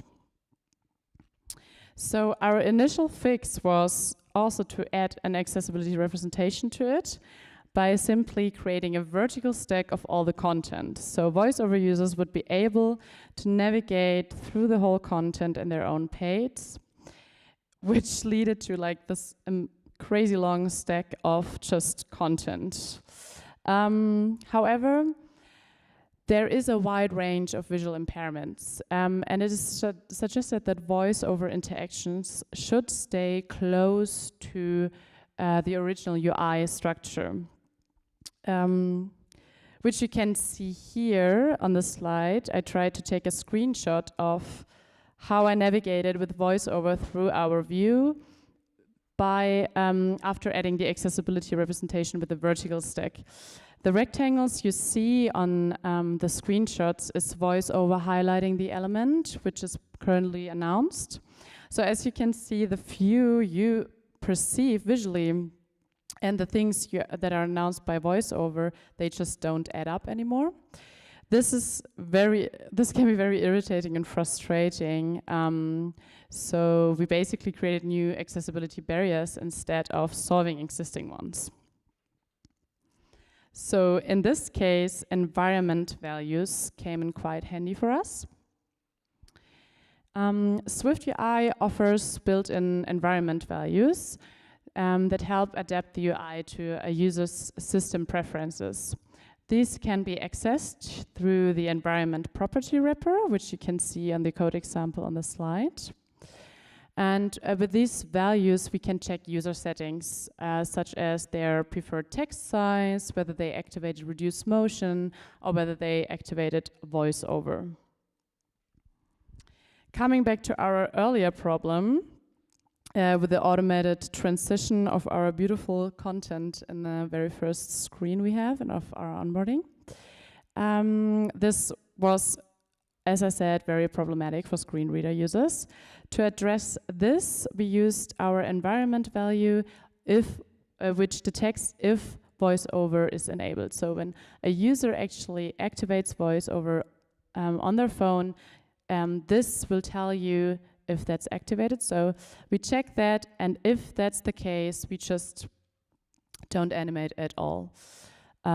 So the users then would have the opportunity to just navigate on their own pace without having those progressed animations. So, and also just to add, initially this was a design requirement with the animation and the progress timer, but of course it would be better if the whole animation wouldn't even take place, so we wouldn't have to do that. So this was also kind of like a last resort. So on this slide you see 3 screenshots of our onboarding screens again, and I try to take pictures of the background, basically, the changes in the background, because our designers had the idea to have an animated background. So it's basically 3 like blurry shapes in 3 different colors that always continuously move around. And this is quite irritating for users with motion sensitivity and attention difficulties. So we decided to respond to that by, again, listening to system preferences again. So we checked the reduce motion environment value, and if that is activated, we just simply show an image and don't show this beautiful fluent gradient. Moving on to another key aspect of accessibility, which is text readability. This is where dynamic type comes in. It lets users choose their text size that works for them. And SwiftUI makes it quite easy to support that. Here again, screenshots. I think now you've probably you've seen that at least 5 times today. So it's again the first screen of our onboarding, but with adjusted text size. So the left screen is the default font size, and then we increased the font size. So, and on the third screenshot you see on the very right, that we, after the font size increases to a certain amount, we hid some content, which for us in that case was non-essential to understand the content. So we focused on the content that was actually very interesting for the users and tried to increase that in size, and therefore we tried to give it a bit more space by hiding some content that was not essential. With SwiftUI, we get again access to the user's preferred text size, as I already showed you earlier. So you would be able to adjust the content dynamically. So here in that case, when again a font size exceeds a certain limit, we just shortened the string. So it's not login with zipgate anymore, it's just login. This is also often helpful because we mainly try to improve our app based on the German language, and German has like super long words often. They are not very common for very short and compact words, so that is sometimes our last resort to do that. Another way of trying to limit text size is by using the dynamic type size modifier. So this text I highlighted here, which is just the name or, it wouldn't increase in size after, even though you set your system preferences to a larger font size, it wouldn't increase.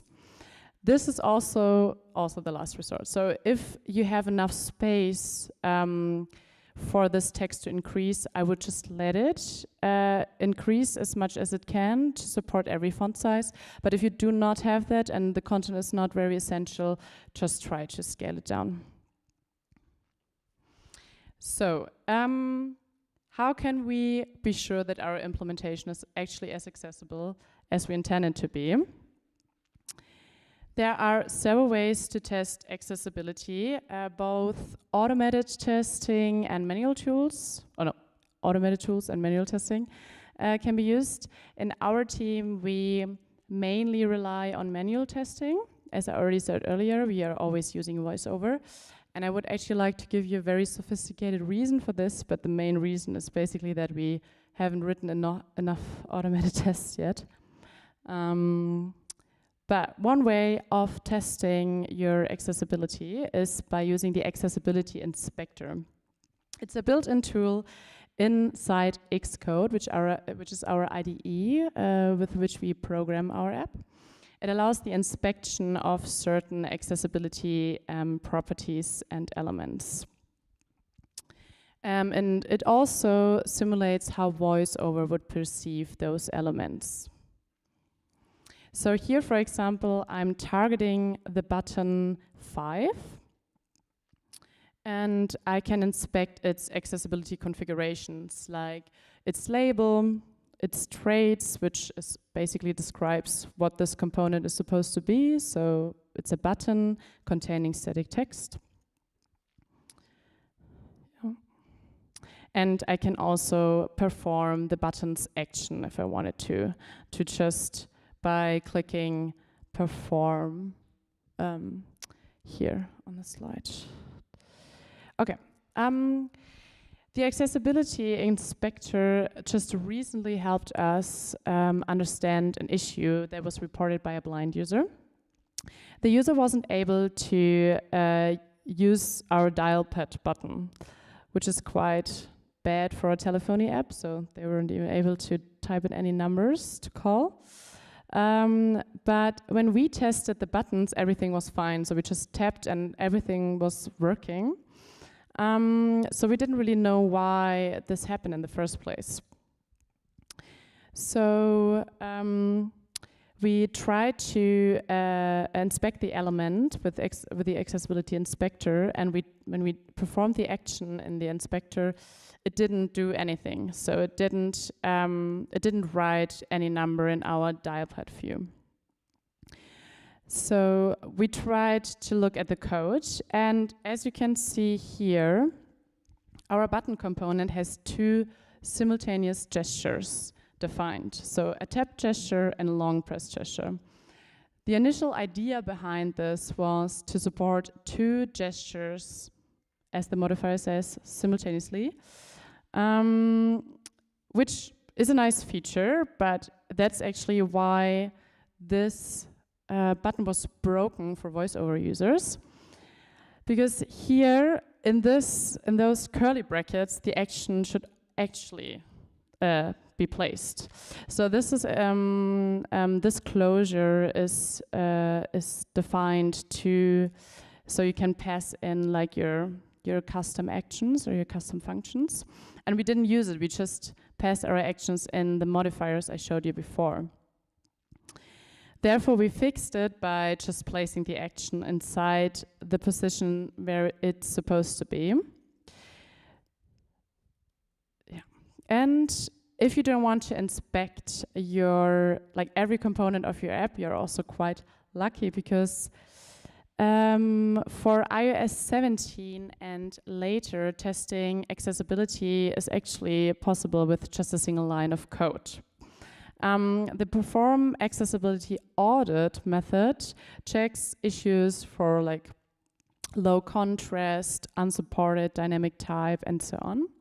And it's quite easy to validate accessibility early during development with this. Also, you can integrate it into your existing UI tests, and it can run as part of your CI pipeline. So this is a screenshot of an example test that failed. There's a lot going on this picture. You don't necessarily have to understand it all. Just wanted to give you a little example. So you can see that it lists all the problems it detected with a few.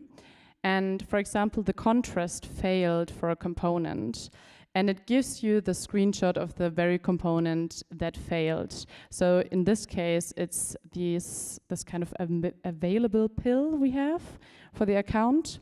So here the contrast didn't pass, and yeah.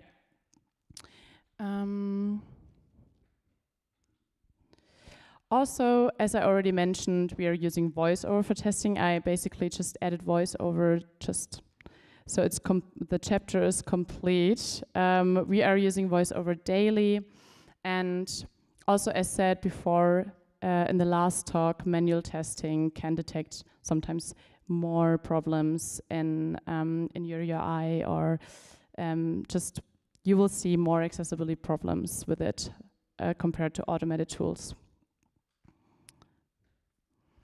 Now, coming to the most important step of testing, it's testing with real people. Automated testing tools are quite nice, but they can't replace human feedback.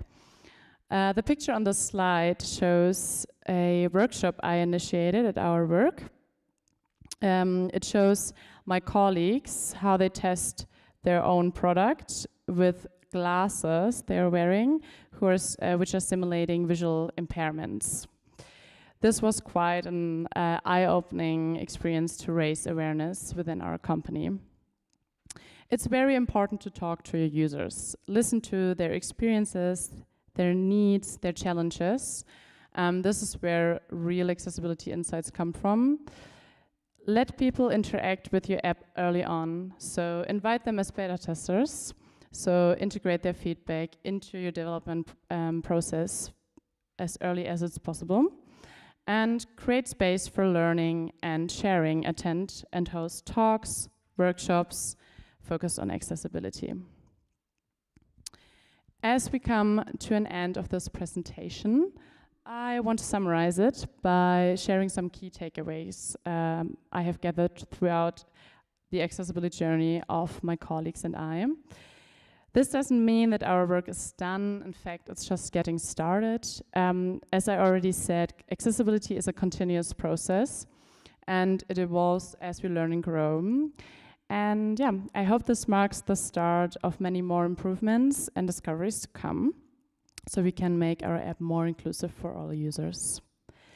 My first takeaway is, do not assume native components always handle accessibility correctly. As we saw in the beginning, native components might not always have the best usability you wish for. Start friendly and constructive discussions with your designers, work together. It's very important to align design and development early on. Visual impairment includes more than just blindness. It covers a wide range of conditions. Educate yourself on different conditions. Disabilities aren't binary. They exist in a wide spectrum, and they vary immensely from person to person. There is more to accessibility than improving voice-over functionality. Find out what your programming language has to offer when it comes to accessibility. Explore different APIs. There are so many tools and ideas we've already seen today in so many talks as well, with which you can improve your product. Also, what I shared in my talk today is just a simple glimpse of a way broader topic. The most valuable thing you can do is to talk to people who encounter barriers. I think I don't have to add anything to this. And progress over perfection. That's a statement that stuck after my last conference. If you do not know where to start, just start with your first little feature and make this accessible. Even if your whole app is not accessible, it's better than nothing. Also stay consistent, improve your app step by step. Also just annoy everyone around you. I'm already annoying my team with this topic, so it's amazing. So for my last slide, I wanted to share feedback we got just recently, like 3 weeks ago, from a user. She said, my 2 blind employees have given good feedback. The app is very easy to use with VoiceOver, and the registration was very easy for both of them. Thank you very much. And with that, thank you for your attention. Do you have any questions?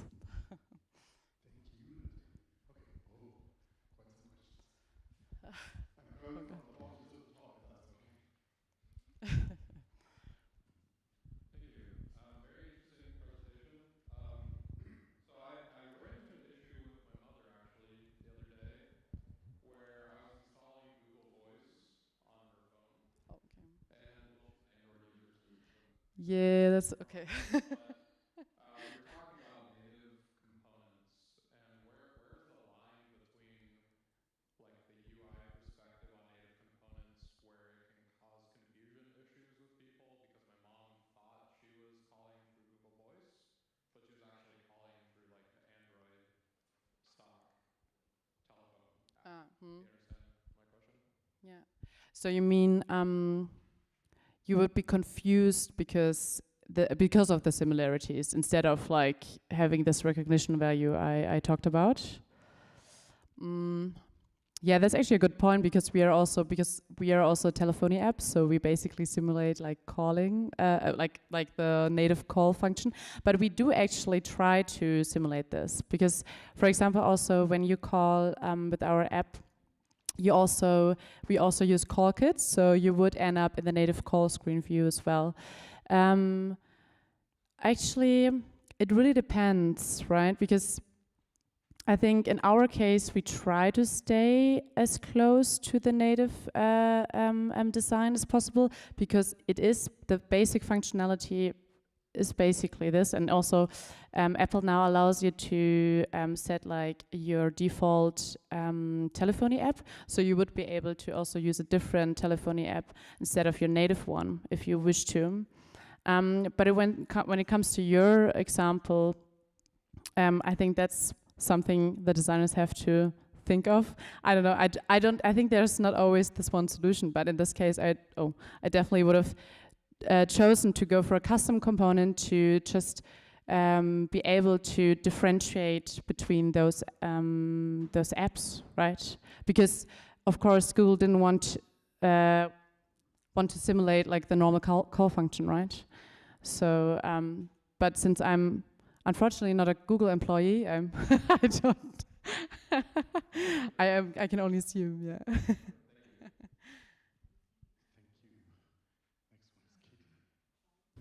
Hi, thank you for your talk. I actually have 3 questions, short ones. First one is, a lot of the app developer will always say that the app language that they use is different than the one how WCAG is defined. So how do you connect them, like translate it so that you can apply to the iOS? Do you mean translate the Web Content Accessibility Guidelines to the mobile needs? Mm-hmm. Yeah, that's actually a good question, because I don't know, I haven't found like very specific mobile ones so far. For me, I always just try to translate it for myself. So I just go through them and then I would be like, okay, if that's a click, for me that would be a tap, right? Okay. So but they are very similar.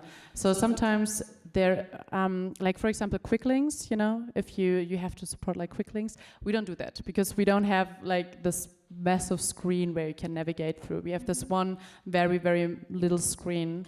Yeah. But there are like specifically defined mobile needs. For example, also when I was talking about the accessibility audits, there's also like specific tab sizes. So like at least amount of width a button has to have to be able to be tapped. So there are like specific guidelines we can follow though. Okay, thank you. My second question is regarding the accessibility inspector that you showed there.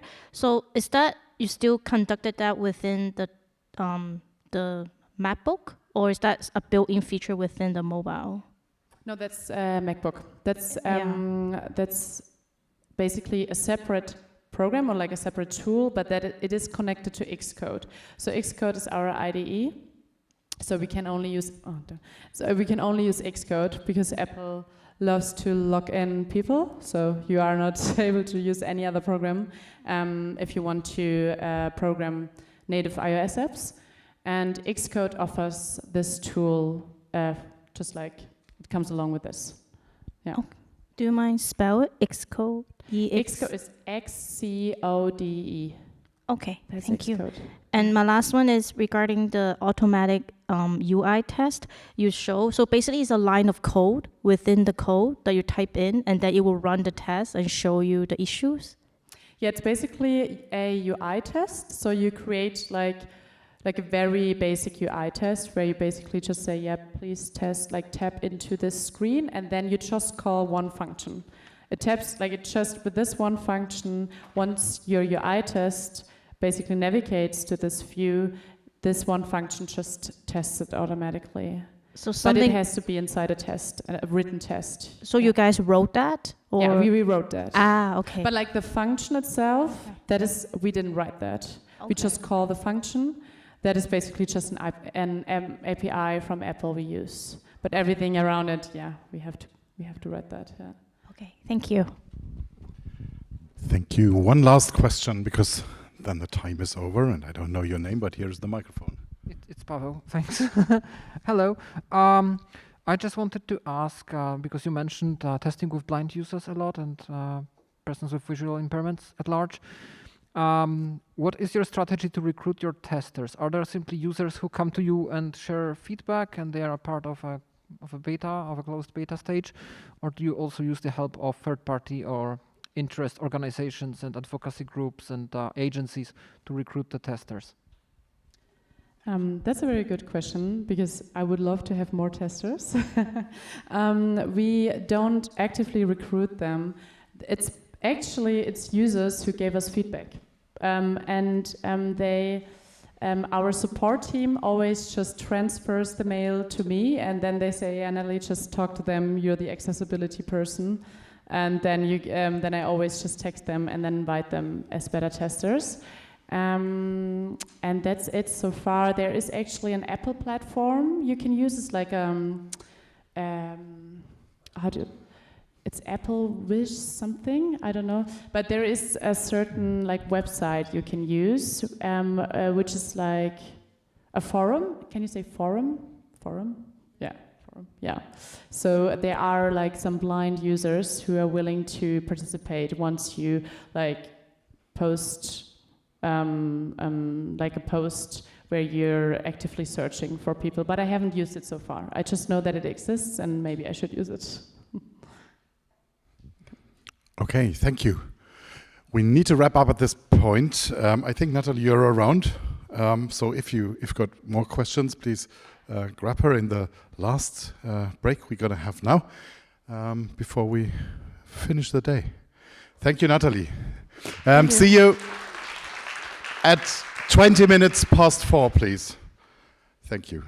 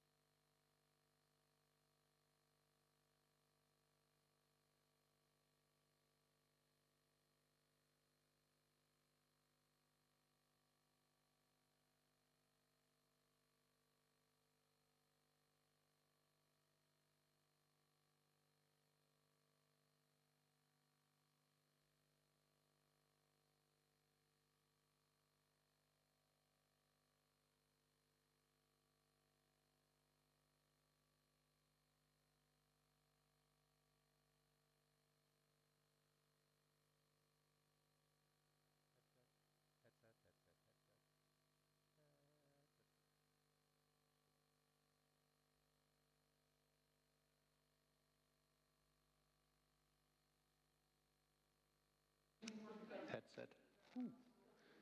Dip, dip, dip, dip. Hey, hey, hey. Es ist jetzt wieder so leise. Ja, tja. Warum ist das jetzt so leise? Hey, hey, hey. Müssen wir jetzt wieder so aufreißen da drüben. Hallo, hallo, hallo.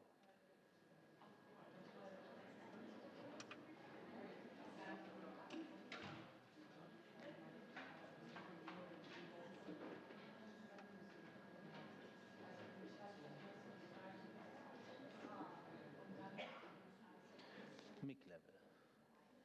That's cool. Hey, hey, hey, hey, hey, hey. Zack, zack, zack, zack. Mal gucken. Noch ein bisschen mehr.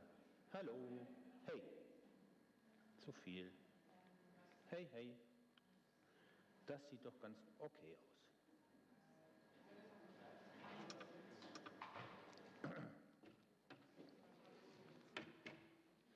Chop, chop, chop.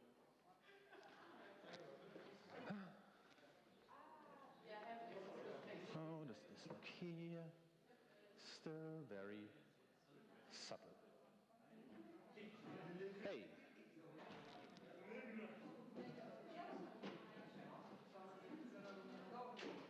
Hey.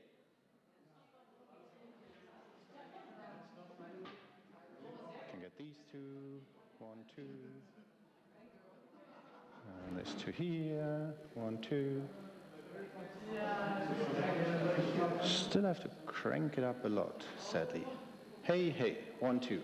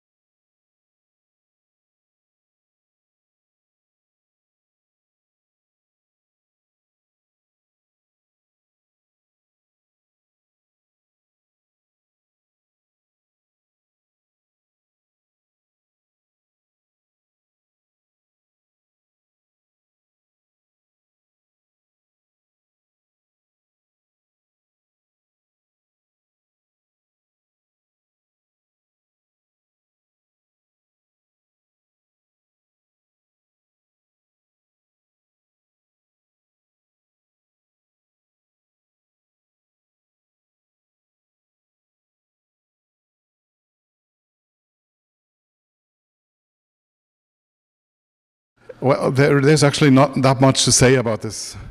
I like to call him an Accessibility Club Ultra. I don't know if that's like a word in English, but it's like the German super fans, because he's been, I think, Carl, you have been at every Accessibility Club since 2016, right? Yeah. And it literally took him like 10 minutes to propose this session after I opened the call for proposals. Literally, it was 10 minutes. Yeah. And obviously I didn't know that it's his proposal because it was anonymous, but like in hindsight, it was totally clear that it must be you. So, last session for today. Carl, please, accessible data visualization. Please take it away. All right, thank you. Yeah, I am a super fan of the Accessibility Club. Thank you for having me again. And thank you for putting this on. Everybody who's volunteered and everything, thank you very much. And thank you guys for being here.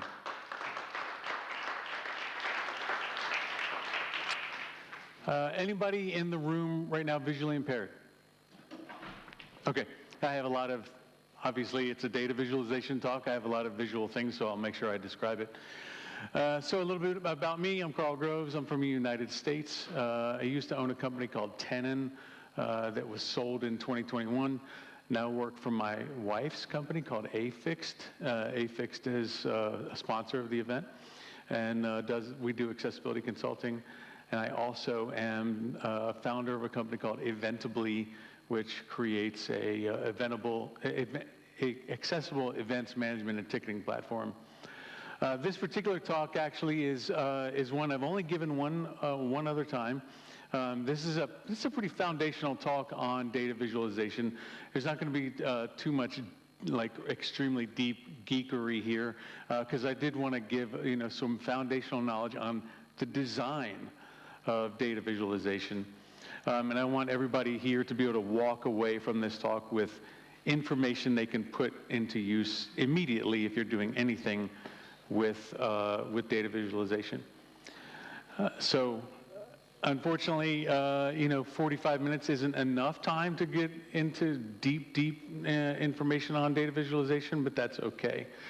The first thing I'll mention is that I view data visualization as accessibility because the entire point of data visualization is to present information in a way that significantly reduces cognitive load on data. So presenting data visually is going to lend itself to making judgments on the information quickly in a way that's not possible with looking at raw data. The entire point of data visualization is so you can see it, you can draw an inference immediately, okay? So, providing text that like calculates the values like min, max, mean, median, mode, standard deviation, all that sort of stuff, really isn't all that terribly useful as it is to see that data presented right in front of you. Even if we're talking about data around skewness or anything like that, like, yes, seeing a number that relates to skewness is awesome, but actually seeing the data skewed is even more useful, and I think that's really cool, and again, that's accessibility. How this works and why it's useful has a lot to do with how your brain works. It entails things like visual processing, memory, color theory, things like that. So instead of getting into all of that stuff in super depth, I'm going to give you a top 10, or actually top 8 really, key accessibility considerations for data visualization and accessibility. So the very first thing to mention is use SVG and ARIA. That's the very first tip. If you're old, like me, you might remember a time when all the charts and graphs on the web were actually bitmapped images like JPEGs and PNGs. And then, as the web standards movement evolved, then we started to see a lot of people creating charts and graphs out of endless layers of divs and all that sort of stuff with CSS and JavaScript used to sort of present it. In fact, that was the go-to mechanism for presenting charts and graphs for a really long time until HTML5 came out. Relatively recently, charting libraries have migrated to using one of two approaches, either using Canvas, the HTML Canvas element, or SVG. And both of those approaches can yield really attractive, really appealing visualizations. Unfortunately, Canvas lacks any ability to expose any information useful to accessibility APIs to present the content to users via their assistive technology. So this is a chart. This is a chart for commonly used screen readers, and it is this is an SVG bar chart. It's not necessarily the best example of an accessible chart in terms of how attractive it is, but the important bits are there. We'll take a look at in a second. But as you can see, this is a purely graphical representation of the data using SVG. And then this is the SVG behind the scenes of that prior slide. So actually, it's better for me to look at that up there. Okay, it's much bigger there. As you can see here, in the opening SVG element, we have a couple bits of ARIA. We have a role of group. That allows it to be traversable. It allows the assistive technology to traverse through the content. Screen reading technology can access the individual text nodes inside, as well as the labels and any interactive content. And then the user of an assistive technology can issue keystroke commands to read the content, including reading that content word by word or even letter by letter. In here, we also see ARIA labeled by. ARIA labeled by is pointing to an ID element of graph-title. And of course, we see that as the next text node, which is commonly used screen readers. So that becomes the label for the entire chart. It also has ARIA described by. ARIA described by points to graph-desk, and that is the next text node underneath there. And it reads out and it says data and original image from WebAIM Screen Reader User Survey number 6 results. And then again, as you go through this information, there is this is a G element. It has a role of list and ARIA label of bar graph. And then below that, it has list items. So this, because SVG fully supports ARIA, now we have semantic information that's getting read out to the user. This visual information is being read out to a screen reader user as semantic information. Again, it has a role of list, and then it has list items with the data in it, and that's what's going to be read out to the user. So it's fully accessible and of course, visual presentation of the information. Next hint is going to be provide text alternatives. So providing a text alternative for your chart, of course, is really important because it allows people who are unable to see the chart to access the information that it contains. This can include people who are blind or have low vision, and by providing alt text, you can ensure that everyone can access the information in your chart, regardless of the abilities. Now, this is a really cool pattern that I'm borrowing from a person named Amy Cecil. C-E-S-A-L is her name. And this is a really cool pattern. If you notice here, it's got a specific pattern to describe or to structure that text alternative. It says alt equals chart type of data, where then you disclose the reason for including the chart, and then include a link to a data source somewhere in the link. So a real world example of this would be alt equals bar chart of gun murders per 100,000 people, where America's murder rate is 6 times worse than Canada and 30 times worse than Australia. So that's a really cool and super informative mechanism of providing a text alternative. It tells the user all the really important bits that they're going to need to keep in mind. And it's really useful because the level of detail you can go into a text alternative is pretty limited, right? One of the downsides to alt text, to the alt attribute rather, is that it's unstructured information. It's just a string of text. unlike, for instance, what we saw in the prior slide, where the SVG has semantics around lists and things like that. In an alt attribute, it's an unstructured string of information. It gets read out in an unbroken fashion. But that's fine because it lends itself really well to short descriptions, like the one on this slide. And it's important that that be concise and informative due to that constraint that we have. Now, a brief summary takeaway isn't really enough for a lot of information, especially if it's presenting a lot of information. So again, there's an additional recommendation, that second line on the slide, to pay attention to, which is include a link to the data source somewhere else in the text.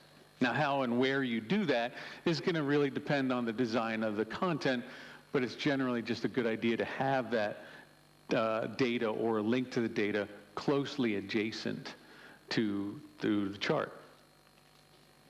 So this is a great example of what I was just talking about in terms of showing the data and the visualization of the data at the same time.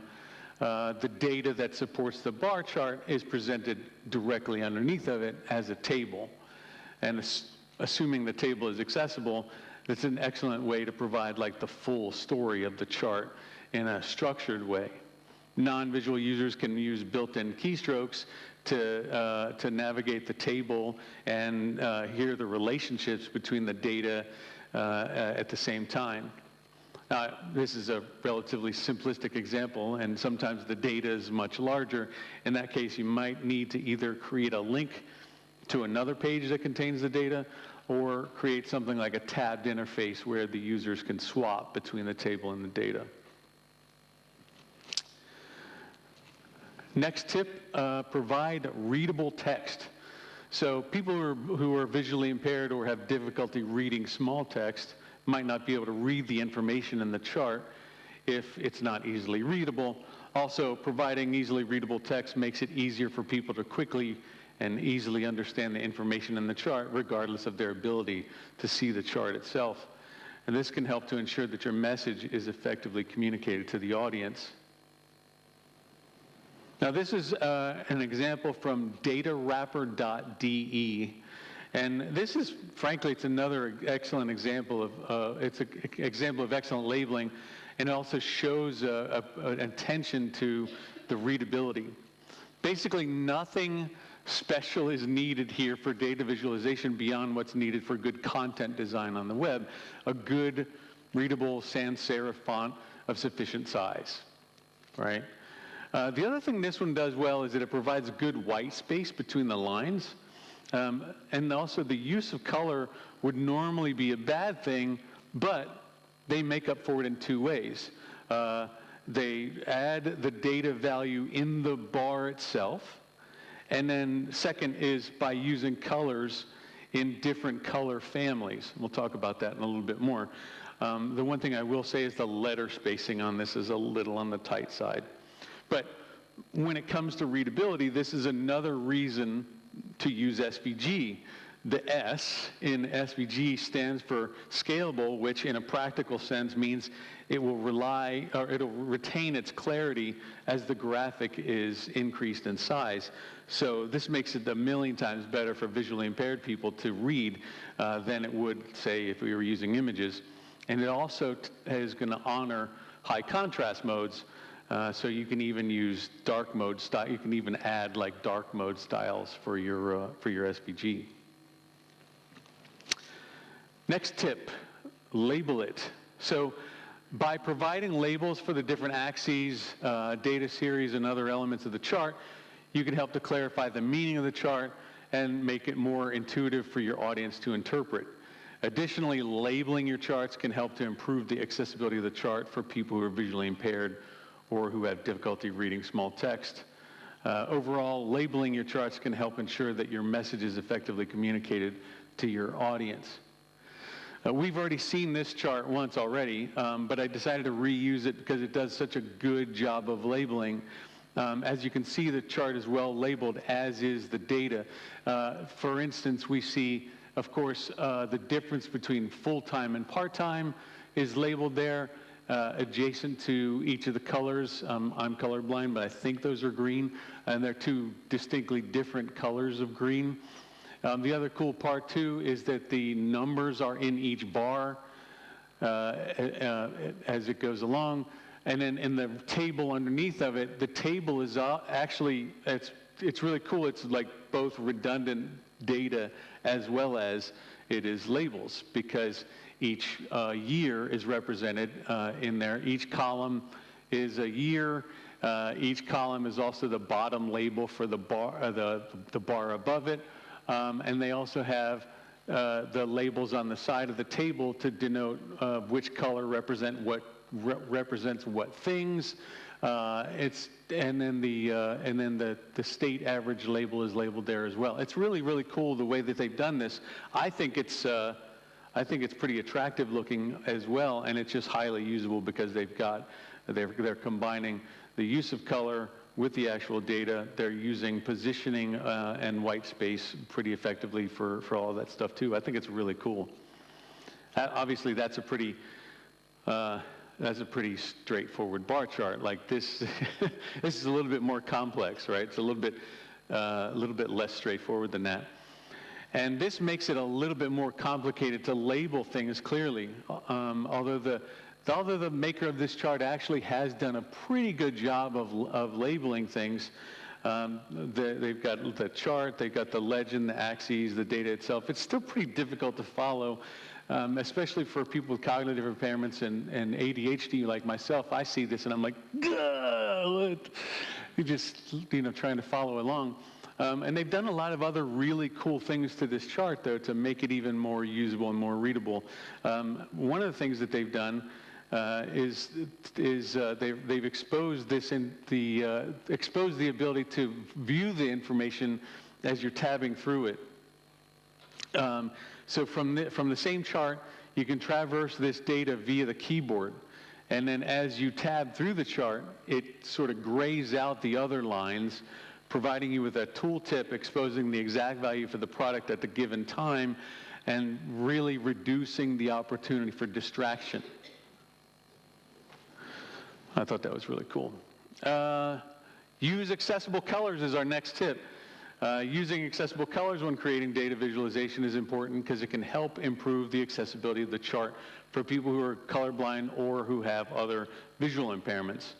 By choosing colors with good contrast and that are easily distinguished from one another, you can ensure that people with these types of impairments can still understand the information in the chart. Additionally, using accessible colors can help to make the chart more understandable for all users, regardless of their ability to see color. These examples, I believe, come from a US-based educational company called Pearson, and they go really deep into color theory and all the best practices for color.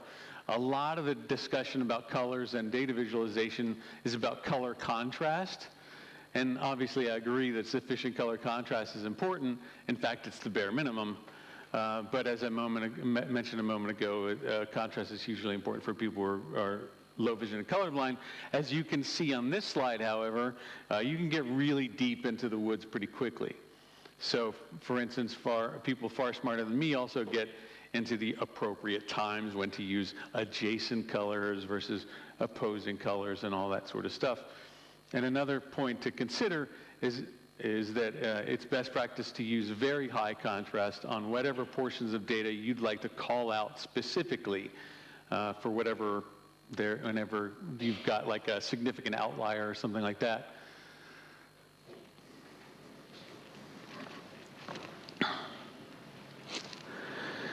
Next tip, describe it. So there's really several options for automatically describing data visualizations depending on the specific needs and requirements of your application. One option is to use a tool or a library that automatically generates an alt text description for the chart based on the data and the visual elements in the chart. And then this description can then be used as the alt attribute for the image element that represents the chart, making it accessible for people who are unable to see it. Additionally, some data visualization libraries and frameworks offer built-in support for automatically generating alt text descriptions for the charts, which can make it easier to implement this functionality in your application. Finally, some screen reader software is able to automatically interpret and describe the content of data visualizations, which can make them more accessible to users who rely on screen readers to access content. So this is an example from HighCharts. And if anybody was just to ask me, hey, which library do you think we should use for charts, my answer is always going to be HighCharts. And this is partly why. The other part is, if you recall, I mentioned earlier the ability to swap between, say, the table and the chart. Well, they have that built into the library, so you can actually use the same. Let's say it's coming from an API or something like that, and you want to send JSON to create the chart. That same JSON can be used to create the structured table alternative in HighCharts as well, and it requires no additional lifting for you. But anyway, this, again, like I said, this example is from HighCharts, and it shows a highly detailed description placed just below the chart. And this kind of description, of course, is way too long for an alt attribute.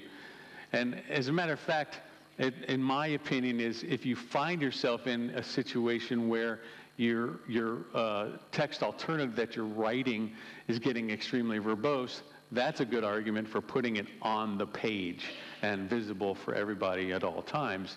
If it requires that much to understand, for somebody who's non-visual, it probably also takes that much to understand for somebody who has cognitive impairments or is low vision or anything like that. Now, some people would argue that this kind of description is only possible on static data, but I disagree. Assuming that you know what type of data is being represented, then the sky's the limit on providing an alternate informative description. In fact, this description could be generated on the fly using the same data source that was used to create the chart, inserting the values as needed into the description as variables. And there's also an opportunity in this case where AI could possibly prove extremely useful for generating the text alternative for this. Next up, make it keyboard accessible. I talked about this a second ago, but I'm going to give you a really cool example coming up. Keyboard accessibility, of course, is important for interactive data visualizations because it allows users who are unable to use a mouse or other pointing device to still interact with and explore the data visualization. By providing keyboard-based interactions such as keyboard shortcuts and tabbing support, you ensure that all users, regardless of their ability to use a mouse, are able to access and use your data visualization. Additionally, providing keyboard accessibility can also improve the overall user experience of your application, as it allows users to quickly and easily interact with the data using their keyboard. This example comes from the Visa chart components, Visa as in the credit card company. And this is an MIT licensed charting library based on web components, where accessibility is one of the forefront concerns. There's an information icon on the top right of the chart. The screenshot shows what that icon looks like when it has keyboard focus. And then what happens is when you activate that control, a dialog appears that describes the keystrokes available for the user to enter the chart, traverse the data in the chart, move among the data, and exit the chart. And as the user does so, the information in the chart will be announced by the screen reader.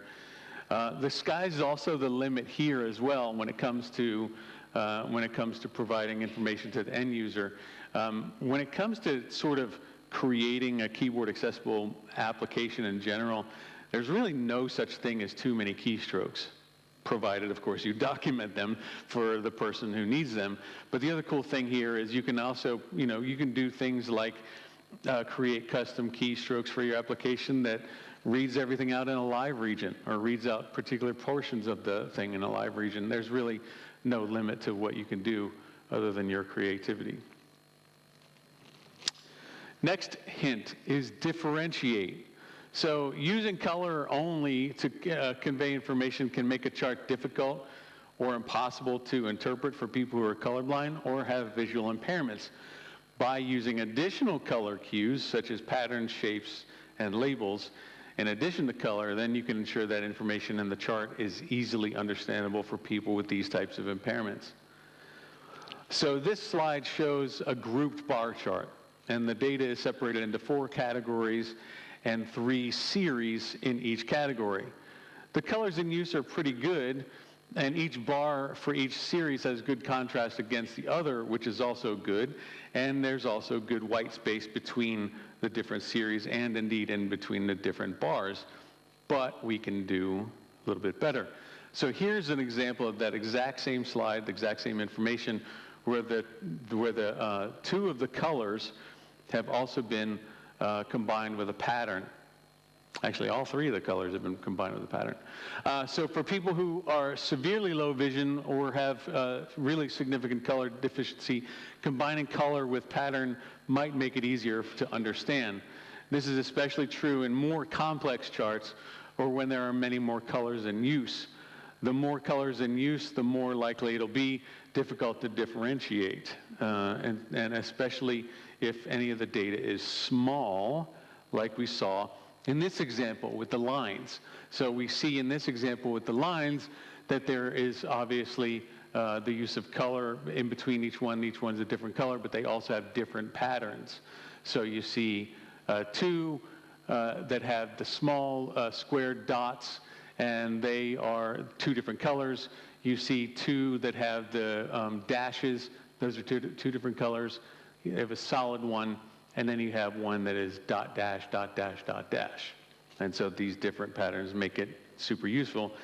And this is really, really a big deal, especially when you are talking about situations where the data intersects with one another and things like that.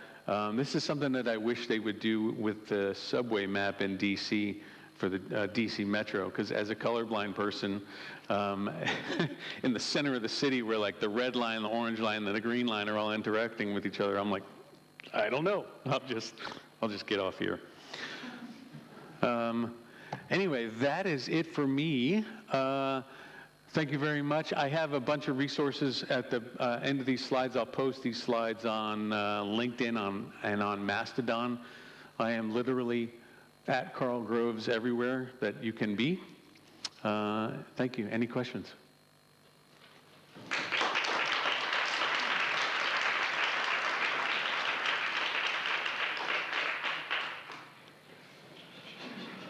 Making Yoshi run.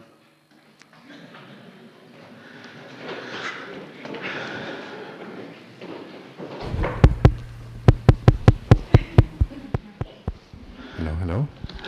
Hello. Hello. Which one is that? This should be number 2, I think. Oh. 2? But Amanda heard me. Hello? Yeah. Yes. Thank you, Carl. Thank you. Fantastic.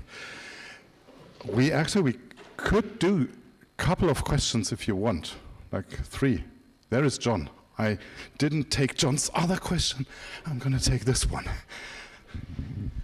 Thank you so much for that. That's very interesting. I've got a colleague, so this is not my speciality, but I've got a colleague at the University of Edinburgh who about a year ago has put in a proposal internally for, we've got a lot of data scientists at the university and we need to try and bring people together. We have a design system for our website, but as you might imagine, data visualization, data scientists, we don't have that.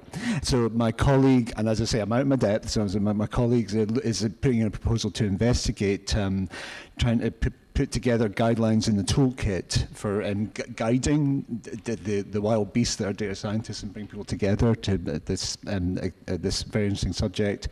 I did a very small contribution. I did a bit of Googling and founded Harvard's guidance and data visualization, so I don't know much about it. I think Ewan was talking about, I think he was looking at the carbon system in IBM, so he was looking at sort of prototypes to try and base them. Do you have any opinions, suggestions about the challenge that we faced and other universities and other organizations face about bringing in, nothing against data scientists, but trying to bring people in that governance to say this is how you can present your data in an accessible fashion? Not really. I mean, I would say utilizing other resources for people who've already sort of, cracked that. There's, like I said in here, one resource I would strongly recommend investigating is Chartability. That's a group of folks, I think they're international, but I know one or two of them are in the United States. They've done a lot of work on this, and I think they have a fair amount of tooling, and I think they have testing on it. So Chartability would be one that I would look into. And like I said, lean in on some of the stuff that other people have done. Like I said, I'll be posting these slides, but another 2 resources I would lean on would be the Pearson Data Visualization Style Guide. That's the one where I got this do's and don'ts for use of color, was from Pearson, and that resource is huge. I only borrowed this one to prove a specific point, but they've done a lot of good stuff on that one. And then I would totally emulate some of the stuff that I've seen in the Visa chart components and things like that, and of course high charts. Yeah. Another question, Mitcha. Give me a second.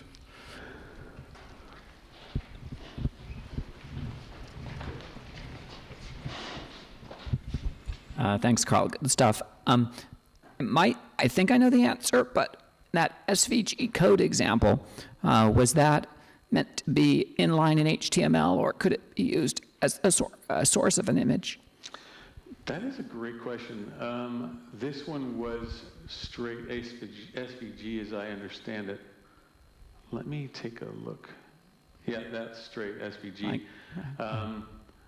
You could embed it as an image, but then you'd lose a lot of that juicy aria that you get in there. Yeah, thank you. Yeah. Another question, maybe. Okay. Oh, Marion, give me a second. You covered a lot, but you didn't talk so much about interactive data visualizations. Do you actually have recommendation for such things?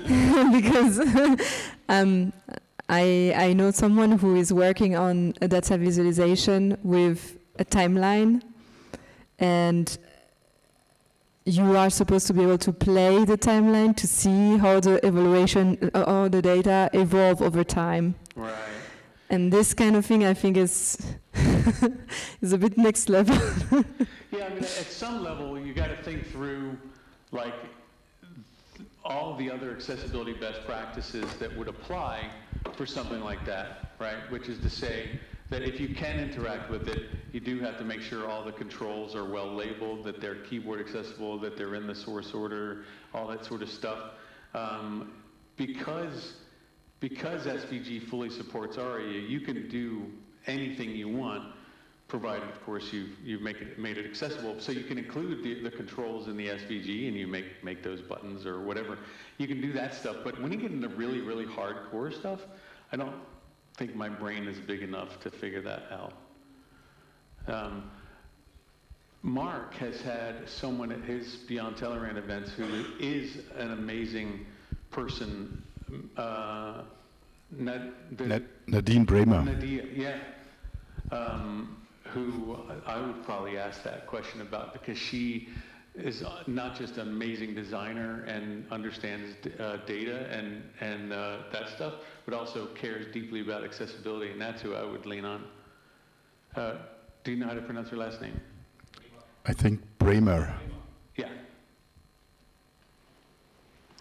Yep. Okay. Maybe one last question? Where's okay. the beer? Oh, sorry. Who said that? Carl, this is a university. There will be beers, but probably not here. No. Okay, so thank you, Carl. Thank you. Thanks for closing this day, kind of. I ordered all the people here at 5 o'clock. We've got 4 minutes left, so we're going to have a 4 minutes break and then do a quick wrap-up of the day. So maybe you want to spend the four minutes grabbing another drink. We don't have to leave the building within seconds after that, so you can hang around a bit. But maybe be here in 5 minutes, or just wait here for the others. Thank you.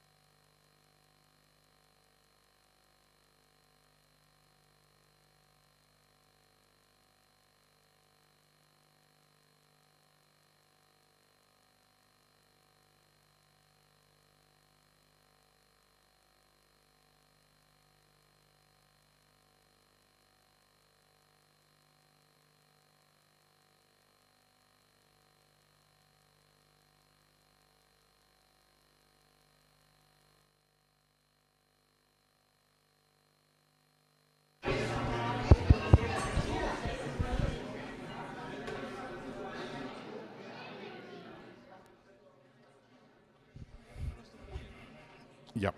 Okay. So, hope all the other sessions have finished in the meantime, and people are back here, if you want at least. Just to quickly wrap this up, so this was Accessibility Club Summit 2025 Day 1, the BarCamp Day. I hope you enjoyed yourself.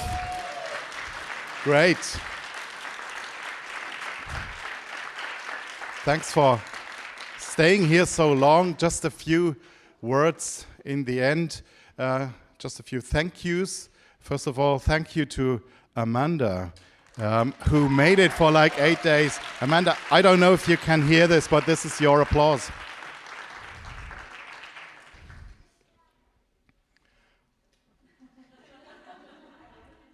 Fantastic job. Like 7 or 8 hours in a row at 1 o'clock in the morning or something. Fantastic. Thank you, Mark, in this room especially, for all the technical switching and everything. And of course, Jacob as well. This was fantastic. Thank you, University of Würzburg, Technical University. Thank you, Tobias, for this awesome space. Thanks to all the other supporters, especially to Mindscreen with CAD. They had their lunch boxes provided. By the way, the lunch boxes, there are still a lot of them left, and I would ask you, if you're going to the train or something, please grab another wrap or something. It would be awful if we had to throw them away. We try to size them down as much as possible, but obviously it was a bit too much, so please take them away. And also, Stefan just told me that they will be here tomorrow as well, again at 10 o'clock, and showcase their testing tool card. So if you want to have a short demonstration, then you can just come here and join them for the sessions. Just use that. Also to the other sponsors and supporters, Carl for providing the live captions, basically the big project for the breakfast snacks, EVNet for the tickets, for the beverages, and H&D Consulting, everyone who supported this event. I'm really grateful. When you leave, yeah, that's an applause. When you leave the building now and you're not coming to get back tomorrow and you want to get rid of your lanyard, there is a box at the exit. Please throw it in there because we're going to reuse it if you don't want to keep it. Obviously, you can also take it home with you if you're collecting lanyards and badges, but if not, we're going to reuse that. It would be nice. And also, there are 2 posters and a lot of sticky dots. Please give us your feedback just by throwing in a sticky dot and telling us how you liked it. We really appreciate that sort of feedback. Thanks to the presenters. That's not the ones only in this room, but all of you. Thank you. Thanks especially to the ones in this big area here. This is an applause, by the way. Okay. Thanks to everyone who helped creating this before the event, today, on site and everywhere. It was really, without you I couldn't do this, or it's a team effort. I hope I didn't forget any names. I did this like last night and I'm not really sure if I forgot. If I forgot you, please excuse me and feel welcome as well. And thank you for being here, obviously. Without you, this wouldn't work at all.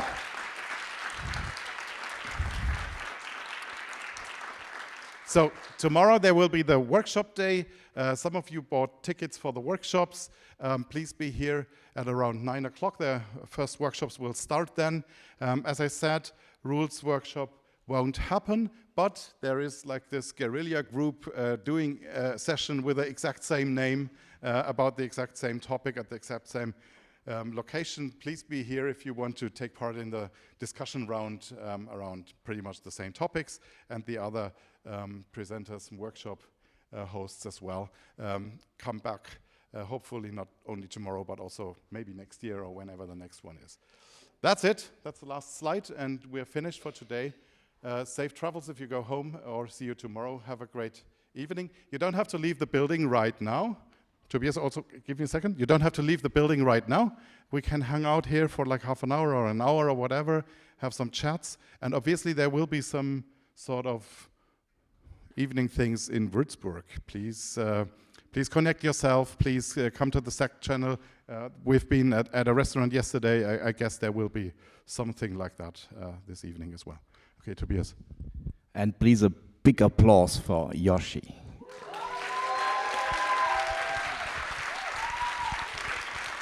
So that's it.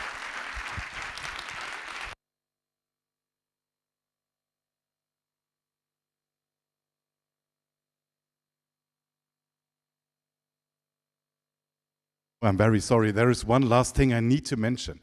There are a couple of IAAP members in the room, I guess, right? The IAAP wants to have a picture of all members.